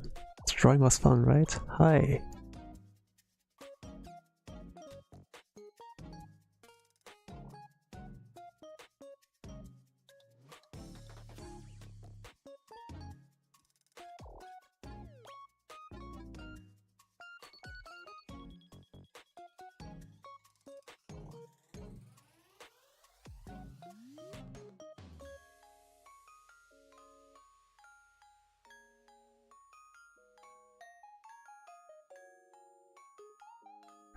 There's not only one tone of pink, there are many pink layers in there.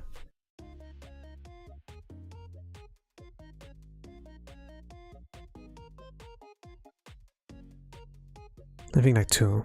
One very light tone, one a little bit more striking kind of value. Also when you're quiet, I'm just vibing to the background music like this. It's good background music, right? It's made by Kyatto sensei. Free BGM I could like use. And the BGM is called Cradle. C-R-A-D-L-E. I've linked their YouTube channel on my YouTube description. They have like a lot of great cozy music I use for my streams as background.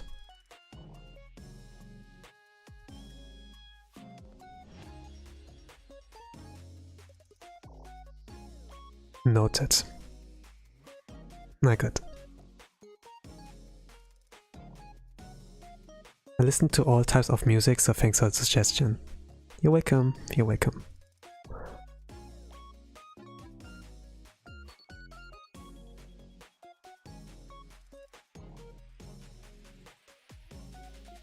Yeah, I see the two channels in the disc.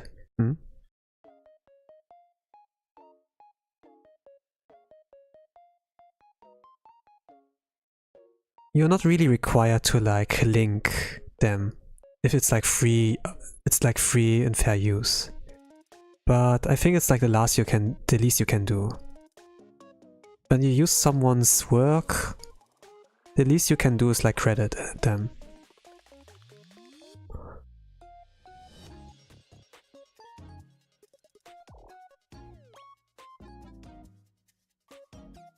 And can support them. It's like give and take, I would say. One hand, one mouth, I don't know.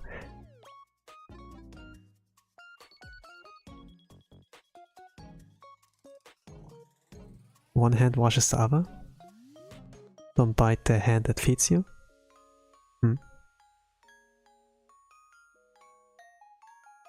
Yeah.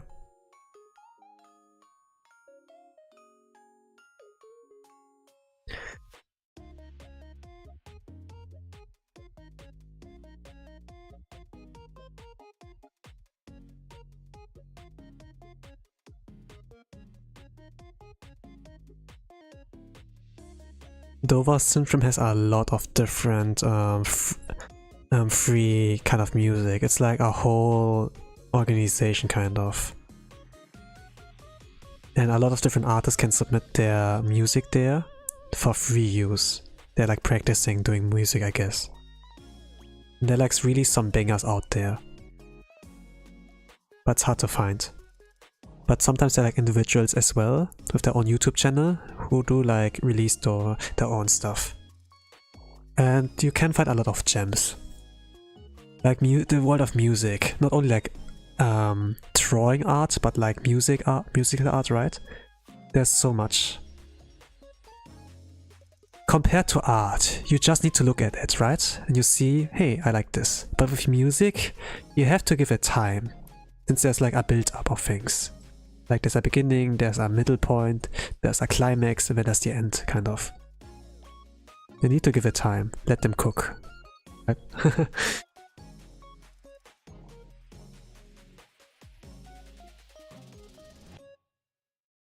So yeah, I think like music making it big, maybe it's more difficult. My future watchers are so lucky there's a copyright stream, or else they would be forced to listen to my big chaotic playlist. Yeah. Playlists can be risky, especially if, I mean there are like some playlists, be like, oh, copyright free playlist, but sometimes they are not copyright, you know, friendly. I think like some Niji corpo tubers of Niji, they had like a playlist like that. Nobody has checked about this one, like double checked, and then they got a copyright strike or something like that. It's sort of like, you know, so you have to be careful.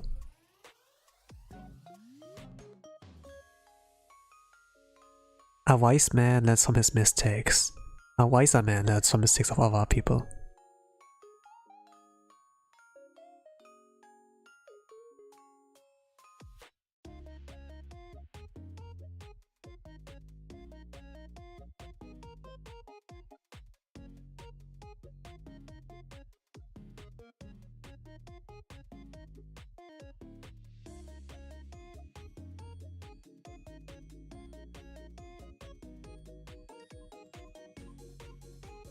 You're dropping so many knowledge, but no, not yet. The thing is, like, it's a long stream. Normally I avoid doing long streams, but it developed into a one. I just planned for 3 hours, maybe 4 hours, but my mistake was on like drawing this one. I don't know if I'm gonna finish that at some point, sure. Or gonna do a redraw. The thing is, like, if I start drawing something, I need to do it in one go. Else my vision in my head disappears. It fades away.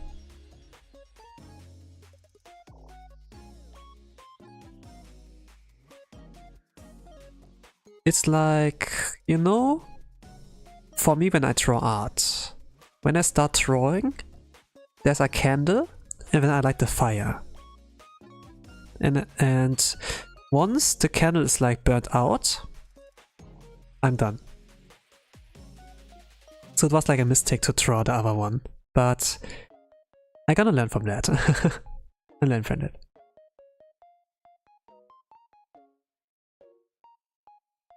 So I have to draw within one go if I want to like finish. I guess that's like how I work.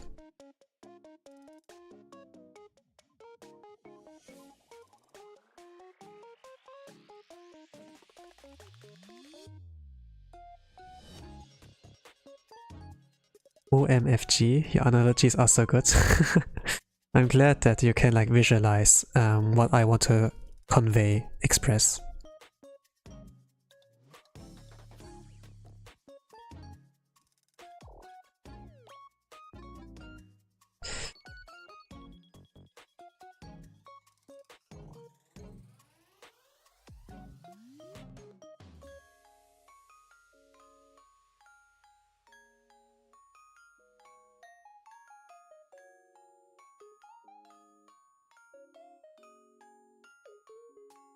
Your hidden gem, glad I found you, yippee. Yeah.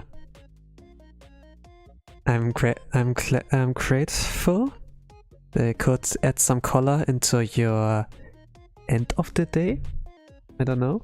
You plan on sleeping at some point. So if you can end this chapter of your Wednesday to Thursday on a good note, fantastic.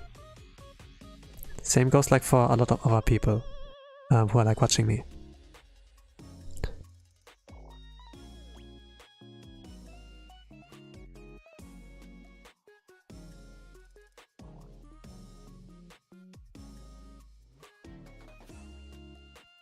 If you can contribute something positive to the world, I'm happy. I don't have to be a big streamer to do that. It's good, it's fine. You can do something great too.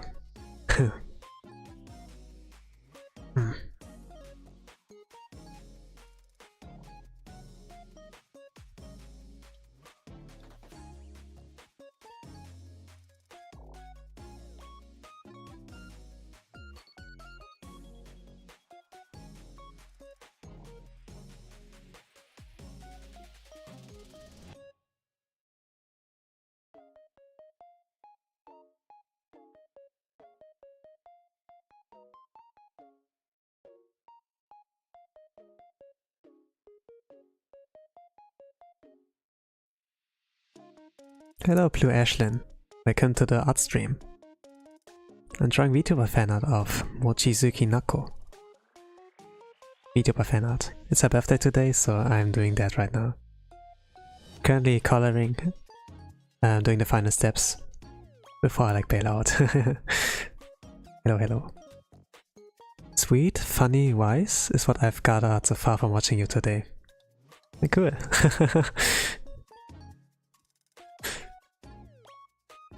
I mean, art is not the only thing I like stream. So maybe you're gonna see some different sides of me when we go like to different programs.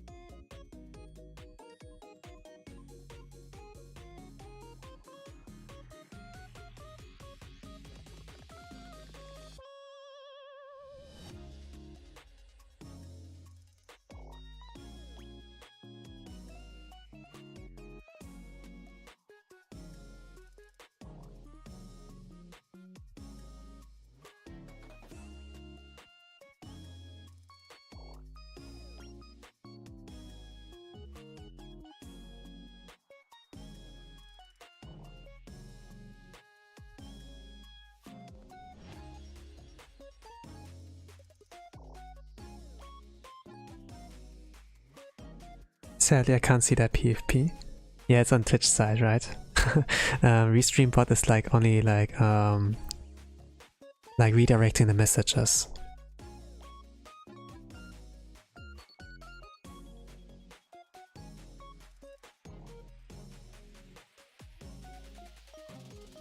I could like say what it is, but I don't want to be wrong, you know? I don't want to pull something out of my ass.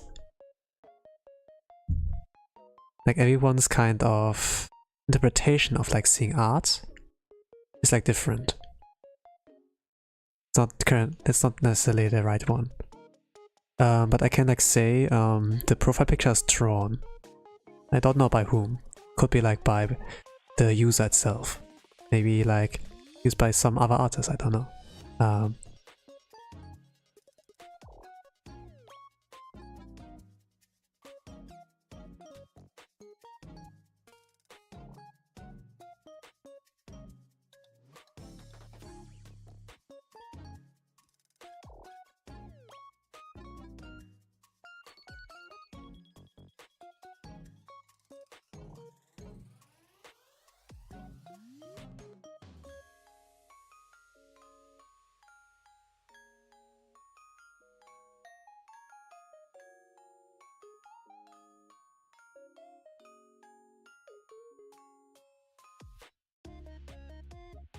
I mean, it's okay to be wrong. It's okay to be wrong. As long as you admit that you're like wrong and try to, you know, improve yourself, it's good, right?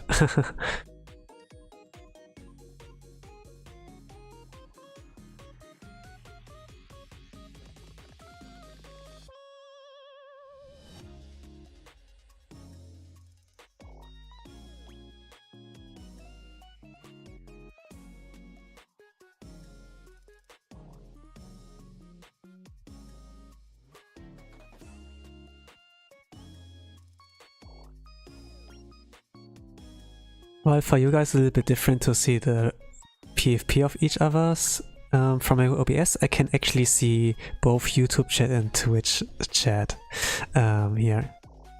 Just the one inconsistency, the one thing I kind of like dislike. Oh no, it's not dislike, but I think it has one weakness that, you know, they're like emotes on YouTube. And when you use those emotes on YouTube, it shows on YouTube side, but for my OBS it can't like really portray them. Instead I get like the kind of shortcut for it, you know, when you do like LOL in Twitch, I can see everything from Twitch emotes, but YouTube I can't really see it. I'm still like thinking about what kind of plugin I can use to use it for on stream, like on stream chat. Also like for my OBS. So like capture the YouTube emotes pretty well. So yeah. But it's like doing a good job. Like seeing both sides and moderating. If I have to do it myself. Thank you, I made it myself. Hey, that's cool.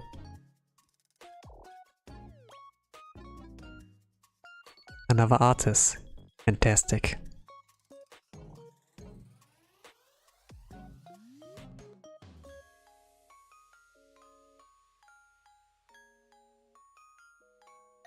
I like to draw too. Great. Great, great. And I think you're right here and like entertaining yourself with art of other people, like me.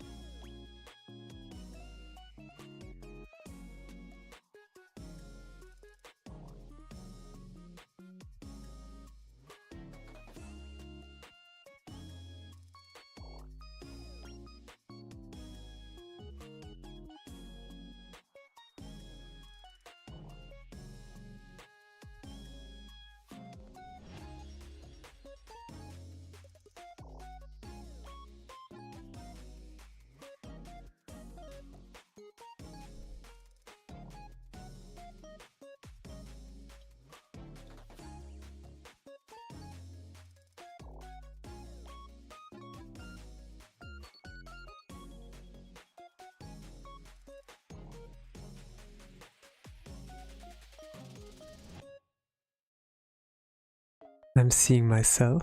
Do you see yourself? Hello Adi Ender, welcome. It's you? Hello Ashlyn? Cool.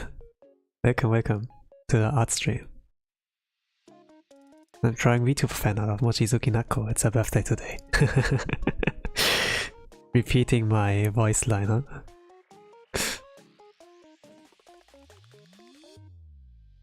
Gonna turn to NPC stream at this point. Thank you for the glizzy. Nom nom nom nom nom. Thank you for the glizzy. Nom nom nom nom.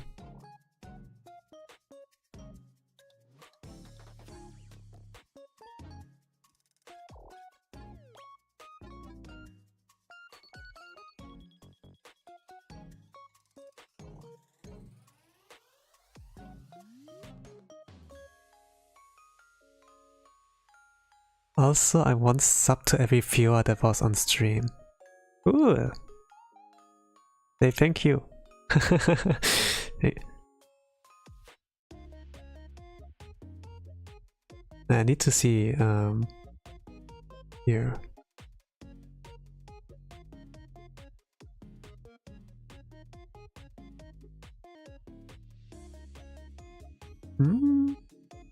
Yeah, I guess. Not the TikTok NPC line. Yeah.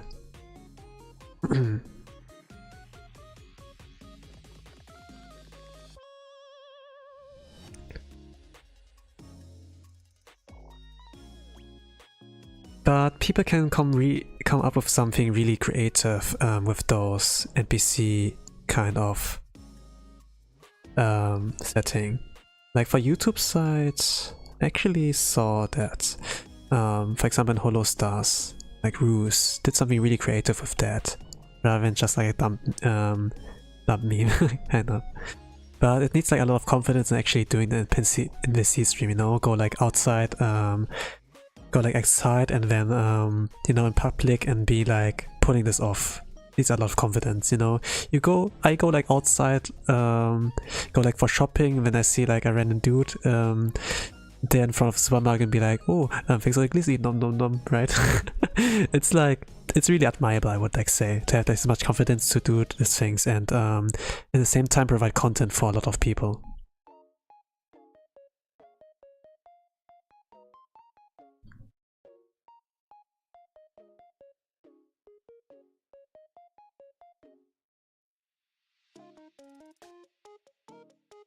Some people would be like, oh, that's cringe, but I see it like, hey, you have courage. I like that. Keep it up, boy.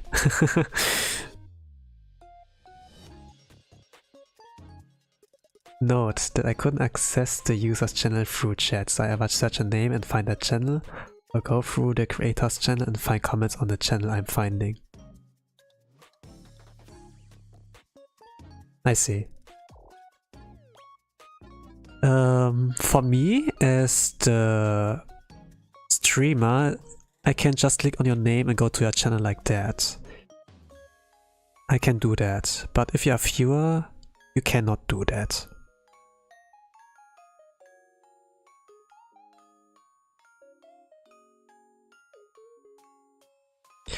But, you know, I'm not the kind of guy who docs all your YouTube channels, you know. If you can find yourself, cool. I leave it up to you, you know, what you want to do with your power. I use my powers in a responsible way. At least I try to. With great power comes great responsibility.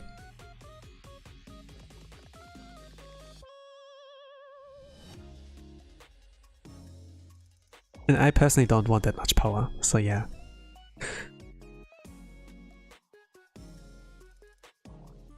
Okay.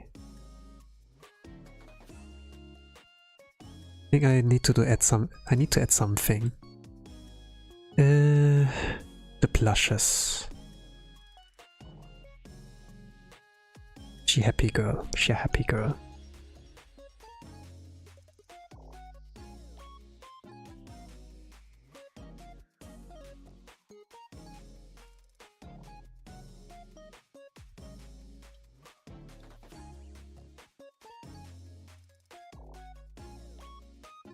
I think I will just draw the blush instead of like adding a color or something. If I can do this, I don't know. Nah, let's draw it fully.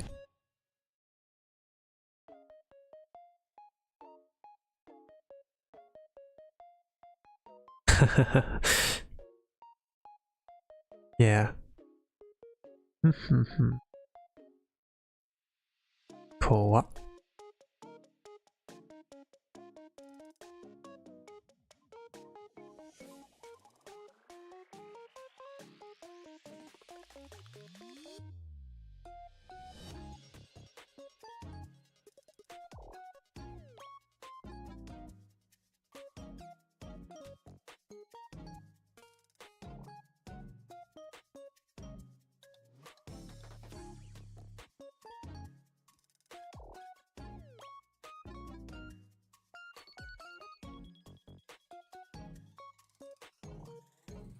I found a channel called Barry and has over 90k.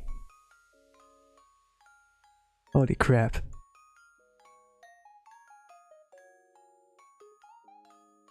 Hey Barry, should we collab at one point? Holy crap.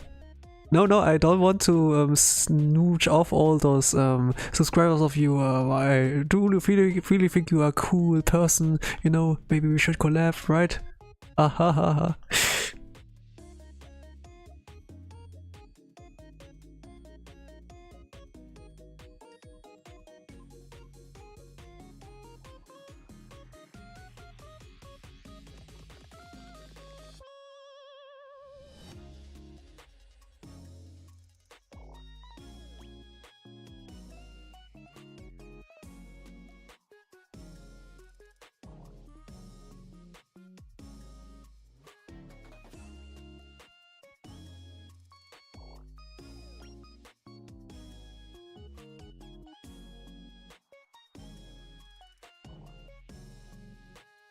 collabs, man. I had actually a moment in my streaming time on Twitch only, where actually someone asked me if we can collab.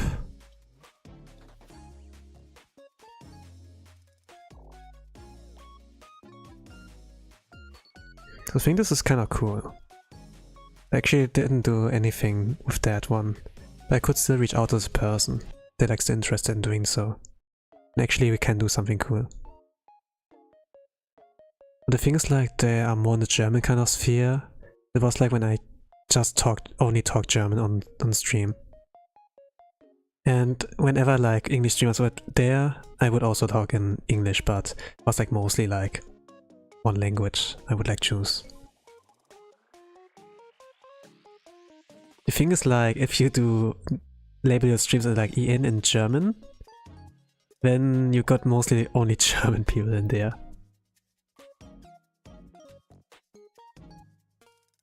Even though I'm like welcome for both. But yeah, I guess I'm catering for like one audience. And if that happens that I like some of my natives in there, cool as well.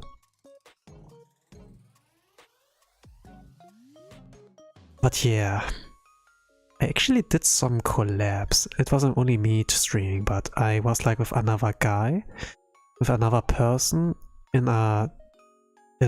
yeah, like streaming the same game or streaming the same trying the same program.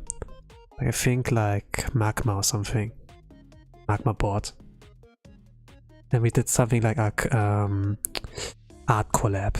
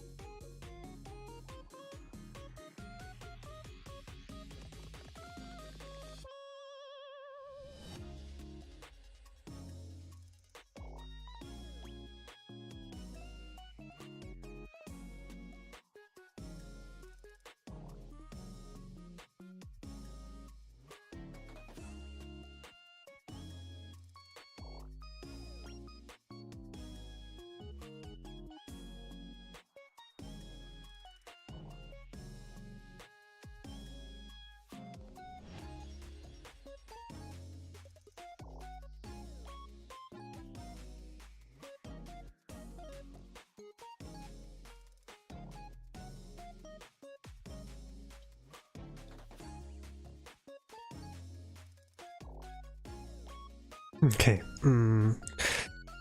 Okay, here I need to do darker.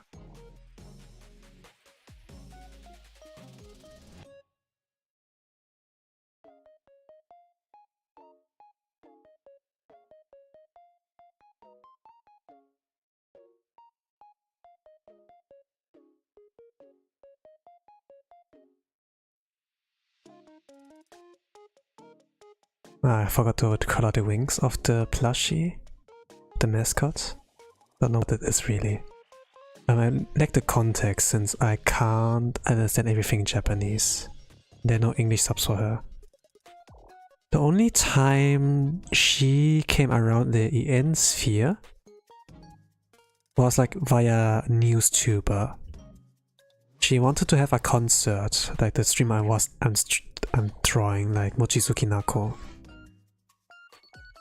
Like a 3D concert in a location. But this concert got shut down because for safety reasons, since there was like someone threatening them that they will do something at the concert if they gonna, you know, make it happen. And it was not only her case, but also like with some other YouTubers who want to do a concert at certain locations. So yeah, I think that's the only time where she got into news. It's not how I got attention to her, but it's like the only time where maybe if you watch VTuber news, you heard about her. Like in EN sphere. For my case, it's like via ASMR. I like listening to voices. have a fetish for that, kind of.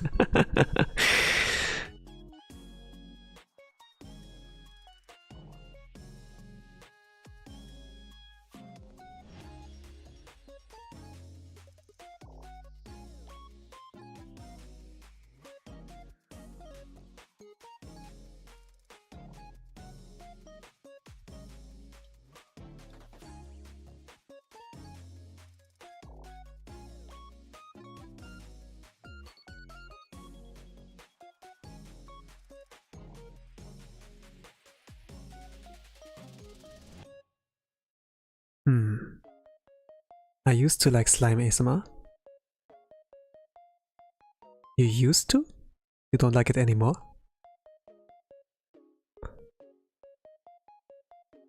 I see. Oh. Let me add a little bit of a background effect. Not much of an effect, but I kinda want to add a bit more warmth on it. I have so many warm colors in here, but it doesn't seem so warm.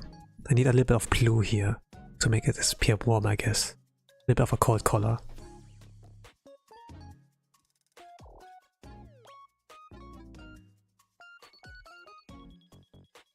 Yeah, you have to include the underscores to actually like get myself at the first thing to like pop up in the search history.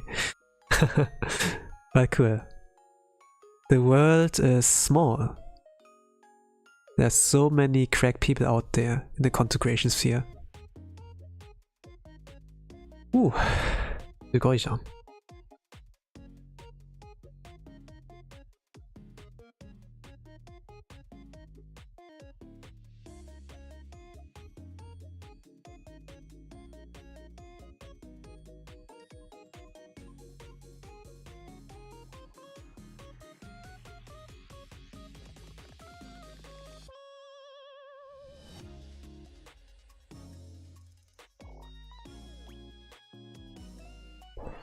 Maybe dark blue.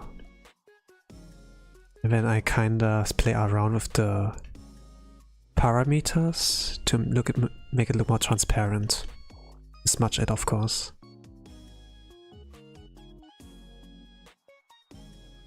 Is this gonna work?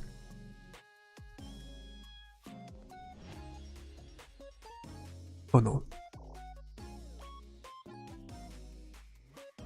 No, not like this. Like this? Yeah, okay, this works. This works. Cool.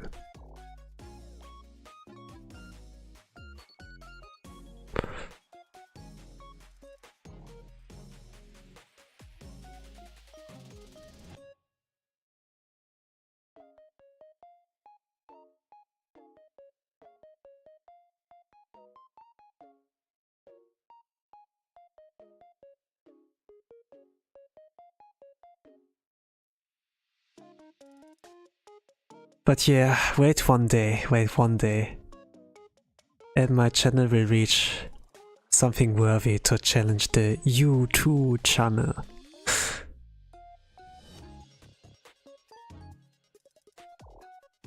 I don't have much of a goal. I want to gain experience, but I think where I would like to go is at least 1K. At this point I get membership. No, not membership, but monetization. And maybe membership at some point. So I can unlock like emotes there. And also like membership content, like streams and such. And maybe I can like sing some unarchived songs. I don't know. Like some songs that are normally copyright striked. But if you keep them as an archive for membership, it's still like okay. From what I like understand.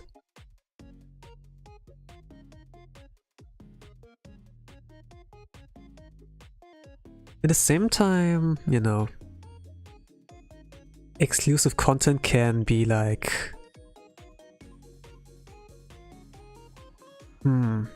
it kind of sounds like gatekeepish, you know, that oh, you need to pay money, sucks for you if you don't get it, you know, haha.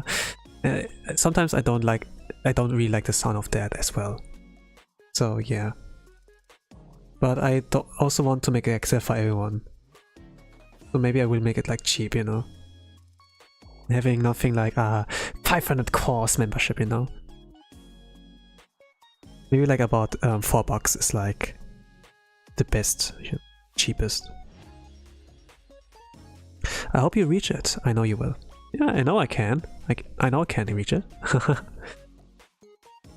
By my estimation, I might get there in 3 to 4 years if I keep my current momentum.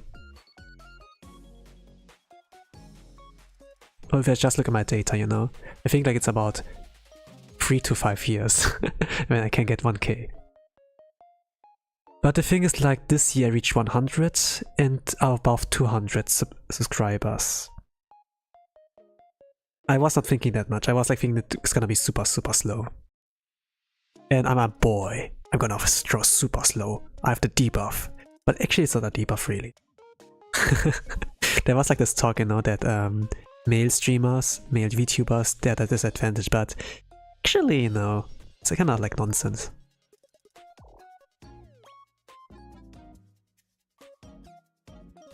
But I do admit, girls are cute.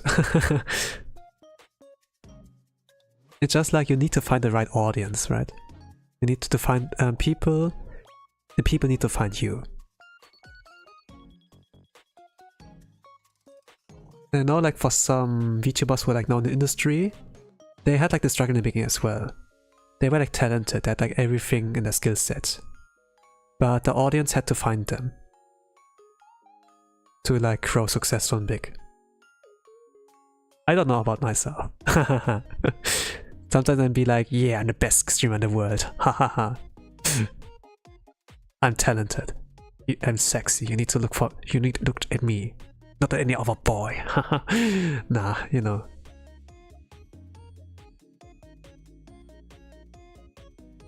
I can't act like spoiled.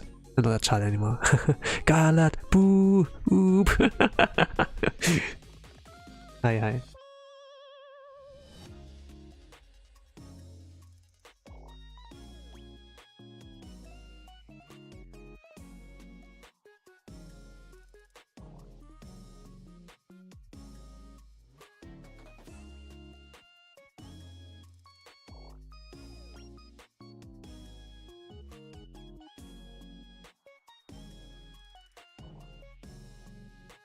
Okay.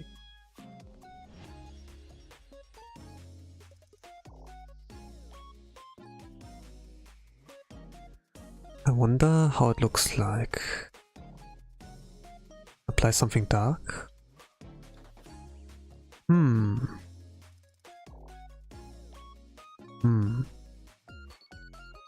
Okay, I need to fix some points here.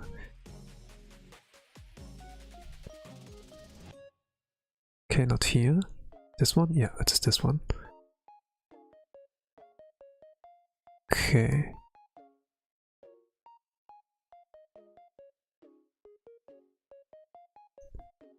Just in case they want to use a thumbnail or whatever.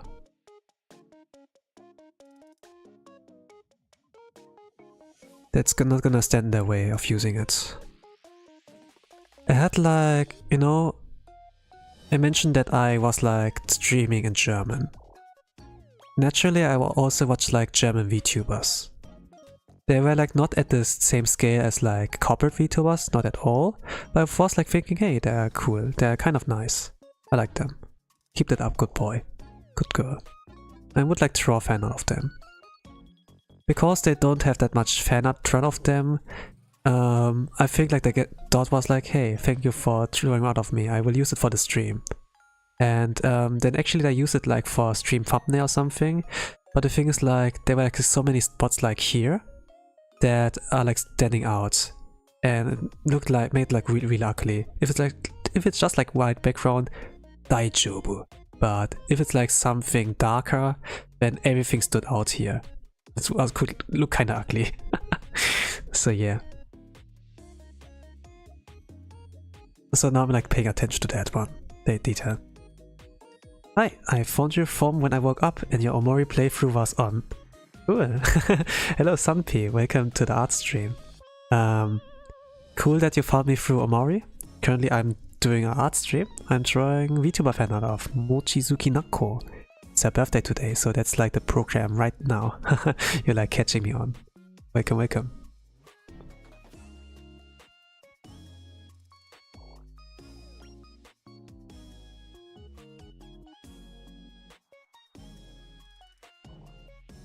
I think Omori in 2024.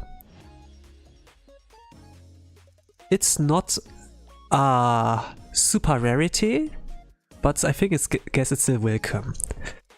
From what I know in the JP side, Hololive, Fubuki is streaming it. He's pretty far in, so I can't like watch her streams yet. But for Iansphere, I guess it's always like welcome if you can like find other people who like play the game. Then you have like you have like fresh reactions, polite reactions in there. Super cool on like games like this.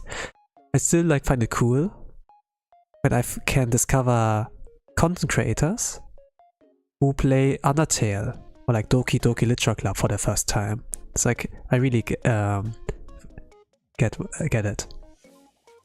But seeing the same kind of audience in my art streams is kind of like, oh, they're not only the for Omori here? Cool.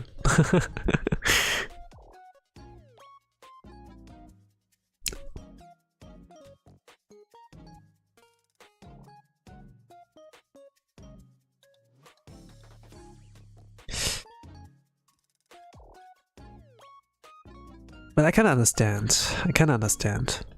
Why it's the case. It's a good thing to like learn that. Cool, cool. Anyways, thanks for sharing that. It's super interesting to like learn about other people and like what led them to here. I mean, I wouldn't ask that. I wouldn't ask that at all. But thanks for sharing that. I was like thinking, oh, at some point, oh, let's do a questionnaire, right?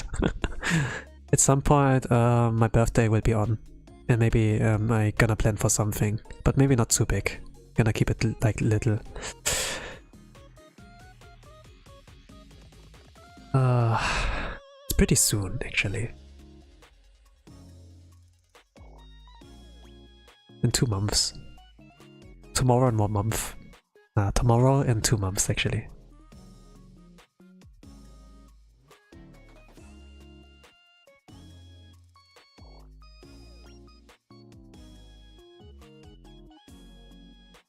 Need to do something for that.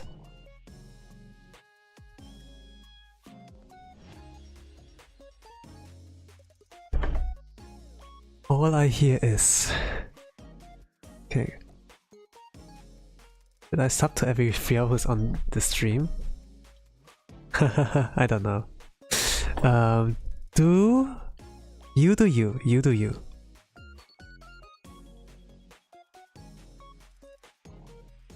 I can't control what you can do. I do not have control about it. Do what you feel is right.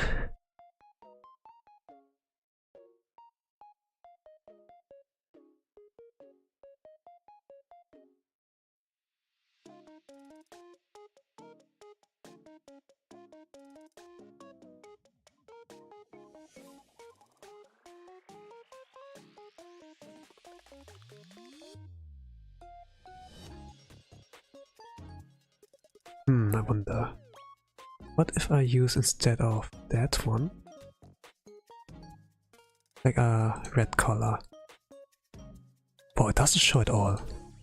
Interesting. What if I do this? Doesn't show. Interesting. Doesn't show.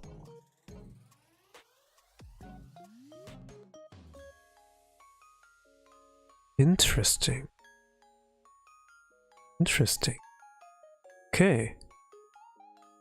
And I guess I'm done here. Dekimashita. I actually did 2 drawings. The first I did the sketch for this one here. And then I sketched this one. Both took me, I think, like together 3 hours. Then I did the line art for this one. This another hour. Then afterwards the line art. Line art took 1 hour, with the coloring took like another hour. I took like a little bit chill and like slowly. But now we're here. I think I can submit that. After like fixing a little bit of line art here. Okay, this is like everything for now. I gonna upload that really soon. JP, yeah, it's not her birthday anymore, but still my time zone. So I can like submit that one. Okay. Cool. Cool.